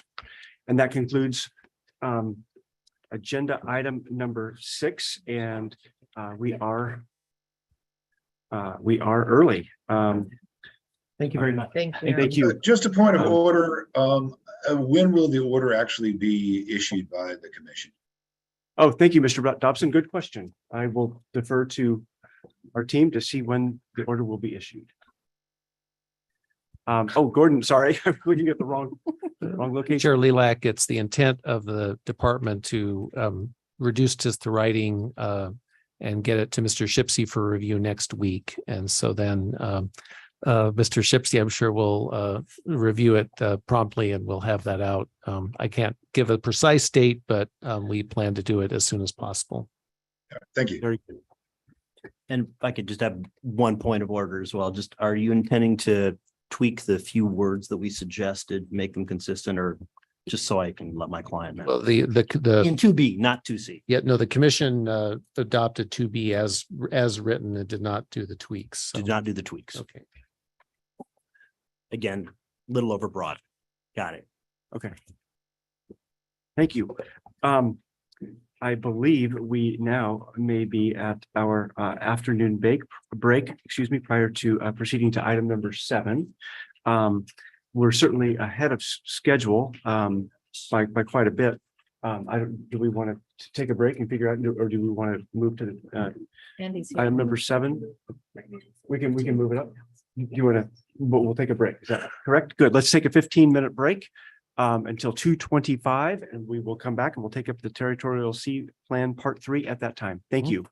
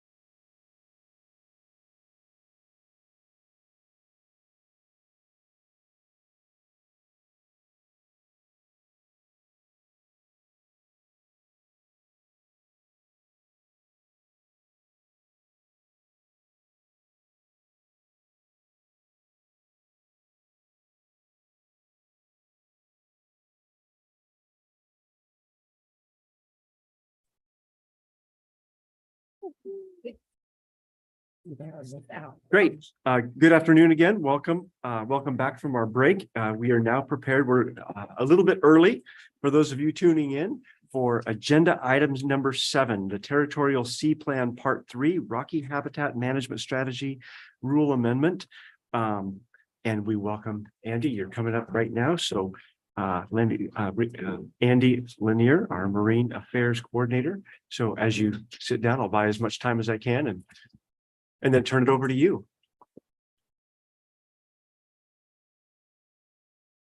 Good afternoon, Chair Lilac and members of the commission. For the record, my name is Andy Lanier. I'm the Marine Affairs Coordinator for the department. And I'm pleased today to be bringing you a briefing on the Territorial Sea Plan Rocky Habitat Management Strategy and the work of the Ocean Policy Advisory Council to consider some new sites for marine conservation on our coast. The structure of what I'm hoping that we get to go through together today is an introduction to the OPAC leadership. So they will be able to introduce themselves in just a moment after I go through the slide. And then I will provide you a briefing on the recommendations that the Ocean Policy Advisory Council has brought to you. And they are associated with the designation of 6 new marine conservation areas, although not all of them are titled that specifically. They are the Ecola Point Marine Conservation Area, Chapman Point Marine Garden, the Cape Lookout Marine Conservation Area, Bogety Creek Marine Conservation Area, the Cape Foul Weather Marine Conservation Area, and the Blacklock Point Marine Conservation Area. And I will talk briefly about the rule amendment process. The Territorial Sea Plan is incorporated by reference and rule, so I will give you the language associated with that rule amendment. We do have some people signed up for public testimony, so you will hear from them this afternoon. And then you'll have time for deliberation and hopefully potential adoption. So Tara and Susan Chambers are the OPAC leadership. So why don't I have the OPAC chair, Susan Chambers, introduce herself, and then Tara Brock, who's the vice chair. It's great. Thank you. Welcome. Well, thank you. Good afternoon, Chair Lilac and commissioners, and thank you, Andy, for that introduction. I'm excited about this agenda item. So my name is Susan Chambers. I'm the South Coast Fisheries representative on OPAC and the current chair. And OPAC has worked several years on this and worked hard to bring these to you. So now I will turn it over to Tara, vice chair, and let her tell you a little bit about her. Happy to be here today. Thank you. Thank you, Susan. Hi, Chair Lilac and members of the commission. My name is Tara Brock. As you heard, I am vice chair of OPAC. I represent coastal conservation on the council. And yeah, we are very excited to be bringing this to you today. It's a culmination of several years of work at OPAC and working group members, lots of participation from the public, as you'll hear. So it's an exciting thing to bring to you today. And I hope in the future that we will be able to have more of a dialogue and a relationship between the OPAC leadership and the leadership of this commission. And in particular, if you are out on the coast, this would be a great idea for future tours.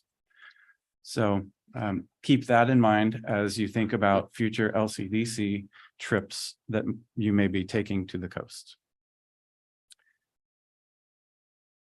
So just to set the stage and do a little bit of background here, the Ocean Policy Advisory Council is Oregon's legislatively established stakeholder advisory body. Its role is to co-steward the Territorial Sea Plan with the commission. At times, the Ocean Policy Advisory Council is asked to amend its plan as part of its stewardship role, and it does so through often the establishment of subcommittees. In this instance, we had a working group, a Rocky Habitat working group that was in place for a number of years that helped us with this work. Agencies participate on that working group to help us all throughout the process so that we make sure that the recommendations that come forward out of the council have been consulted with, and we've had advice provided by those agencies, because they will often have to respond when the territorial sea plan is amended, as this is a conforming rule for them. And this territorial sea plan itself is a foundational stewardship framework by which the state makes decisions in the ocean. And so we are at the point today where the Ocean Policy Advisory Council has made a set of recommendations. Those go to you. If you determine that the recommendations are consistent with state policy and Oregon Ocean Resources Management Act, then you can approve those. If for some reason they are not, then the commission has the ability to send a recommendation back of findings to the council for their consideration. In this instance, I don't think that will be necessary because I think we have good agreement and the recommendations are consistent as provided in your staff report. Once you adopt the plan, then we as a federally approved coastal zone management program would also submit our revised plan to NOAA for their consideration and potential approval. And this has been a multiple year, multiple phased piece of work and something that I'm very proud of. It was initiated all the way back in 2017, and we spent several years scoping. We did comprehensive amendments to the whole chapter of the Territorial Sea Plan, Part 3, which is the Rocky Habitat Management Strategy. And we focused on broad review, a scoping exercise, and that was really what the work we completed in phase 1. In phase 2, we developed a community-based site proposal process that would use a completed resource inventory, so brand new information about habitats, which we incorporated into a web mapping tool that enabled our public to participate with us as a part of that community-based proposal process. And then phase 3 of that work was completing that proposal and evaluation process, and then wrapping it all up and bringing it home to you. As a part of the completion of the initial proposal process, there was a group of sites that weren't quite ready to move forward, and OPAC set those aside while it finished its work, which is why you received a completed draft amendment last year in March of 2022 that you adopted. But there was this set of 6 sites that were still unresolved. And so that's the work that I'm discussing and bringing forwards to you today. And so really the last phase of the work for this entire piece of our chapter revision is having you receive the recommendations and potentially act upon them. In our initial proposal process, we as a state did not know what to expect in terms of a response from our public.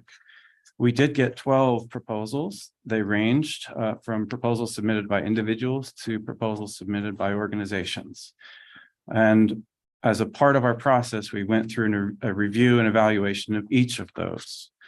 And so I'm going to set the stage for the ones that we're talking about today. But I do think it's important to recognize that when we asked our communities whether or not they saw a need for marine conservation or additional marine regulations to help stewardship of our ocean shoreline, there was a resounding yes to that through participation in this process. This is a relatively complicated flow diagram, but it describes in detail kind of the conduct of that initial proposal process. Out of the 12 that were originally submitted, they went through an agency feasibility analysis, which was transferred to the working group, and they went through a broader analysis. And then there was a little bit of a dialogue back and forth between the proposers and the working group prior to finalization of the recommendations by the working group, which included 2 sites that the OPAC ruled by consensus and the working group recommended that move forward. So in March of 2022, there were 2 sites that we brought to you. Those were the Coquille Point Marine Garden and the Cape Blanco Marine Research Area. And we are working towards implementation of those sites, and January 1 of 2024 is likely when the first official regulations will go in place for those 2 sites. As I mentioned, there were some proposals, 4 specifically, that were rejected. They were either incomplete proposals or they did not fit within the framework of the process that we had described. So those we set aside. And OPAC decided that there were 6 sites that merited further evaluation. And the bottom row of this diagram kind of summarizes what that was.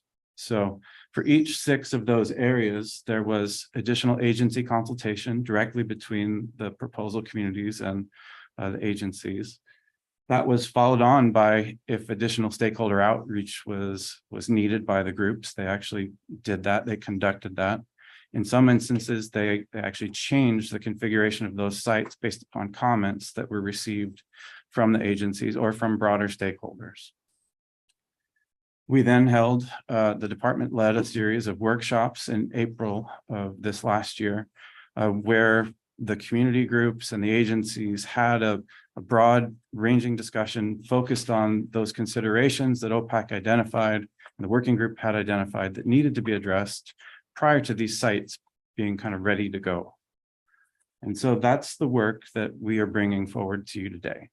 The Ocean Policy Advisory Council was presented these proposals at one meeting, and then the following meeting, they deliberated and voted on each of these sites.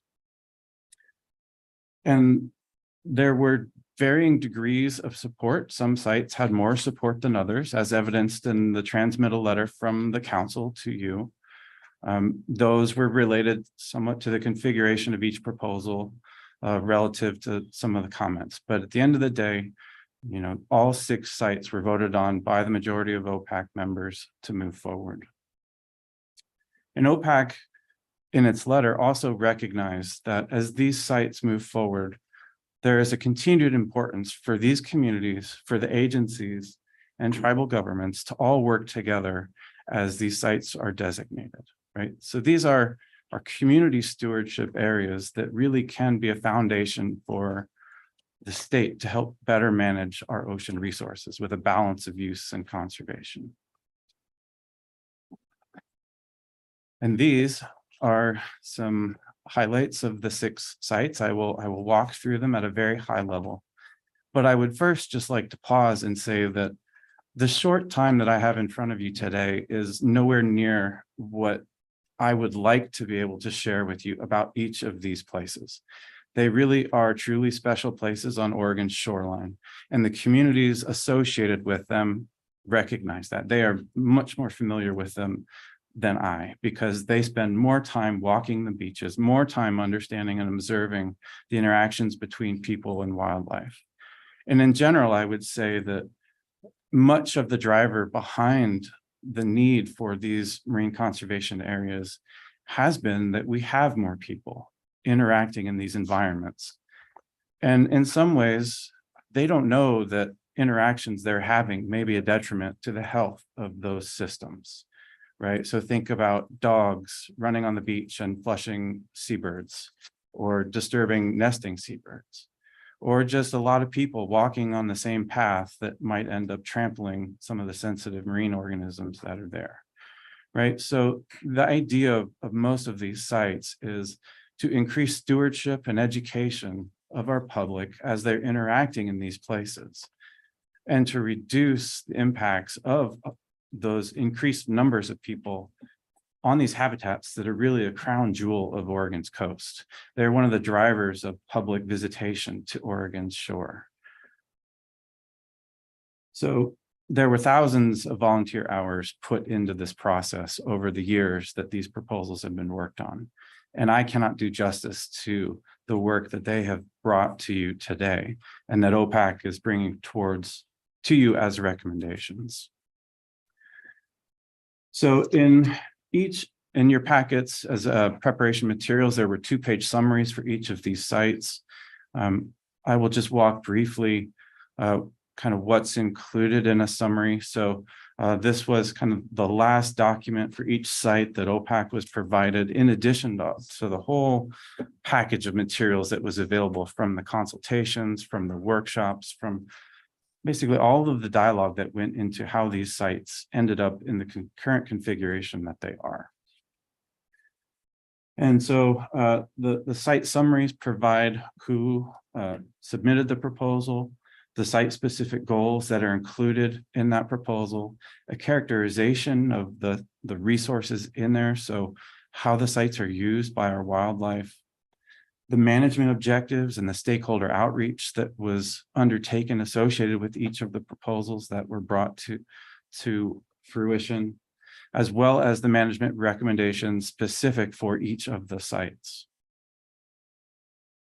So that's a high-level summary of each of the proposal summaries that you have in your packet. And I will just briefly touch on some of the characteristics of each of the sites. And these are situated in a north to south order for ease of reference. The first, which is Ecola Point, which was proposed by the North Coast Rocky Habitat Coalition as a marine conservation area. This group recognized kind of the wilderness character of this place and wanted to have some additional ability to protect it, again, from additional presence of humans in this space, wanting to balance the use and conservation over time. And in general, there were three categories of area designations that we included in the Territorial Sea Plan. One was a marine research area that maybe had some of the broadest allowable uses, and the focus of those sites, and none of the sites I'm bringing to you today was a marine research area, but I wanted to just touch on the different types because there are two types that I'm bringing to you today. Research area, we want to ensure that future research would be possible so that we're not over sampling, we're not overusing places, because we want these sites to be long-term sentinel sites that allow us to learn about changes in the ocean.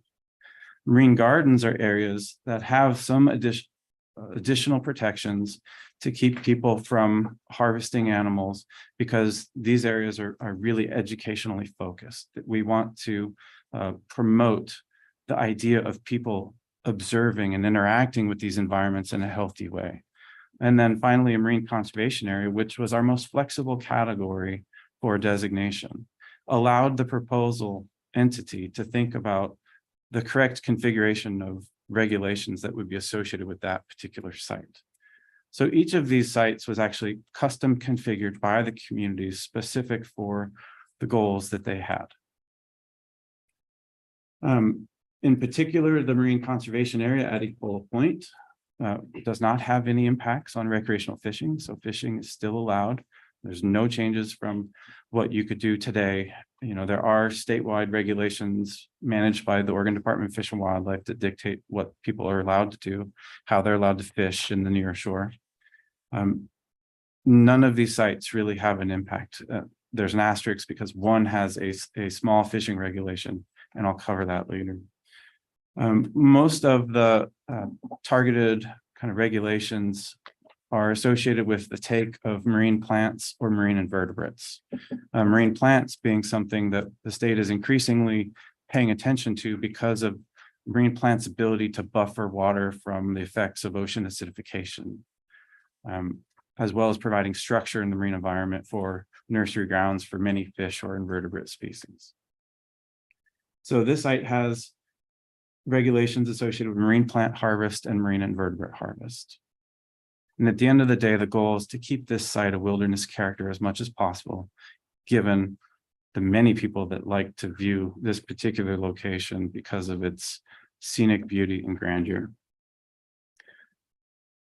The next site is the Chapman Point Marine Education Area, and these two sites are actually situated very close together. The rocky point that you see in the middle of the picture there is Chapman Point, and it was taken from Ecola Point.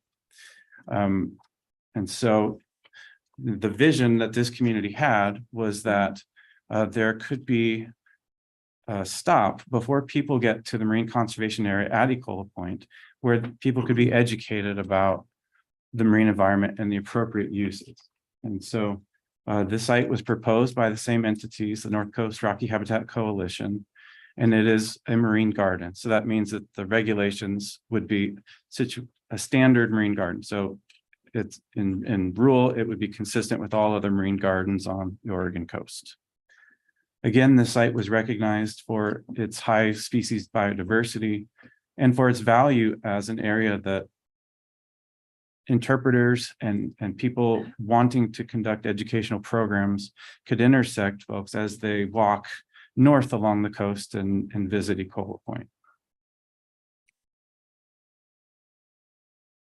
Again, there were no additional changes to the ability for someone to recreational fish, but there are regulations associated with the take of marine plants and invertebrates.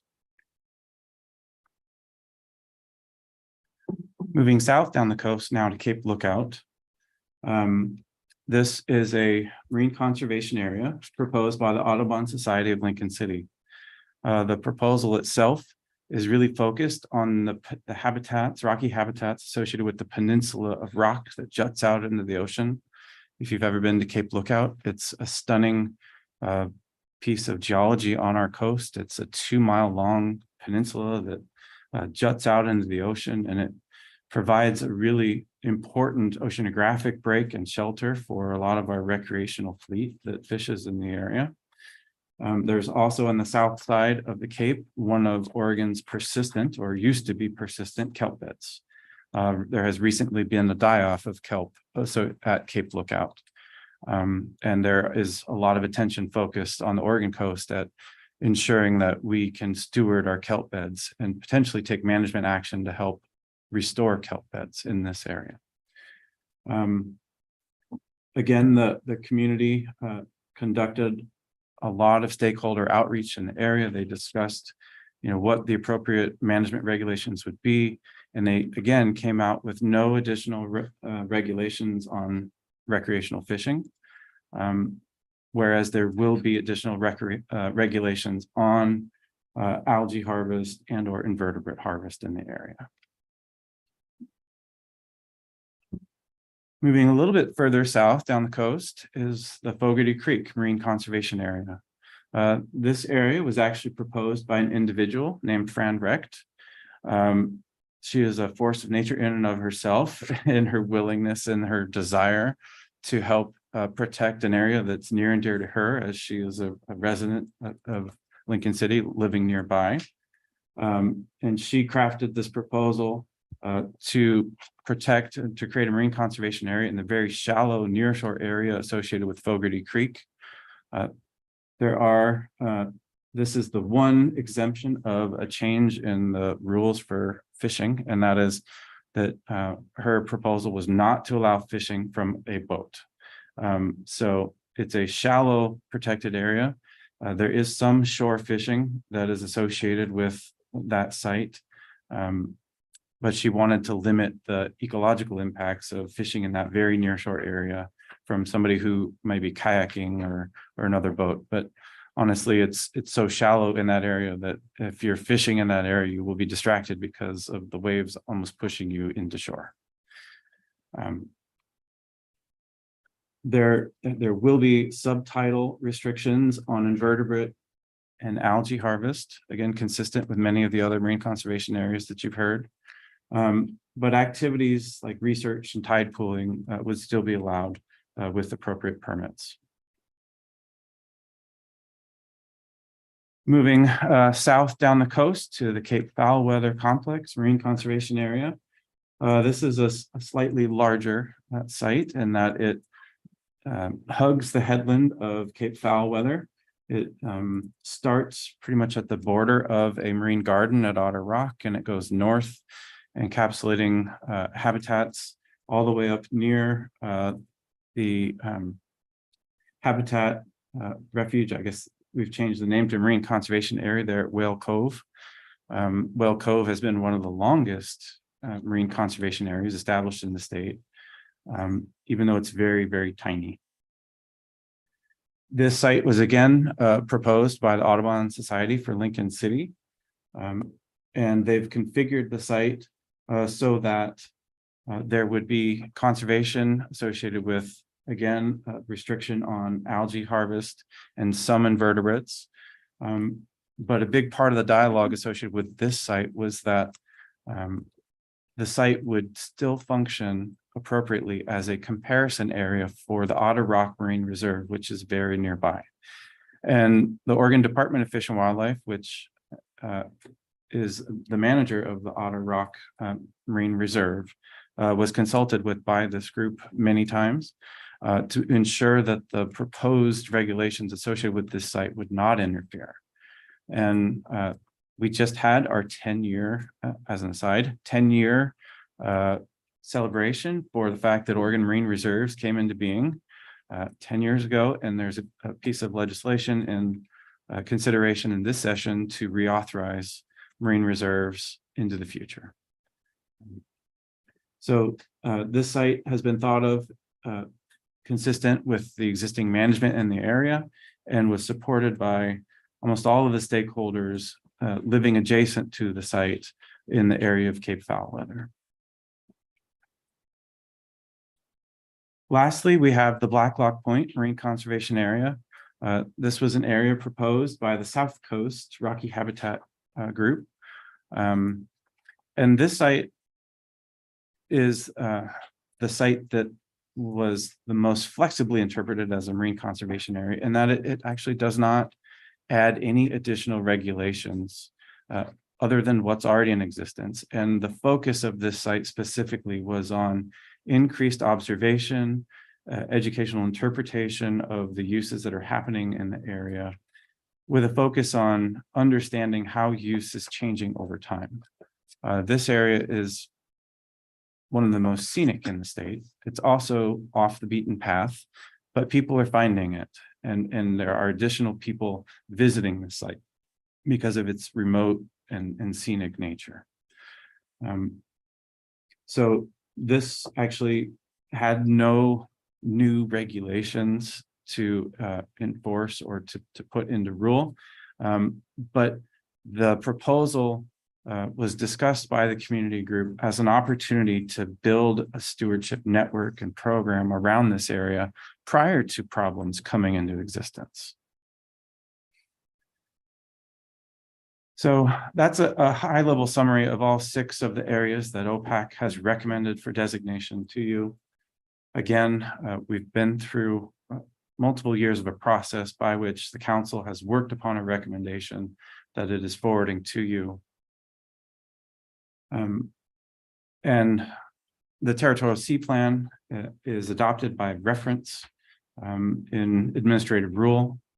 So there is a small rule change that we would make to officially adopt the changes to the Rocky Habitat Management Strategy. And in the packet that you have in front of you today, only Appendix E, which documents the site designations, was modified. So out of that long 84-page document, there's only one small section of material that was actually officially changed, and that would document the changes that you would be approving today. Lastly, there is a public comment record and public summary in your packet as well. I held a public hearing on the coast where there was a handful of participants who were in the room and a handful of participants online. There were some written comments submitted during the rule amendment period as well, which I've summarized with one additional written comment that was submitted and is included as an attachment independent. And I know that we have some speakers who are lined up to speak to you today. And I think I will turn things over to you if you would like to have that public hearing portion of our agenda item. Great. Thank you very much, Andy. So I appreciate your mentioning that you conducted the hearing in March, because as our department leadership knows, I saw on the notice of LCDC, Land Conservation and Development hearing, and I thought, I'm not planning to be on the coast in late March, and I was curious who was conducting that. So I'm sure glad that you did, and thank you for doing so. So before we have a public comment, I'd like to turn it over to commissioners for clarifying questions for Andy. And I see Commissioner Boyer. I don't see if Commissioner Sandoval is on, and perhaps he's not at this time. Turn it over to him. Do you have? Yeah, thanks, Commissioner Lazo, please. Oh, Chair Boyer, do you want to go online? No, go ahead. Well, I got a whole bunch of questions only because it's like super interesting. So I'm not sure if this is a good time for that or not. Just out of my curiosity, but I don't know if some of them might get answered by the public. But do you want me to just fire them off? Oh, yeah, if they're clarifying questions, if Hard to that's, tell. yeah, so, yeah, go ahead. If, So I'm curious. So Andy, thanks. This is just fascinating to me. So I'm curious about the 6 projects that were selected. So I understand kind of the management plans, but kind of specifically, are there impact on sort of general users? If I wanted to go to these areas to enjoy them, I can't pick up the seaweed and the algae and other things, right? That's the management. But does it impact folks being able to visit these areas? I think the only impact will be that they may have somebody on shore to help them understand what they're looking at and how interactions between humans and wildlife occur on the coast. So a great example is the Haystack Rock Marine Garden. Yes. And if you've ever been to Cannon Beach and you've walked out to the rock at Cannon Beach during a low tide series, there is a number of interpreters who are out there. Sometimes they will actually protect a nesting oyster catcher, which nests there at the base of the rock. Other times they will be interacting with people to help them understand what they're looking at and how the marine organism that they're looking at in that instance might subsist in a different form when it's submerged in water, or the importance of algae, or you name it. So interpretation is really one of the ways that people will experience these changes, because for many of these areas currently there is no interpretation that happens. There may be a sign, but otherwise you're free to walk and explore and experience these environments because they are the window to the ocean life for many people. Yeah, that's perfect. And that's actually, I mean, I've experienced that actually that all that at Haystack Rock, which is, I think, is really amazing. And so it seems to me that type of management is really successful for what we're trying to accomplish in giving access to these natural areas, and for potentially stemming the harm that folks might cause, that level of education. So I'm assuming that's why this is managed this way. So is that a correct statement, that it seems like that's been pretty successful in the way those are managed, rather than some other forms of regulatory things that we would do to exclude folks from being able to experience these areas? Yeah, Chair Lee, like Commissioner Lazo, I think that's a great summary. And it is really important that we do as much as we can to steward these places, because they are experiencing climate change through different impacts, be it a reduction in the level of oxygen in ocean waters, or increase in the corrosivity of ocean waters to organisms that are forming shells. And so I think one of the most successful things we've done as a part of this project is to promote stewardship at a community level, so that we really have our eyes tuned to the changes that may be coming to Oregon shores. So that sort of answers my next question about that. It's just the impact it might have on tourism, which seems it has if we take Haystack Rock as an example, it seems to have a positive impact, from the crowds that gather around and, are reading the materials and talking with the rangers there. It's pretty amazing. One thing I did notice also on the Fogarty project, there was a list of supporters on that, and the others didn't have that. So was that a requirement of the projects, or is that I'm assuming that there's support for all the projects, but that one only had a list specifically. I was just curious whether or not why that was. Yeah, I think that was just a difference in how the individual who wrote the two-page summary put the information in. There are certainly lots of support for each of these other areas. It's just that those weren't explicitly called out in that two-page summary. So each of the groups that had stakeholder interactions, and many of them had repeated stakeholder interactions. Some of them put together videos, some of them held webinars. Again, remember that we were embarking on this project in the midst of the pandemic. So December 31 of 2020 was when the proposals were due, and our review process was in the middle of being underway in 2021. And so much of the work that was conducted in the following time period was done virtually. But in that regard, our communities were really flexible in how we engaged. And in many ways, the virtual turnouts for meetings and workshops and other kind of focused events, I think was a real opportunity to focus on something productive during a very tough period in our society's history. Couple others. On the Blacklock one, there was a difference in the designation that they sought after. And so I'm curious about the benefits of those different levels. Is there funding with some of the other conservation areas? Are there grants that these projects can get to do the outreach and maybe putting up signage or other pieces like that? So are there benefits to the different levels of designations? Like grants and things like real, like monetary benefits. Yeah, Chair Lee, like Commissioner Lazo, thank you for that question. Most of these areas do not have a specific program that's yet been established for grants to support the communities. And that is something we as agencies are trying to do through additional staff capacity or through designation in many ways will make these areas appealing for non-governmental organizations to fund who have environmental responsibility or stewardship as their goal. So certainly a designation could provide incentive and capacity where otherwise a designation might be absent. Thank you. Commissioner Boyer. Thank you, Chair Lilac. It's really appropriate that I am sitting looking out at the Little Nestucca and the Nestucca come together as it drains out into the Pacific Ocean. It's beautiful here today in the rainy weather. So I'm really impressed that 6 applications came through. Have you ever processed this many at one time? Commissioner Boyer, no, this was new for us. Yeah, and thank you. So with this amendment that you're asking for today, will it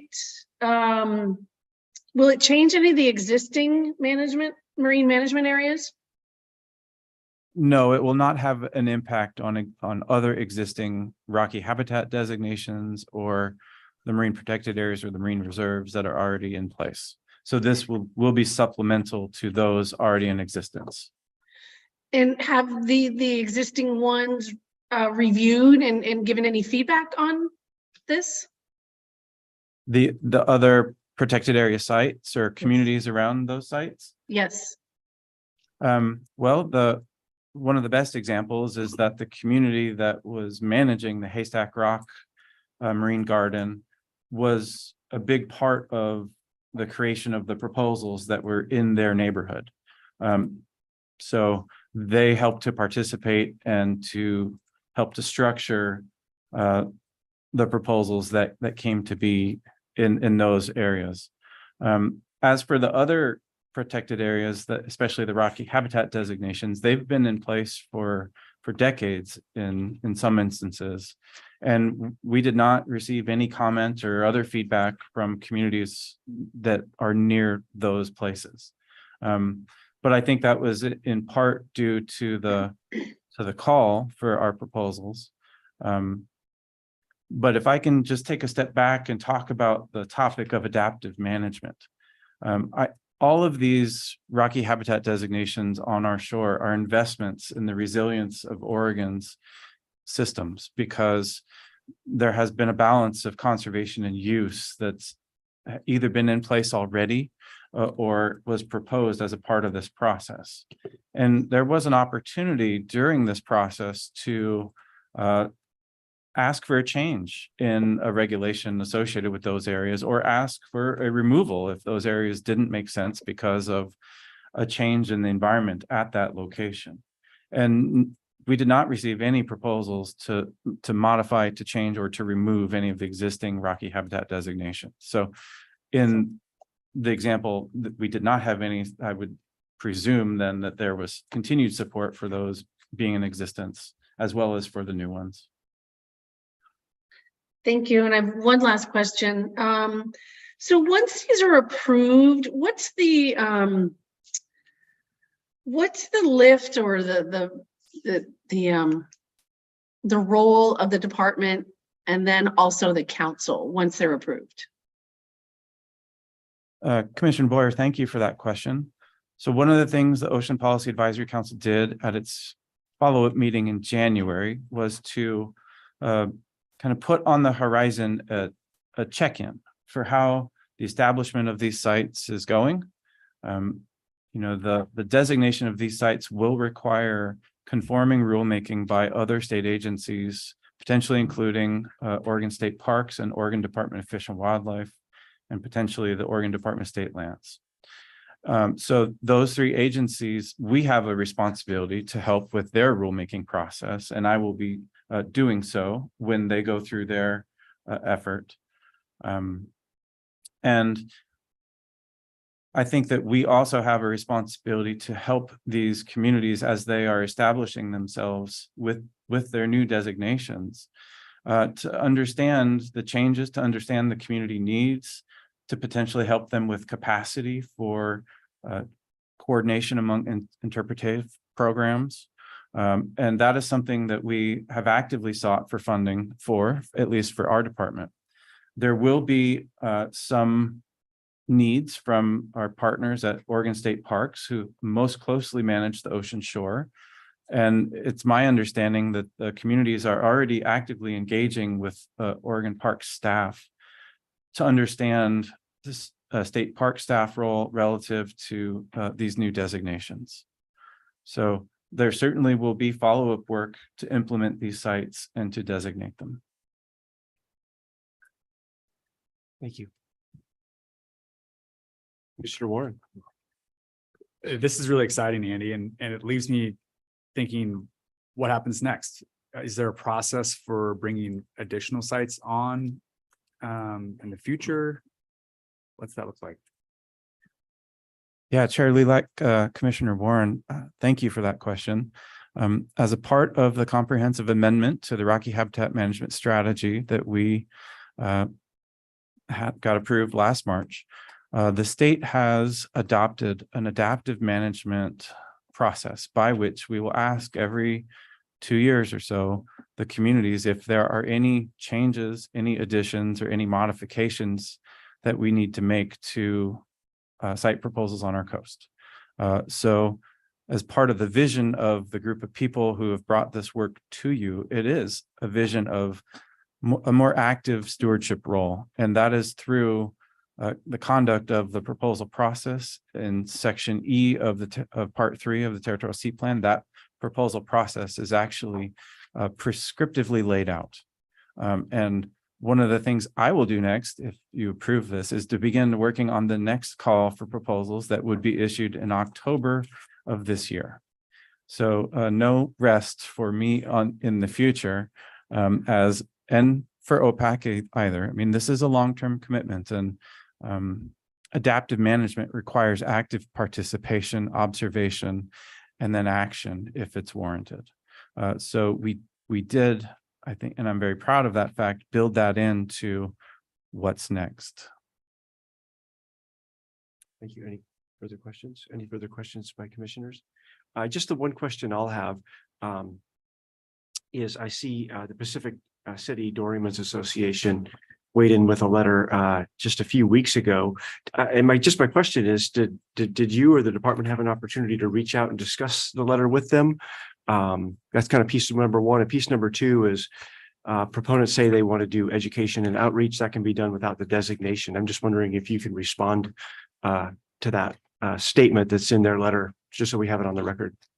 Yeah, Commissioner, thank you for that question.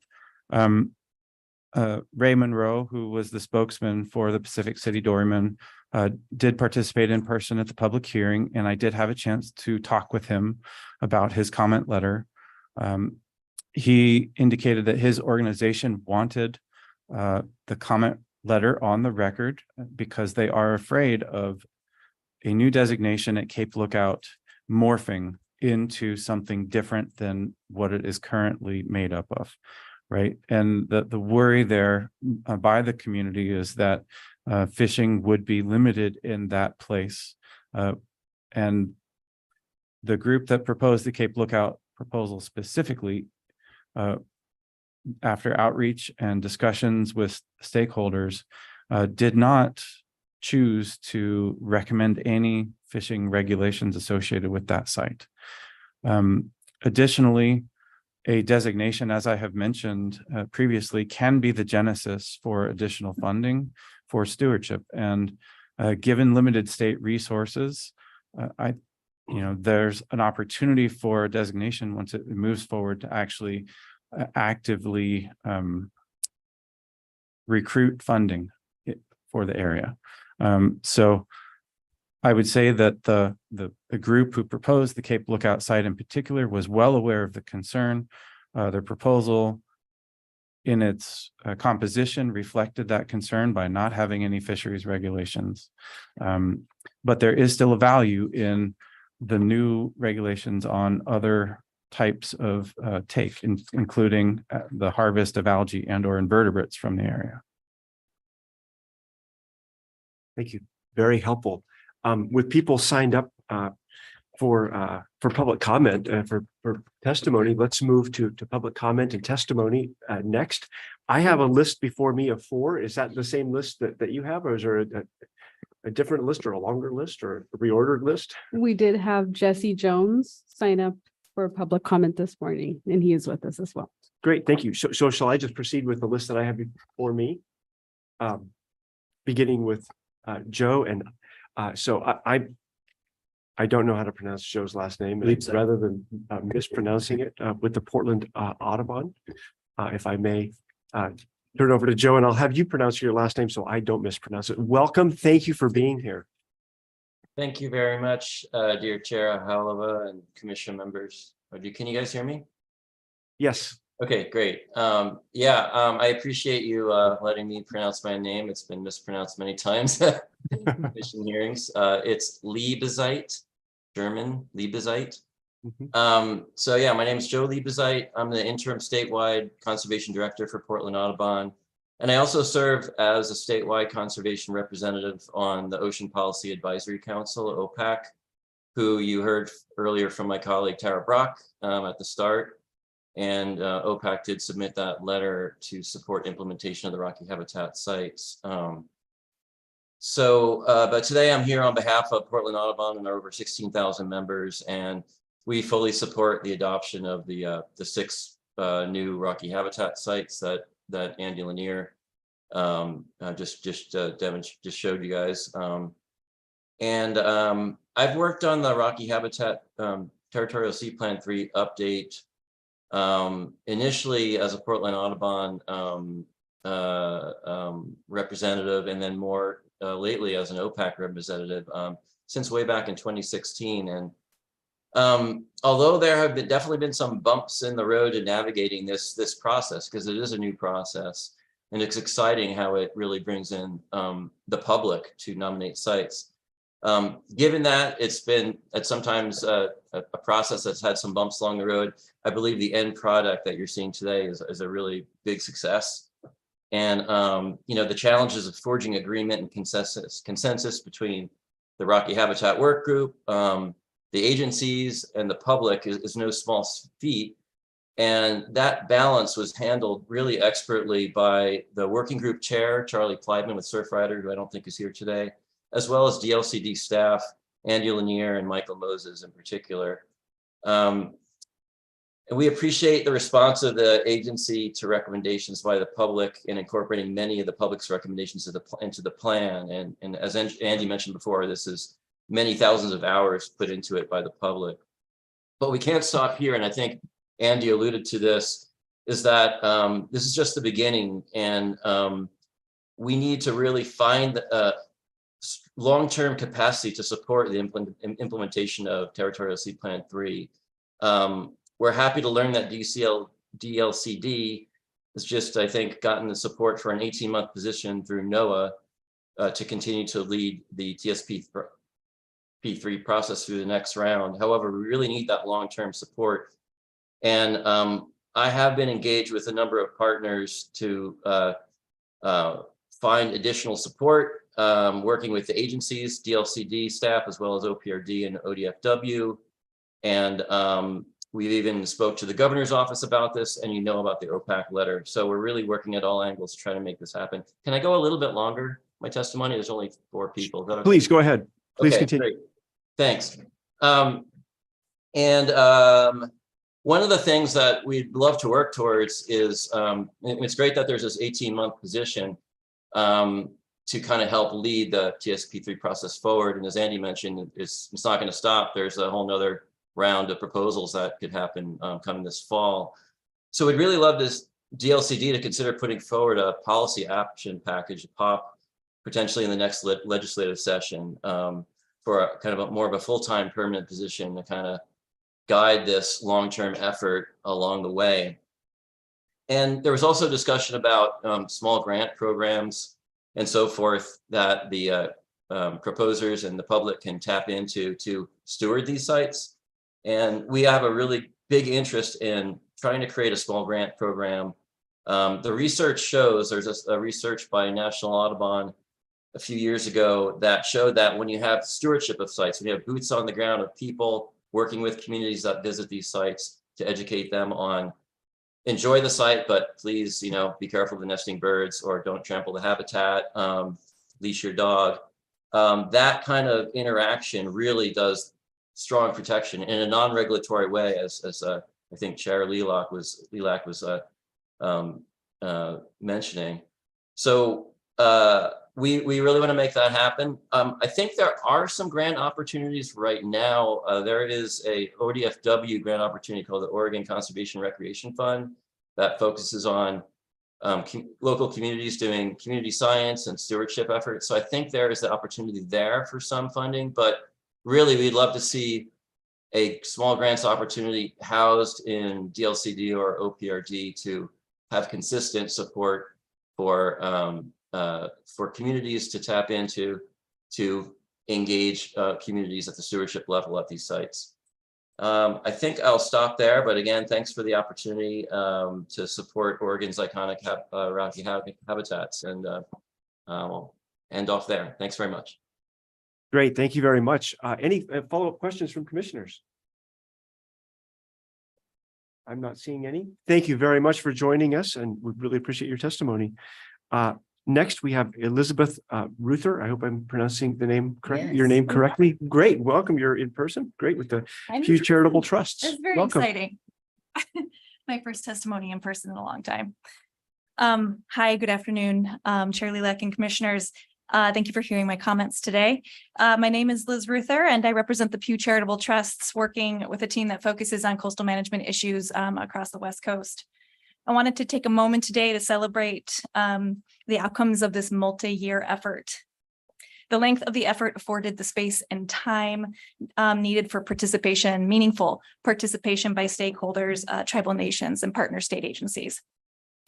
Before joining Pew as a policy analyst, I worked for DLCD in the coastal management program, and prior to that, ODFW. Over my decade of experience as a state official, one constant always held true, that there will always be ways to improve and do better. And given the chance, folks will always tell you how to get there. This was borne out in this process, and the durable outcomes have been many. In addition to the special management designations that you will hopefully approve today, from Pew's perspective, standouts include addressing the importance of submerged aquatic vegetation like kelp and surf grass via new management policies, incorporating adaptive management mechanisms that Andy mentioned by creating a periodic public process for proposals to consider new areas for special management and protection as conditions change on the coast, creating an objective evaluation process to consider those proposals based on science and management needs, adding significant language to acknowledge the importance of rocky habitat areas to Indigenous communities and tribal nations on the coast, and creating new management policies to clarify how to work together with these sovereign entities to sustain their cultural identity and practices. Lastly, while Pew focused our participation on feedback on process and policy, we watched the new proposal process inspire the coastal community. These groups care deeply about the coast and are an asset to DLCD and the natural resource agencies. Because of the stake they now have in stewarding these areas, these groups are excited for new public-private partnerships to care for nearshore rocky habitat, educate their members, and galvanize more support for our coast. This excitement and ownership is spilling and does spill into other arenas as Pew has watched coastal groups defend DLCD's coastal goals and land use system time and again. In the 50th year of the land use planning program, champions are needed as we face new challenges. The foundation the statewide planning goals rest on, including their emphasis on community participation and opportunity for meaningful feedback, prioritization of resources and uses based on thoughtfully crafted criteria, and protection of economically important natural land bases remains a sound approach to finding solutions for our challenges we face, particularly as the climate changes and our coastline along with it. So with that, I thank you for all you do. Not only as commissioners, but in your daily lives. And I hope you take up Andy's recommendation and get to visit these sites in your next commission meeting. Thank you. Great. Thank you very much. Thank you for being here. Commissioners, follow-up questions. Commissioner Lazo, please. Thank you so much for speaking. I think I might ask you to back up for a moment. And I'm interested in Pew's interest and stake in this outside of your connection to DLCD and other state agencies. So what is Pew's mission in their involvement with this process? Sure. Pew is a big organization, and you might be most familiar with Pew as supporting NPR. Yeah. And our one mission and goal is to support civic life and improvement in civic life through nonpartisan, evidence-based information. And within that broad brush, we support a multitude of work, including dental hygiene, broadband, access to broadband, and environmental management work. And so we're active on the West Coast and aim to help coastal management and improve management in the face of a changing climate. Great, thank you. Further questions from commissioners? Yeah, I'll just thank you as well for including us in your broad brush. A very, very important project. Thank you. With no further questions, thank you. We'll move on to Larry, and I hope I pronounced it correctly, Bash, from the South Coast Rocky Shores Group. Welcome.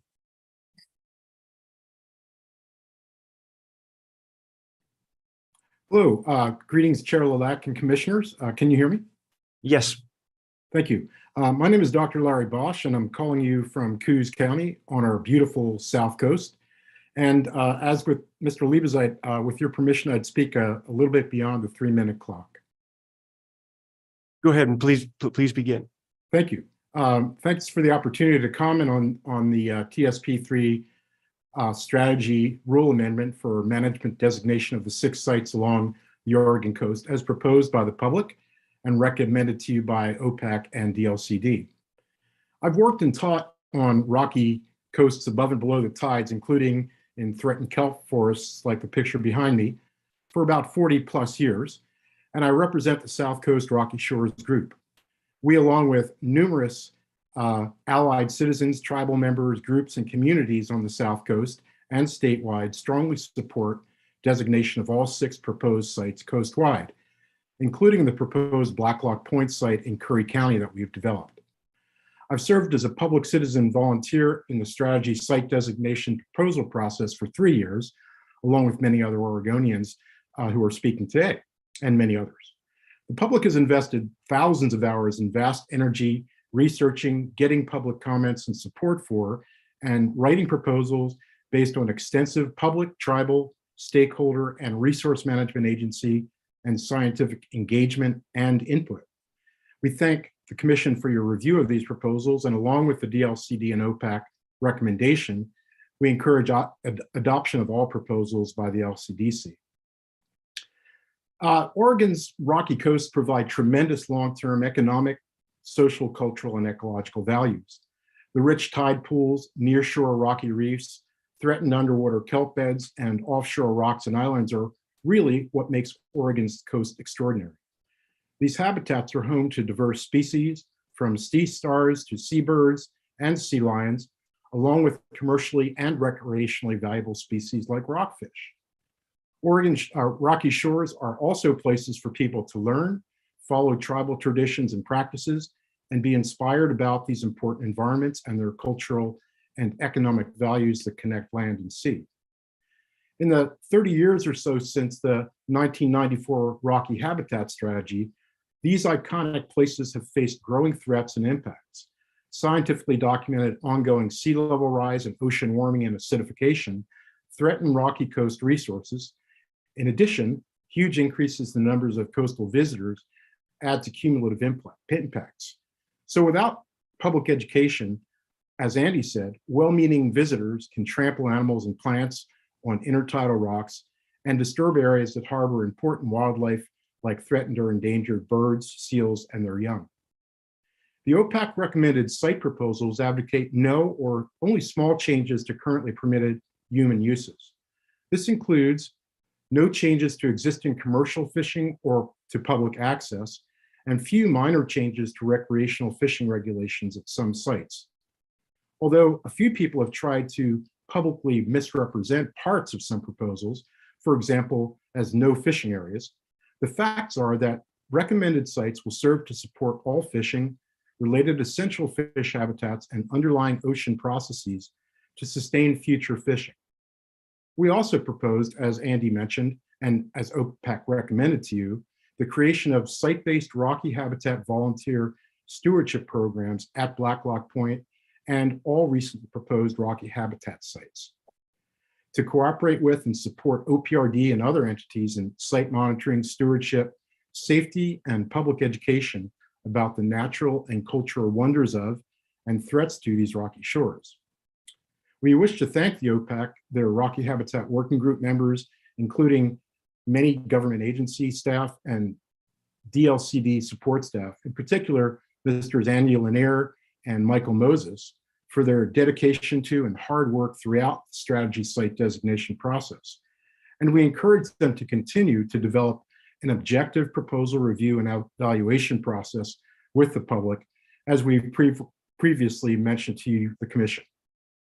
We thank the Commission for your consideration of these public proposed OPAC recommended site management designations. We encourage your adoption of the 6 site designations to support our coastal communities, economies, and tribes, to maximize the chances that future generations of Oregonians and tourists will be able to experience and enjoy Oregon's wild and wonderful rocky coasts. We are happy to serve as guides should you wish to come visit these rocky coast sites, and welcome any questions or comments that you may have. Thank you. Great. Thank you, Dr. Bash. Thank you very much for joining us. Commissioners, questions?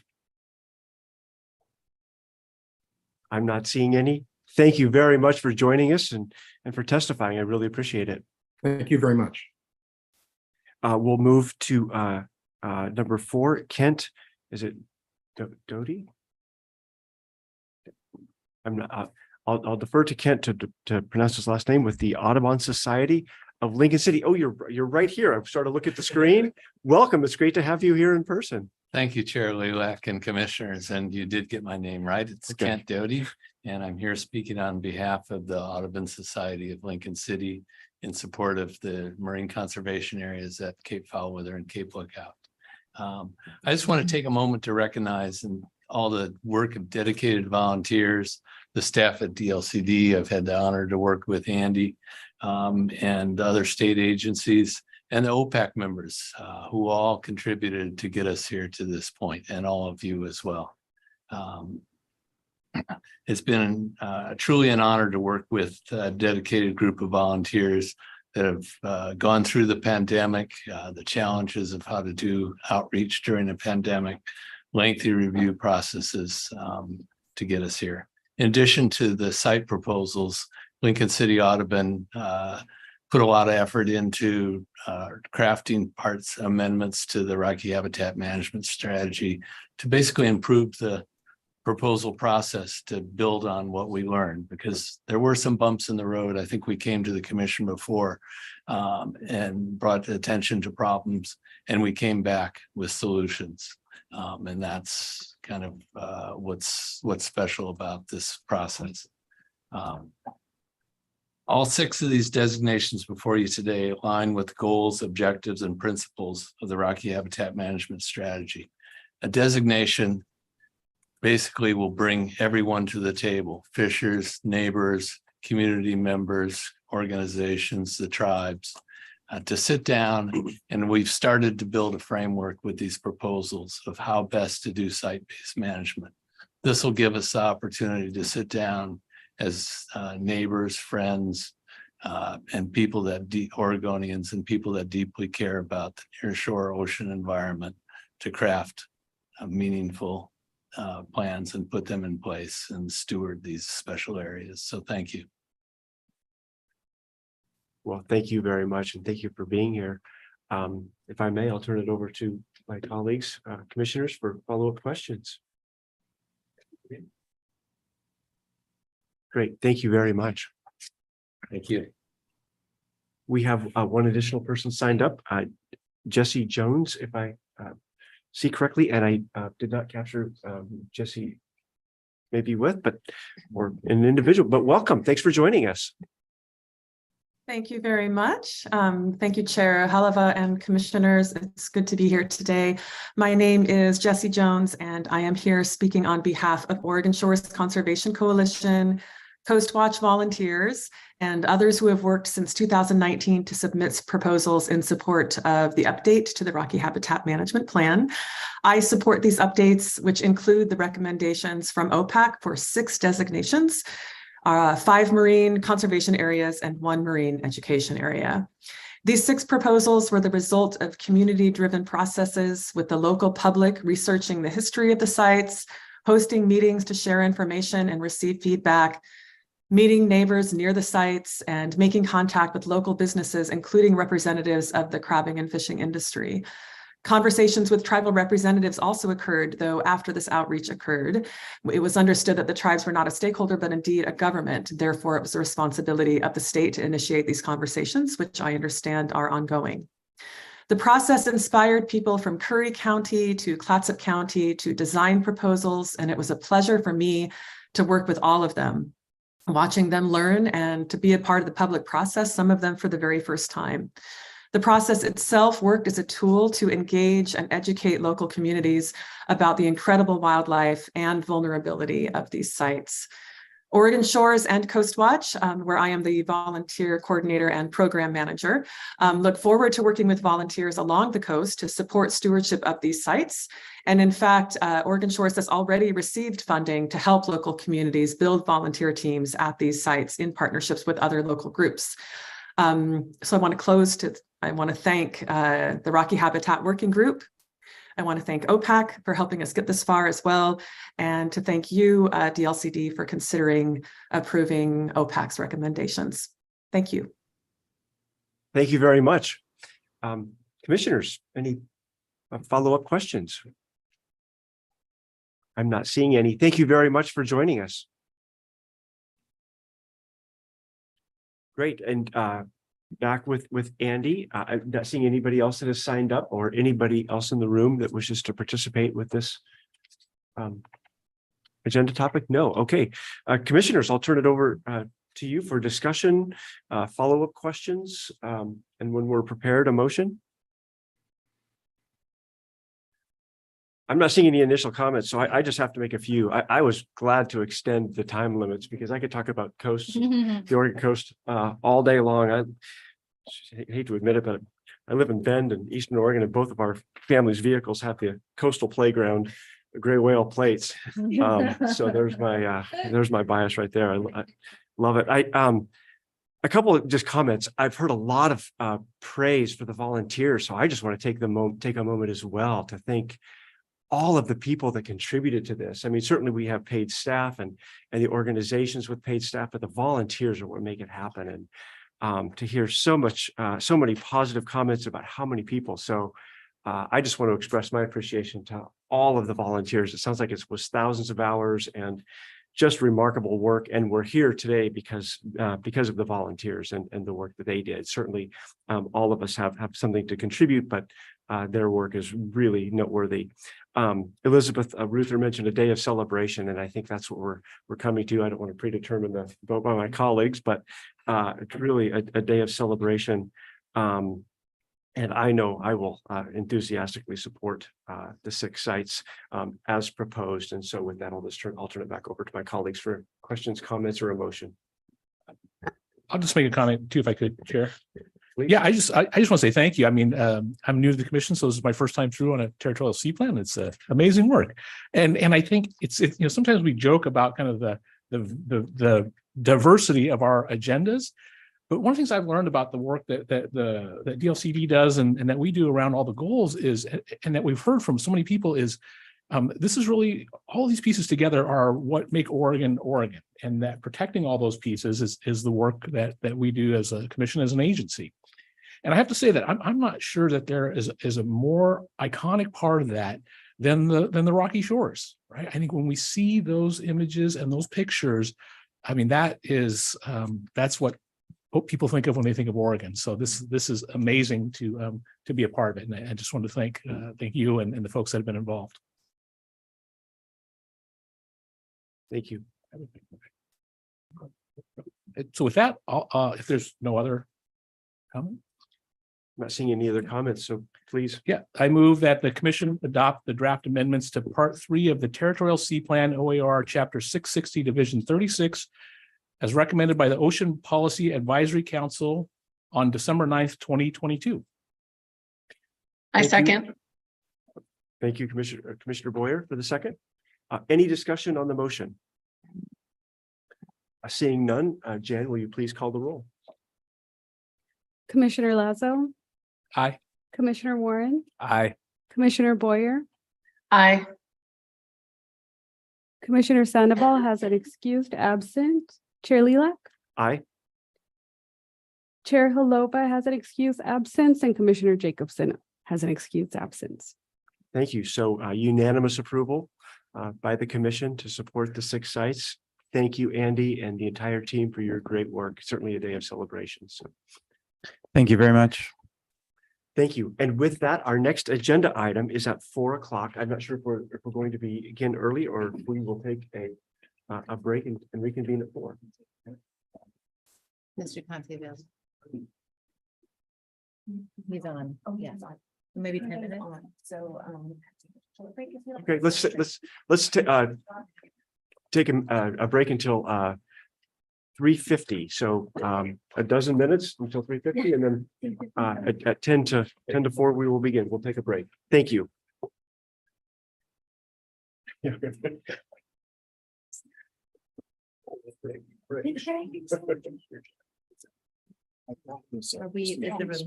brought this up just in case you wanted to staff report in front of us.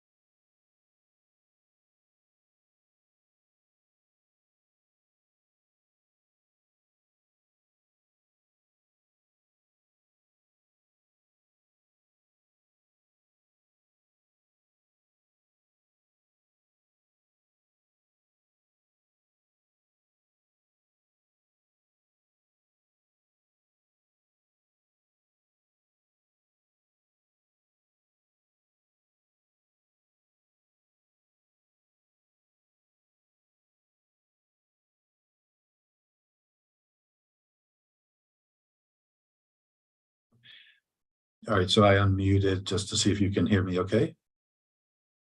Okay, I'll mute up again.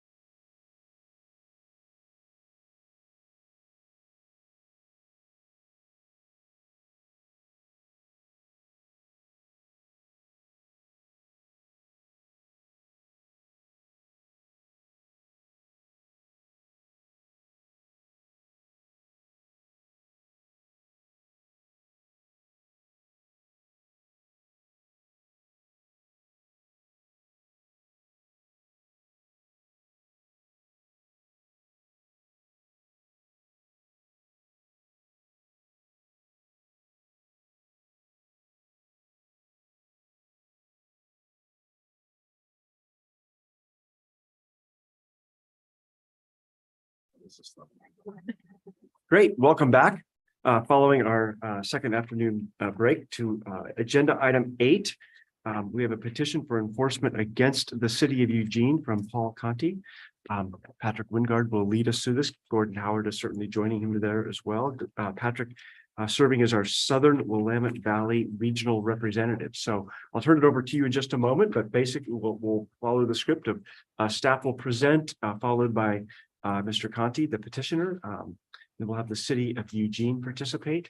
And then we'll follow that up with our questions. So we'll hold questions until we conclude each of the presentations. So with that, Patrick, I will turn it over to you. Thank you. Good afternoon, Chair Lilac, members of the commission. I'm Patrick Wingard. I'm the Southern Willamette Valley Regional Representative for the department. I'll be presenting agenda number 8, which is a citizen petition by Paul Conti against the city of Eugene. I'm joined by Community Services Division Manager Gordon Howard. And Jan, where should I point to advance slides? Where is it?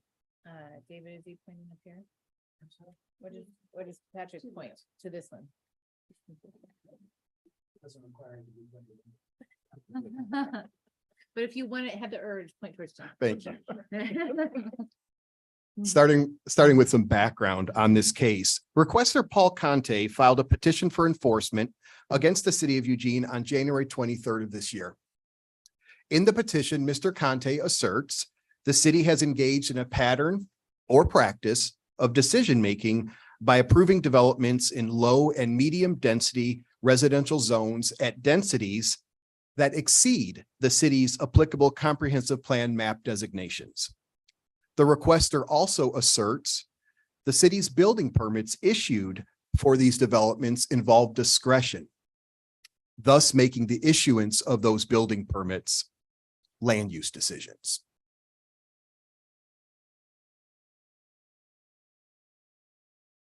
Here's a look at the procedural steps involved in this case pursuant to Oregon Administrative Rule Chapter 660, Division 45.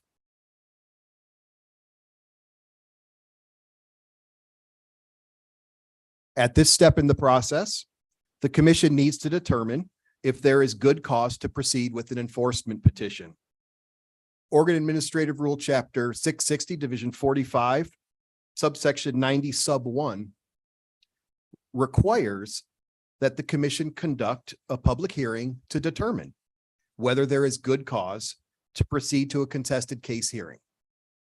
At this hearing, only the department, requester, and the city may present testimony. In addition, the commission may set time limits on that testimony. In making the decision, the commission needs to determine if the petition contains substantial evidence of noncompliance, and if so, cite the basis for this noncompliance. I'm going to hand the floor to Gordon. Thank you, Patrick. The department reviewed Mr. Conti's specific allegations in his petition, and we looked first at his assertion that ORS 197-321 320-1 applied to this action, and it is the department's opinion that Mr. Conti is misinterpreting this statutory provision. This provision applies if after the commission amends a statewide planning goal or rule, a local government doesn't comply with the results of that amendment. Eugene has an acknowledged comprehensive plan and ordinances and has had for many years, and there have been no goal or rule amendments since that acknowledgement calling that compliance into question. So we recommend that the commission not find good cause regarding 197-320-1. Regarding the second of Mr. Conti's assertions under 197-320-6, the key issue here is whether Eugene's building permits are land use decisions. And I'm going to be going into a little bit of a involved explanation here because Mr. Conti in his in his letter to the commission from Sunday, correctly pointed out that the staff report does not actually include the correct citation for ORS 197-320-6.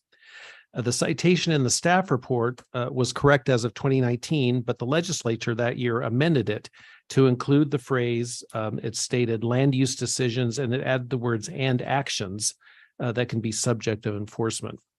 Mr. Conti correctly pointed out that that's the language in the statute as of today. So looking back into that issue, the reason that the legislature added the words and actions in 2019 to the statute is that at the same time, the legislature, as part of the rewrite of the state's housing statutes in House Bills 2001 and 2003, added a requirement for Oregon cities over 10,000 population to complete what are called housing production strategies to implement Goal 10 of the statewide planning Goal 10 for housing. Those housing production strategies are defined in the statute as not land use decisions specifically. And so at the same time, as part of House Bill 2003, the legislature made failure of a city to complete a housing production strategy to be a cause for an enforcement order. They added ORS 197-320-13 to the statute. And since housing production strategies are specified in the statutes as not being land use decisions, the legislator thought it prudent to add the words and actions after the words land use decisions back in subsection 1 of that statute. Hopefully, this is a little bit confusing even to me. Hopefully, I'm explaining it well for you as well. The clear legislative intent here was to accommodate enforcement regarding housing production strategies, not to greatly expand the scope of LCDC enforcement authority beyond land use decisions. And the reason that the staff can or the department can recommend that you make this finding is that you have already made this finding in 2020. In 2020, the commission adopted, as part of its order regarding a petition for enforcement in the Stafford area of the Portland metro region. That petition was by a property owner against Metro, Clackamas County, Lake Oswego, Tualatin, and West Lynn over a document that all those agencies adopted it was not a land use decision. The commission agreed with the finding of the hearings officer in that case that the statutory change that the legislature made in 2019 was narrowly focused on housing production strategies, and it was not the intent to allow enforcement on other matters that aren't land use decisions, such as was in that case. And that gets to the issue that's actually discussed in the staff report, which is, are the building permits that the city issued land use decisions? And here the plain language of another state statute, ORS 197-015-10B, provides some pretty clear guidance. The language is part of a long, complex definition in state law of what constitutes a land use decision. The base of that definition is that a land use decision is something where a local government is making a decision based upon its own comprehensive plan or zoning code. However, the definition then goes off and lists a number of things that are not land use decisions. And one of those things specifically listed are building permits issued under clear and objective standards. And in the two cases Mr. Conti cites of building permits issued by the city, those permits were issued in the staff's opinion or department's opinion, under clear and objective standards. The city has clear requirements for building permits and followed those. Therefore, this isn't a land use decision, and the commission has no authority to proceed with an enforcement order. And that is the department's view on that question. Going on to the third issue that's listed here, these are really consisting more of policy considerations as much as legal standards, and Mr. Conti is correct to point that out in his recent submittal. It also covers some arguments the city makes the department is skeptical about, in addition to the things we've already talked about. For example, the city argues that that its actions are consistent with the 1975 Oregon Supreme Court decision in Baker versus Milwaukee, which stands for the requirement that a city's zoning be in compliance with its comprehensive plan. The department thinks the city is reading in that case is inaccurate as applied to Eugene in this situation. Another point the department makes, which is policy related rather than legal, is that House Bill 2001 from 2019, which requires cities to allow middle housing in all residential zones, makes the residential density questions raised by the petitioner much less relevant than they used to be. But once again, that's really a policy issue, and that's immaterial if you think about it to the matter brought forward, which is whether the commission has authority to issue an enforcement order. And because in our determination as the department, this is not a land use decision, the commission does not have that authority. There are other potential venues where the petitioner could bring this case, perhaps LUBA or even circuit court, but the statutes in our reading do not allow the commission to be the venue for resolving this issue. And that concludes our staff report for you. Thank you, Mr. Howard. Moving quickly. Oh, well, not quite concluded. Let's finish that up. We're almost done. I wanted to share with the commission the department's recommended motion. If the commission makes a finding of not good cause to proceed. Alternatively, if the commission finds good cause to proceed, the commission should take these actions shown on the screen and use this alternative motion. And we'll have these handy for you. To you, Chair Lilac. Great. Thank you very much. Next, we will turn to Mr. Paul Conti for 15 minutes, followed by the City of Eugene for 15 minutes. So, Mr. Conti, the floor is yours. Thank you, Chair Lilac. My name, for the record, is Paul Conti, and as you know, I'm the I'm the petitioner in this case. I want to take a minute for us, but to make a few positive comments before getting into the petition, and that is that I logged in early because I knew you were running ahead of your schedule and got to enjoy watching a really positive and encouraging process, both from the commissioners and from all the people that worked on the marine issues, the rocky issues, and so on. That's what I would like to see happening more throughout the state, and it was encouraging to see that. I also noted at the end of the comments by the commissioners that I believe it was Commissioner Lazo. I'm not familiar with you by name, but I tried to pick it up. And he said approximately, protecting all these pieces is what makes Oregon. And that is so right. And the way that we as a city, as citizens, through goal 1 and the other statewide goals, protect and make all the pieces and make this what is Oregon is through plans. And if plans can be flouted as egregiously as the city has done, and then excused by a very misleading so-called analysis by the staff, then we're in trouble.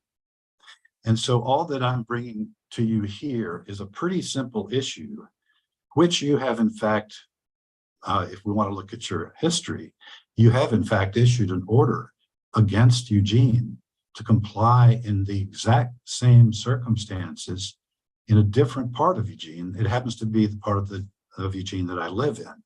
So you've already been down this road before. And at that time, the city of Eugene agreed to a consent order, and they are still under that order. That was, I think, about 10 years ago. And they still haven't done what they were supposed to do, which is to bring their code into compliance with their plan.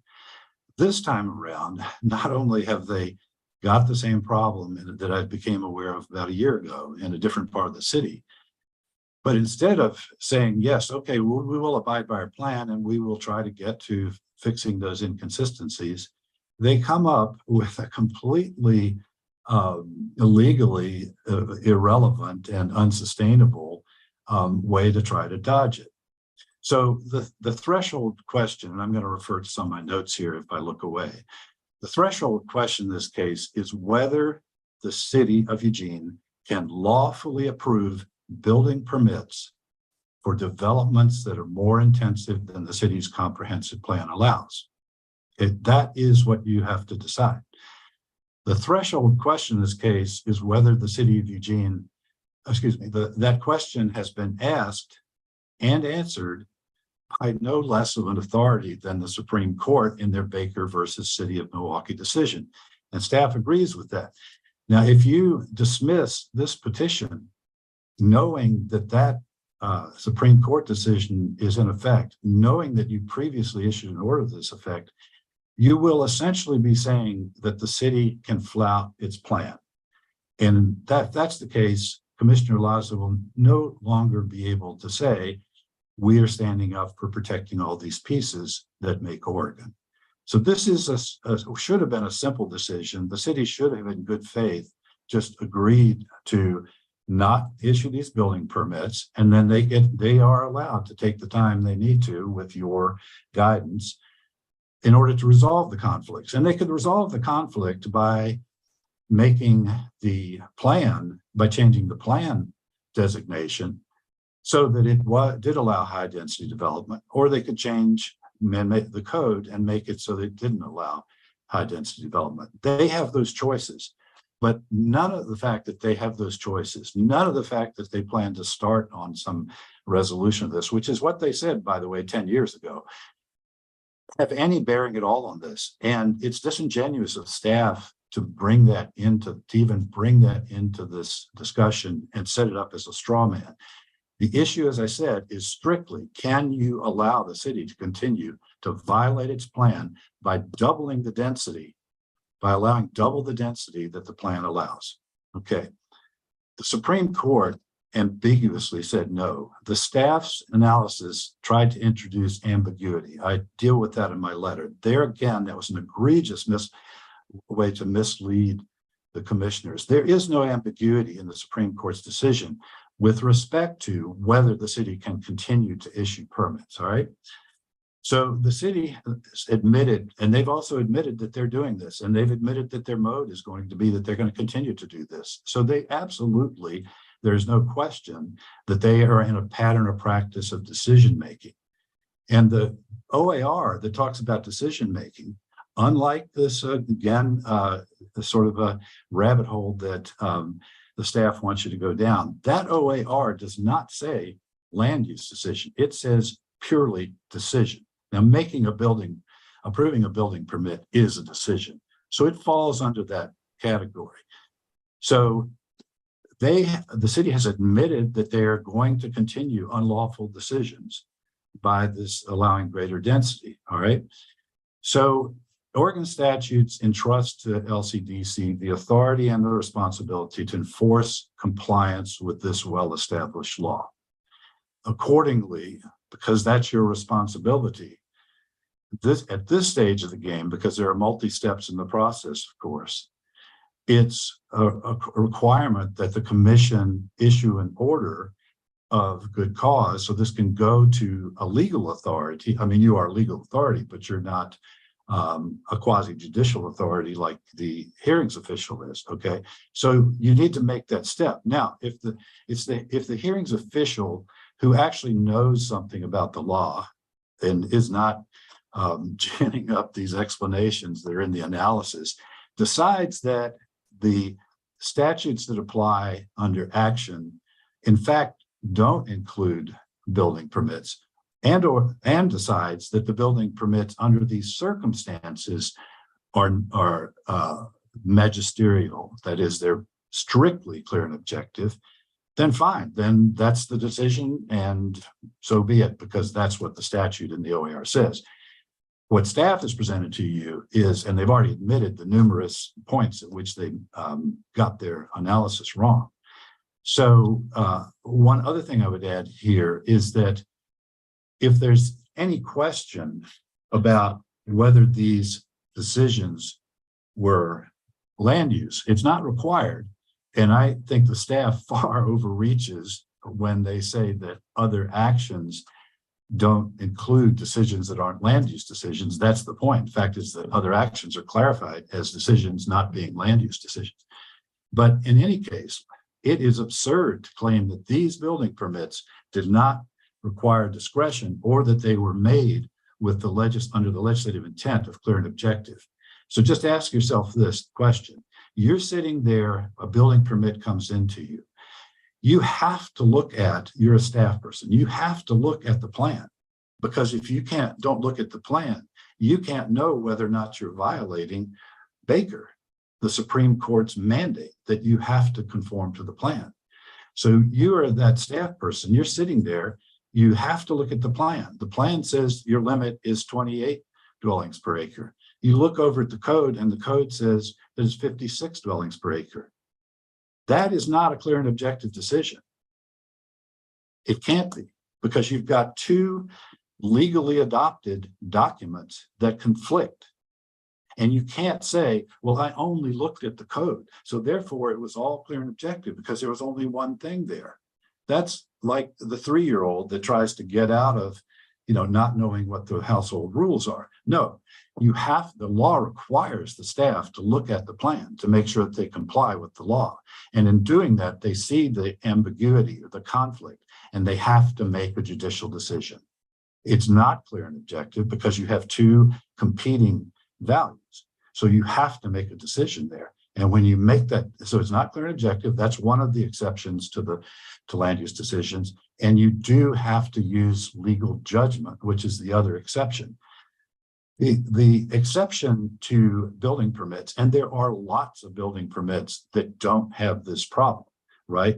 Because if you come into a part of the city where the code and the plan agree, you look at both of them, there is no decision, right? They both say 28 dwelling units per acre is the maximum. You don't have to make it's first off, that's clear. And second off, you don't have to make a legal judgment. So I couldn't bring a challenge in that case on a building permit. But when you are forced, because the city has screwed up and has not done what it said it would do 10 years ago, and they are left with non-compliant code, they have to then look at the situation and they have to make a judgment. So it's nonsense that these aren't, that these would fall into one of those exceptions. Okay. I want to check my notes here. I think covered most of it. In any case,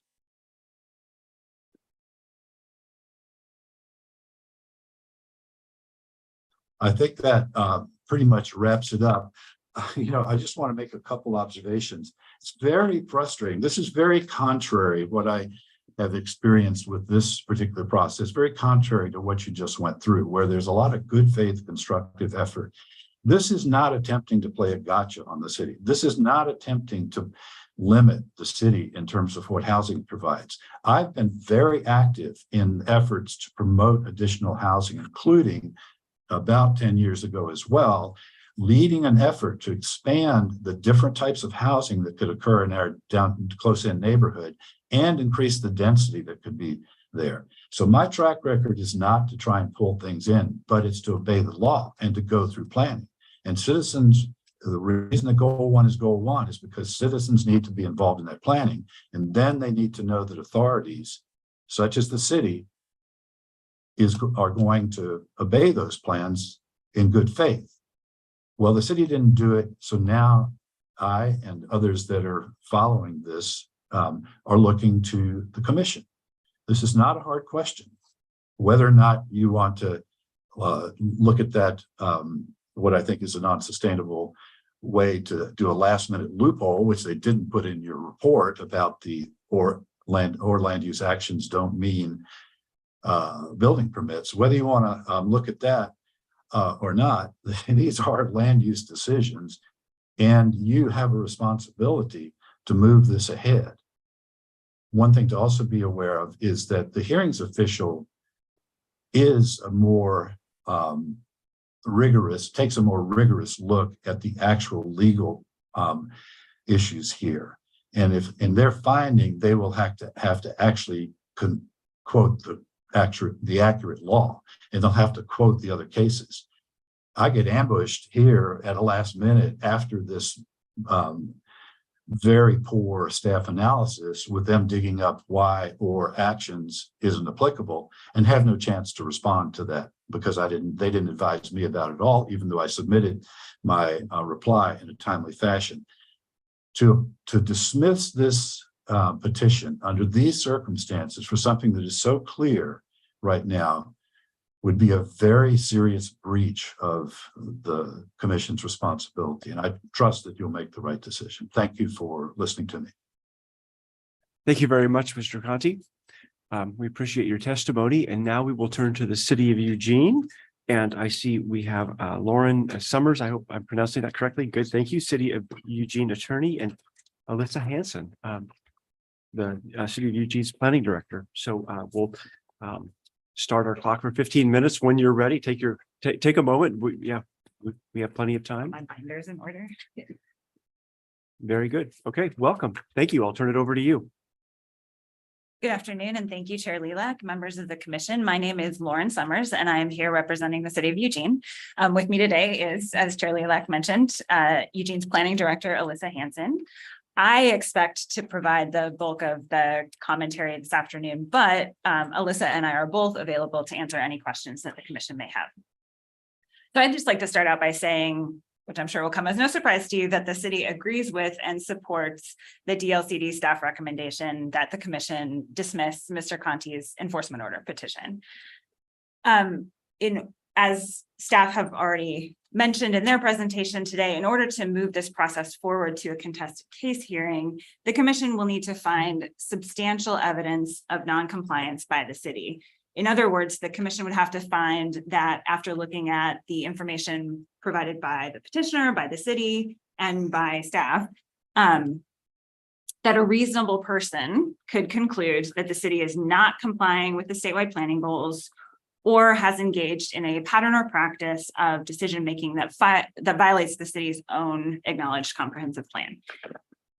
As the staff report correctly concluded in this case, the commission cannot make those findings. So Mr. Conti's petition should be dismissed.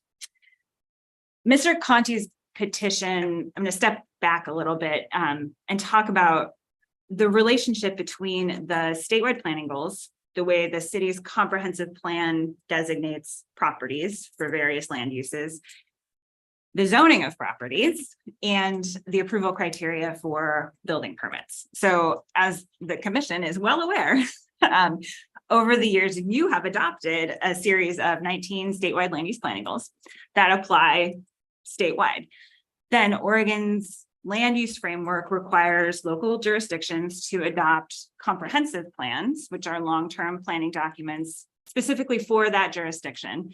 Those comprehensive plans have to comply with the statewide planning goals, but there's also some flexibility built into the system to allow a local jurisdiction to plan in a way that makes sense for them. So understanding that Burns is a different community than Astoria, which is different than Eugene.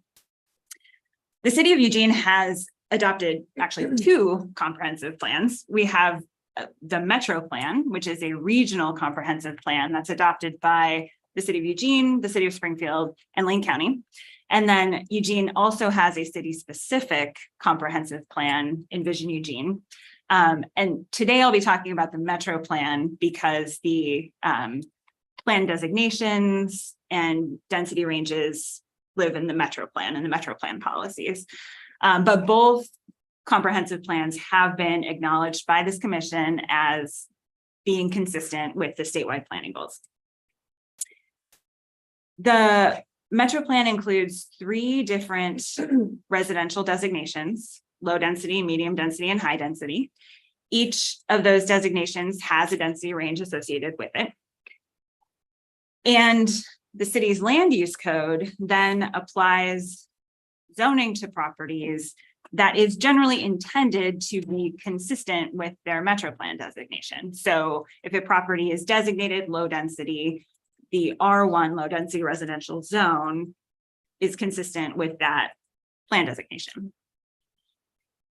And the city's code, land use code, has also been acknowledged by the commission to be in compliance with the statewide planning goals. Mr. Conti has identified some residential properties in the city where he alleges that the metro plan designation and the zoning don't match, and that the zoning would allow a higher density of residential development. So that is more dwelling units, more housing than would be allowed by the metro plan designation. And that is kind of the background and basis of this petition for an enforcement order. As DLCD staff mentioned, state law provides the bases on which the commission can issue an enforcement order. You do have broad enforcement authority, but it is circumscribed to some extent by state law. Mr. Conti is alleging that the city has violated two of those bases, ORS 197-320 sub 1, which allows the commission to issue an enforcement order if a comprehensive plan or land use regulation is not in compliance with the statewide planning goals, and ORS 197-320 sub 6, which allows the commission to issue an enforcement order if a local government has engaged in a pattern or practice of decision-making that violates its own comprehensive plan. And like I said before, as the staff report correctly concludes, neither of those bases can support an enforcement action in this case. ORS 197-320 sub 1 only applies when there has been an adoption of a new statewide land use planning goal or an amendment to a statewide land use planning goal. And as the commission is aware, as the body who does those things, that hasn't happened in a while. So we have an acknowledged comprehensive plan. Eugene has acknowledged land use regulations. There have been no changes to the statewide land use planning goals. So sub 1 does not provide a basis for enforcement here.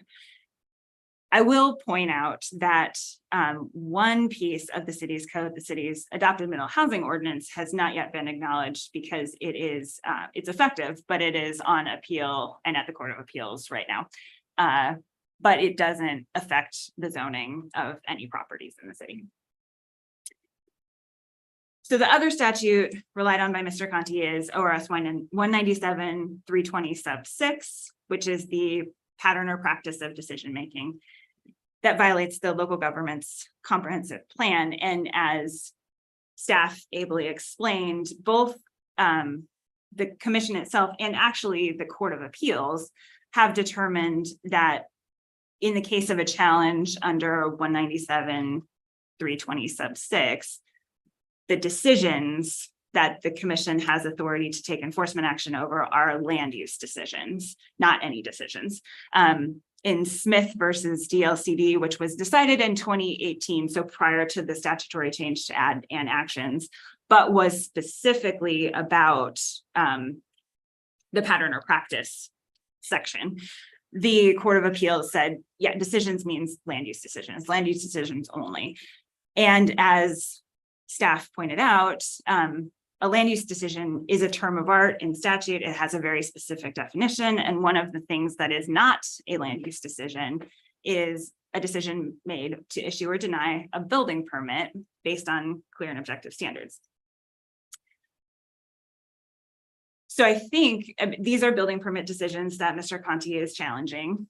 I think the commission could stop there, but I wanted to get a little bit further into some of the points that Mr. Conti brought up today, particularly that his argument that actually these building permit decisions weren't based on clear and objective standards because a staff person had to decide whether to look at the density range in the plan or the density range in zoning code.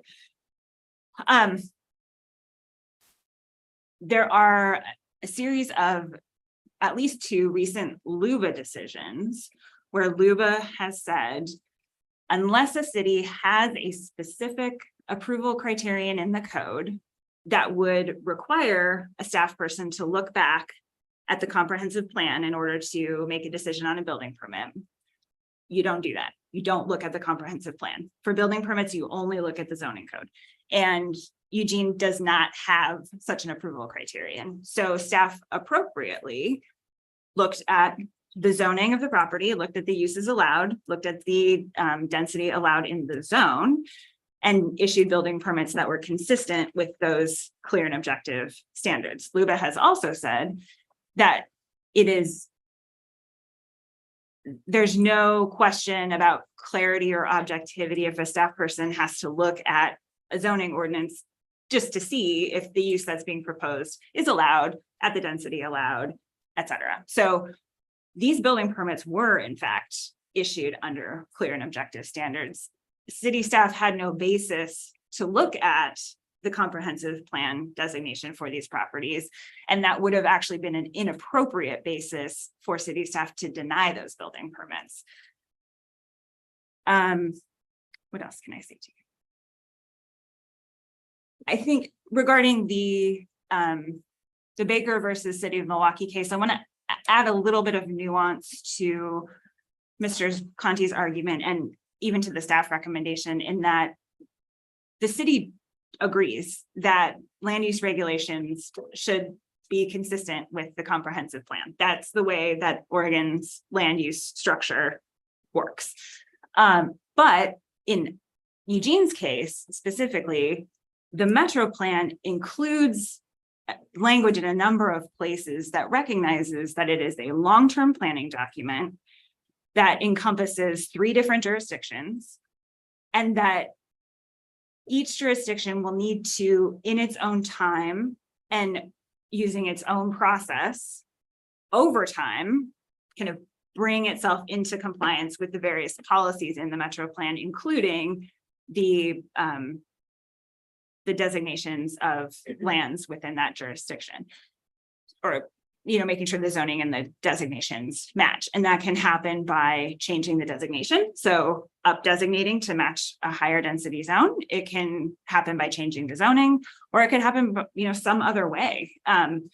But the plan itself recognizes that at any particular point in time, a zoning and a comprehensive plan designation on a particular property might not match. But that's not inconsistent with the plan, because the plan has planned for that in a way. So Eugene thinks that, even if the commission agrees with petitioner's interpretation of Baker versus City of Milwaukee, because of the language in our Metro Plan that presupposes that there will be some change over time in order to bring the jurisdictions into compliance with these long-term planning policies, and accounts for that the fact that on a particular day, a property's zoning and plan designation might not match is not actually inconsistent with the plan. It's consistent with the plan. That's something that the plan has recognized will happen. And then finally, as the staff mentioned, this is something that the city is planning to do work on. A parcel-specific comprehensive plan diagram is on Planning Division's work plan. Work is set to start next year in 2024. And as part of that work, staff will, one of the pieces of that work is to align comprehensive plan designations and zoning on properties across the city. The Metro Plan diagram as it currently exists was adopted many, many, many years ago and is not parcel specific. And so this work is important in a lot of different ways to give folks who want to develop in the city more certainty about what is allowed on their property.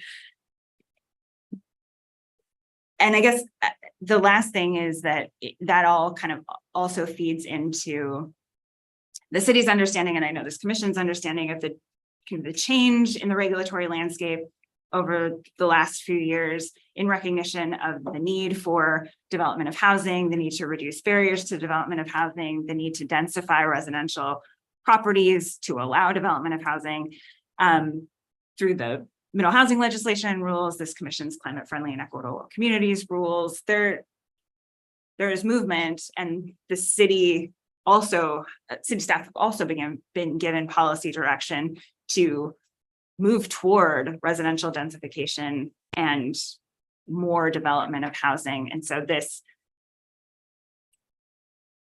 city is moving in that direction already. So from a policy perspective, the enforcement order isn't necessary. We're moving that way. And for the reasons that staff ably articulated in their recommendation, in this case, the city doesn't believe the commission actually has a legal basis to pursue enforcement against the city. And with that, I would ask you to accept the staff recommendation, dismiss Mr. Conti's enforcement petition, and we're available for any questions the commissioners might have. Thank you very much. So I'll turn it over to commissioners for their next segment as for commissioner questions. And I would just suggest everybody stay where you're at. And we have Mr. Conti online, and commissioners, I will, there's a lot of information to absorb and to think through, and it may take a moment or so to digest it and develop questions. But I'll turn it over to my colleagues for questions.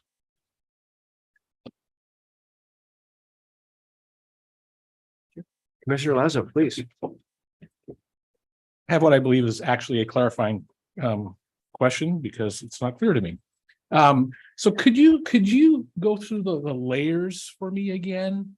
And maybe we can work from the parcel level up. Sure. Right? So the parcel in question here, or maybe there are several, is zoned R3.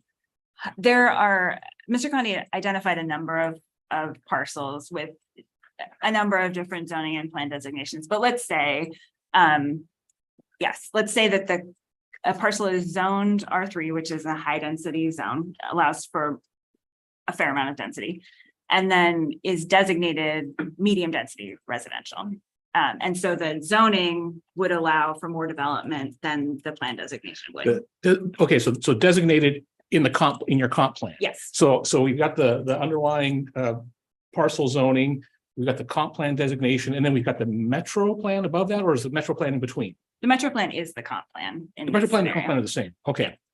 And so, because I'm looking at the graphic of the metro plan, the comp plan. Mhm. This is where electronics isn't as friendly as a giant piece of paper, right? Okay, so I'm assuming these are in the comp plan is described as low density residential, LDR then? No, and MDR. The hypothetical that we're describing would be MDR, medium density residential. Yeah. And does the comp plan or the metro plan then prescribe minimum or maximum densities for those? Yes. Okay. So let me see if I can flip to that policy really quickly. Excuse me, while she's looking it up, it also does Yeah. include LDR. That's include. Oh, thank you, Mr. Conti. Okay, so some of the ones that you are contesting have been building permits have been allowed for higher density are also in LDR on the comp plan designations. The area that is subject to these inconsistencies is all zoned R3. Some of the parcels are designated low density, some are designated medium density. The two building permits were on properties that were designated medium density. Okay, thank you. I just want to make sure the city has the opportunity to respond as well. If you're. Oh, thank you, Chair Lila, Commissioner Lazo. The city doesn't 100% agree with the Mr.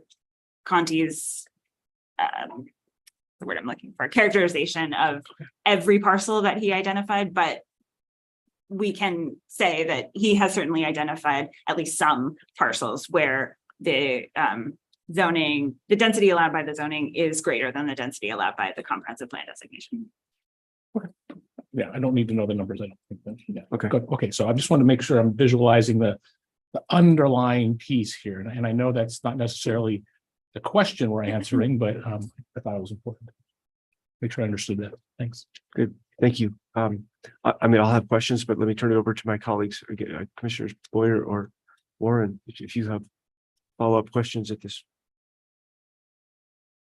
I think the one question I have is these building permits were issued as right, or did they have to go through a secondary process? Chair Lila, Commissioner Warren, I'll let Alyssa jump in if I'm getting this wrong, but my understanding is it's an outright permitted use in the zone. The building permits were issued for a multi-unit complex, which is an outright permitted use in the zone. So they just needed the building permit. There was no land use application or additional land use decision made. Thank you. And just for the commission's information, Mr. Conti's letter acknowledges this as well. It's been now long enough that those buildings are built And so initially, Mr. Conti had asked the city to revoke those building permits, and the city declined to do that. At this point, revocation is really off the table because they are constructed. Thank you. So one of the key issues that staff has raised and we've heard is maybe, for lack of a better term, is this the appropriate venue for this action? So I'd be interested in hearing Mr. Conti, if you'd like to respond to that. You're, as the petitioner, you raised it, the enforcement order to the commission, and just thoughts about is this the appropriate venue? And then if you any other concluding remarks, or not concluding, but any other remarks you'd like to share. Thank you. Thank you for that time. You know, let me give you a little bit of background. It's very short, but if you'll bear with me. So Baker versus Milwaukee, City of Milwaukee was brought through circuit court, if I recall correctly. But it applies down the line. So you can bring anything into circuit court, as a city's attorney would know, right? So you go for writ of mandamus. But let's step back a little bit. You know, we want to talk about big picture. We're talking big picture, Oregon's vaunted land use planning. And that planning depends. Then I don't know how many of you know the detailed history of how that came to be. But the only way that Oregon got ahead of the game was that people went around the state convincing citizens, and for many, many years holding by that commitment, that the number one goal would be citizen involvement. And so as part of that, the intent was to make it feasible for citizens to involve in land use planning. So ultimately, two organizations were set up. The first was LCDC, DLCD, and that was to get the planning done in which people could engage and participate at both state and local levels. The other that was set up was Land Use Board of Appeals. And if you look at Land Use Board of Appeals, and I have some history there as well, it used to be, and if you look at some of the early decisions, an ordinary citizen could go to the Land Use Board of Appeals, and the technical knowledge and the cost was something that wasn't an extreme barrier. That's not like that now. You can't go to Land Use Board of Appeals unless you have an attorney or a major, advocacy player. But one thing still does remain, and that's the citizen's petition for enforcement. And that was put in place so that an ordinary citizen like me didn't have to go to the circuit court, pay for an attorney, because that has many more complex rules. Look at how this is relatively informal. I can participate, right? But also, if I bring this issue up in circuit court and I lose, I may have to pay the expenses of the city. So saying, oh, well, you just go to circuit court. That's pretty disingenuous. I'm here in something that is one of the core institutional structures and process structures to let citizens participate in Oregon's planning. And the idea that there's other alternatives is really not practical, okay?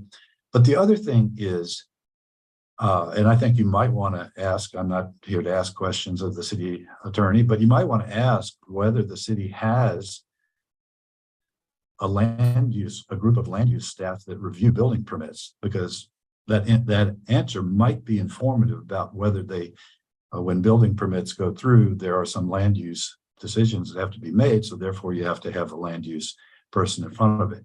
And it is entirely disingenuous for the staff to hide behind that. Well, staff didn't have to look at the Baker decision. They know that they're under an order in a large portion of the city to not do what they're doing. That order just doesn't have, it's an LCDC order. That order doesn't have to, somehow be thrown to the side and ignored when they go to some other part of the city. This is a pretty simple decision. The city was required to make a judgment. A bank robber can't rob a bank and say, oh, I wasn't supposed to look at the law, right? They had to know that they had to comply with Baker. Any prudent, good faith, responsible person in the cities, with the city's land use staff that looks at building permits, would have known to look at that because they know about the order. I've raised the issue before. So the fact that they're trying to claim that nobody thought about this because they just looked at the building permits is specious. This core decision needs to, it's right square in your lap, which is you are the agency that the statutes have set in place to allow a citizen to bring an egregious non-compliance with the plan and have them stop it. The final thing I'll say on this is the whole last part of the city's discussion was about when they had to actually modify the code. That is not an issue here. They can take this, but I'm not going to spend time trying to get them to do their job by modifying the code. That's not the issue. The issue is as long as they want to wait, they still can't approve building permits that conflict with Baker. That's the issue here, not whether there's room to do this and room to do that. This is a very simple issue. The plan is absolutely clear and objective and is a requirement. And they've always followed it when the code and the plan align. And now they're trying to dodge this. So I really hope you will look at what's at stake here and make the right decision. Thank you. Thank you very much. Follow-up questions from commissioners. I guess to go back to the city, and I'm not going to go down the rabbit hole of asking about an existing enforcement order. I'm not familiar with that, and that's not the subject of this. Is it, as I just kind of crystallize, I try to think through the final decision points. It's the city's position that this is not the venue to raise this. And I guess the other question is about substantial evidence in the record and pattern of practice. Is it fair to say that this might happen on occasion in the city, or is it? But it doesn't rise to the level of substantial evidence, and maybe we don't even get there. If we have to decide that, I don't know if jurisdictional is the right or venue is the right term, but that's one question. The other question is substantial evidence or pattern of practice. Is that a fair claim that it does happen on occasion in some circumstances, but it doesn't rise to the level of substantial evidence in the record to demonstrate a pattern of practice? I'm just curious. So thank you for the question, Chair Lilac. To answer your first question, is this the right venue? You are correct. The city would say no, because because of the circumstances of this case, and because the commission's enforcement authority is statutorily set out, it's the city's position and with staff's recommendation that commission doesn't actually have the enforcement authority in this case.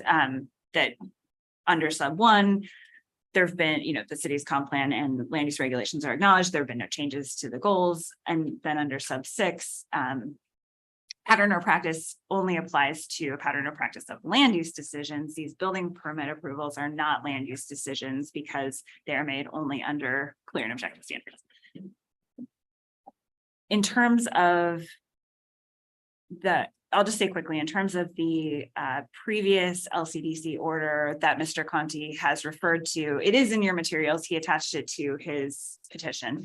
It is a stipulated consent order. It was not an enforcement order by the commission. In that case, the city and Mr. Conti agreed that because, and he has also included a letter from the city manager at the time, which is attachment D to the petition, where the city manager says, we actually don't necessarily agree that there is a problem here, but at the time they were thinking that some work would happen during the city's specific comprehensive plan adoption and wanted to make sure that there was time for citizen input. And so said, okay, in the interim, the parties can agree that for this one specific neighborhood, we will make sure that we don't issue building permits for uses that would exceed the density in the plan designation. But it was not, and then the parties brought that to the commission signed off on that solution, but it was not an enforcement order top down from the commission. It was an agreement between the parties.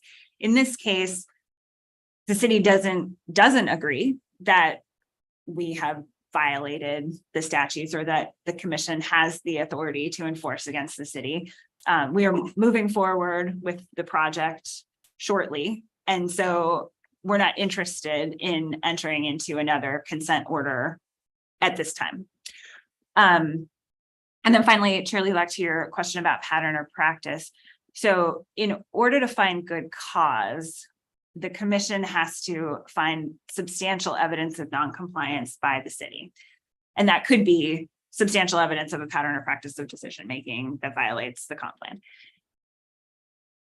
Substantial evidence means you look at all the evidence that has been presented to you. And if a reasonable person would say, yeah, I think there's enough here to find noncompliance, then you can find good cause and move things along. In this case, I don't think a reasonable person could make that finding because, as we just talked about, I don't think the commission even has enforcement authority in this case. The things that Mr. Conti has alleged that the city is doing don't violate ORS 197-320 for the reasons that we have discussed. So I do not think Mr. Conti has provided substantial evidence of a violation. And the last thing that I will say is, going to a pattern or practice, you don't need to get to this question. The staff report was correct that you don't need to get to this question because building permit decisions aren't land use decisions. So you can just stop there. But how many decisions constitutes a pattern or practice? There are two, well, Mr. Conti has identified 2 building permits that were issued as the subject of this enforcement order petition.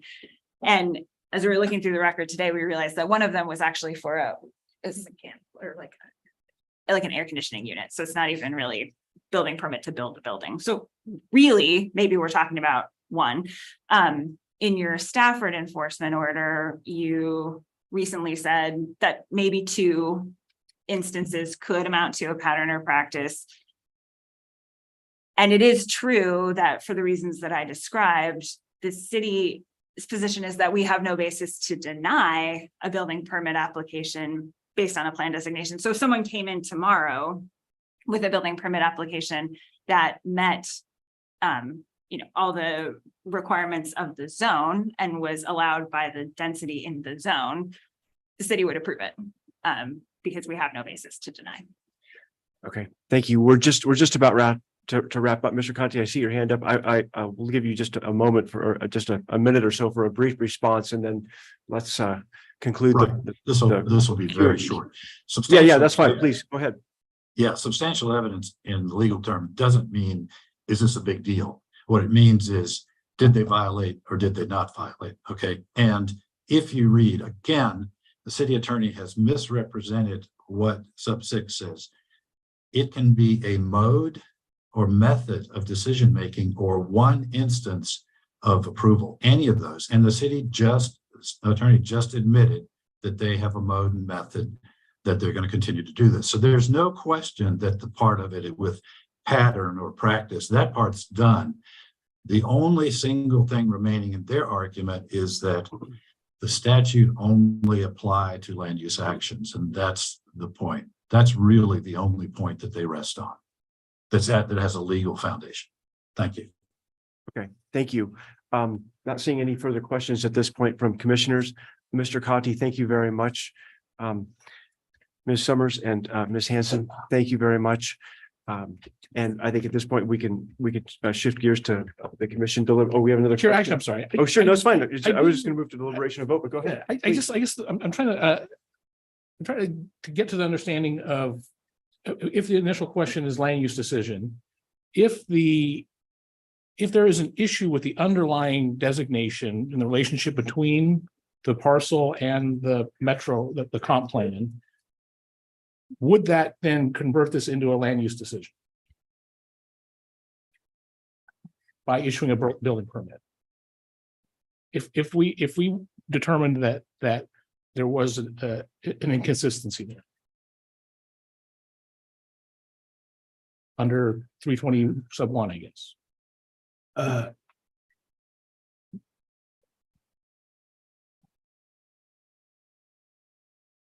That's 320(1) is, I think we've come to the conclusion is not a basis.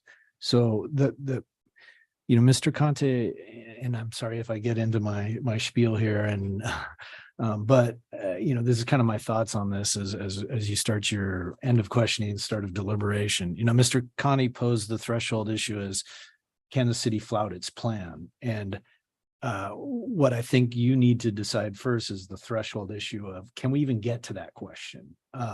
Whether or not he's right or wrong about that.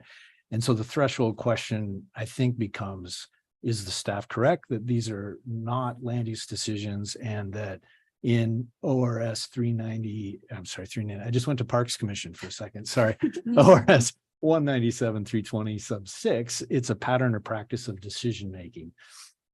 And the cases and the commission's history has said, by decision making, we interpret that, and the courts have interpreted that to be land use decision making.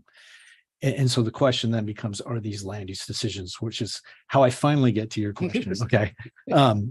And I think in the city's presentation, they presented square. The way that I understand the cases and the way I think the city presented them is, if you have a code that requires you to look to the comprehensive plan in addition to the standards, then you have to look to both. But absent a provision in your code that requires that piece of analysis, then you don't look beyond the code. You look strictly at the code. And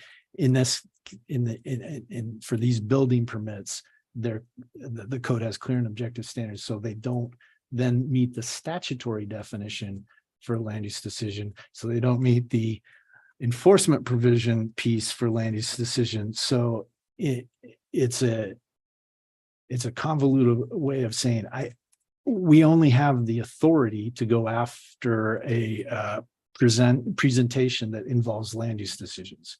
And I don't think, based on what we've seen here, that has been established. So can I just ask a follow-up question then? Is that because if it's not in code that you look at, if it's not, is it because both the plan and the zoning have both been acknowledged? And if they were going to be appealed for potentially Baker versus City of Milwaukee, that would have been the time to raise the issue? Or is it at implementation as we're seeing now? And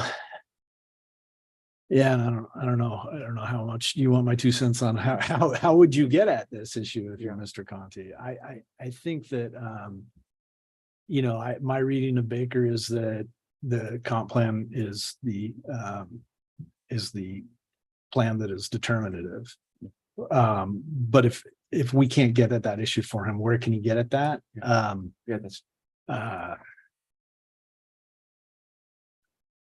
It may be a writ thing in circuit court. But what I have to focus you on and us on is what's within our statutory authority, and not just as I don't think it's a viable concern to say, it's not viable for us to say, well, the city's going to get at it, just like we just said with Washington County. Well, the city or the county is going to get to it. So what's the point of enforcement? If the cause has been presented, we shall act. In this case, it's the flip. It's like, if the cause isn't presented, we can't act, if that makes sense. So it's kind of the converse of what we had earlier this afternoon. Okay. So I'm going to stay with commissioners for just this moment. Any final questions? I see Mr. Conte has his hand raised, but I'm not going to, at this point, I don't think, Mr. Conte, with all due respect, I'm not going to, if I offer it to you, then I'm going to offer a rebuttal, and we'll continue to go back and forth. So at this point, if the commission is comfortable, I will thank the parties for participating, and we'll turn to commission deliberations. Thank you all very much. And Patrick and Gordon, thank you for staying. So commissioners, we're now at the point for deliberation, and when the commission's ready for a motion, certainly another complicated and challenging issue before us today. As you contemplate how to proceed, as we think about not just you, but all four of us. I'll make a comment. Chair, I think it's interesting. I don't like to stand on technicalities. And some of this feels like that. And I think that Mr. Conti is right that our land use planning system offers everyone in the system some clarity and certainty, or it should. And when it doesn't do that, it causes issues like this. And so I think no matter how we decide today, the issue is going to stand. The issue stands. I shouldn't say, I guess we could find a way that would clarify the issue to some degree. I'm not leaning that way because I think the case hasn't been made. But I think it hasn't been made because of, it hasn't been made not on the central issues at hand, but on other pieces. So that's what I would say. But I think the issue stands. And again, I'm not faulting the city of Eugene. I think that those things happen, and my sense is it exists in other places and in lots of ways, and that those will be cleared up. Thank you. Commissioners Warren or Boyer. So my understanding, the way I look at this is that this is clearly not a land use decision. So we can't make any findings personally. Yep. Okay. Thank you. Would a commissioner like to make a motion, or would we like to discuss any issues further? Will. I'm ready to make a motion if you guys are. Please, Commissioner Boyer. I move the commission find there is not good cause to proceed to a contested case hearing regarding requester's petition alleging the city of Eugene is not in compliance with the statewide planning goals and has engaged in a pattern of poor practice of non-compliant decision-making regarding matters, violations raised by the requester. The director is directed to issue an order dismissing the petition and describing the reasons for this decision. Thank you, Commissioner Boyer. Do we have a second for the motion? Second. Thank you, Commissioner Warren. We have a motion and a second. Is there any further discussion? Hearing and seeing none, Jan, will you please call the roll? Commissioner Lazo, Aye. Commissioner Warren, Aye. Commissioner Boyer, Aye. Commissioner Sandoval has an excused absence. Chair Lilac, Aye. Chair Halova has an excused absence, and Commissioner Jacobson has an excused absence. Thank you very much. That concludes agenda item A today with the 4-0 approval of the motion. So thank you very much. And thank you for pointing me to the annotated agenda. So this concludes our last agenda item for today, a robust day, a lot of really extraordinary discussions and votes, and the celebration of the 6 sites added that we discussed, the Territorial C plan. We will recess the meeting from now until 8 a.m. tomorrow morning, where we will meet to begin with item 9, our executive session. The executive session is closed to the public. Agenda item 10 with Robert Liberty will begin at 8:45 in the morning. Thank you very much. Have a great evening, and thanks to our team for helping us throughout the day. Have a nice evening. You're going to want plenty of coffee for executive session. Thank you, Commissioner Boyer.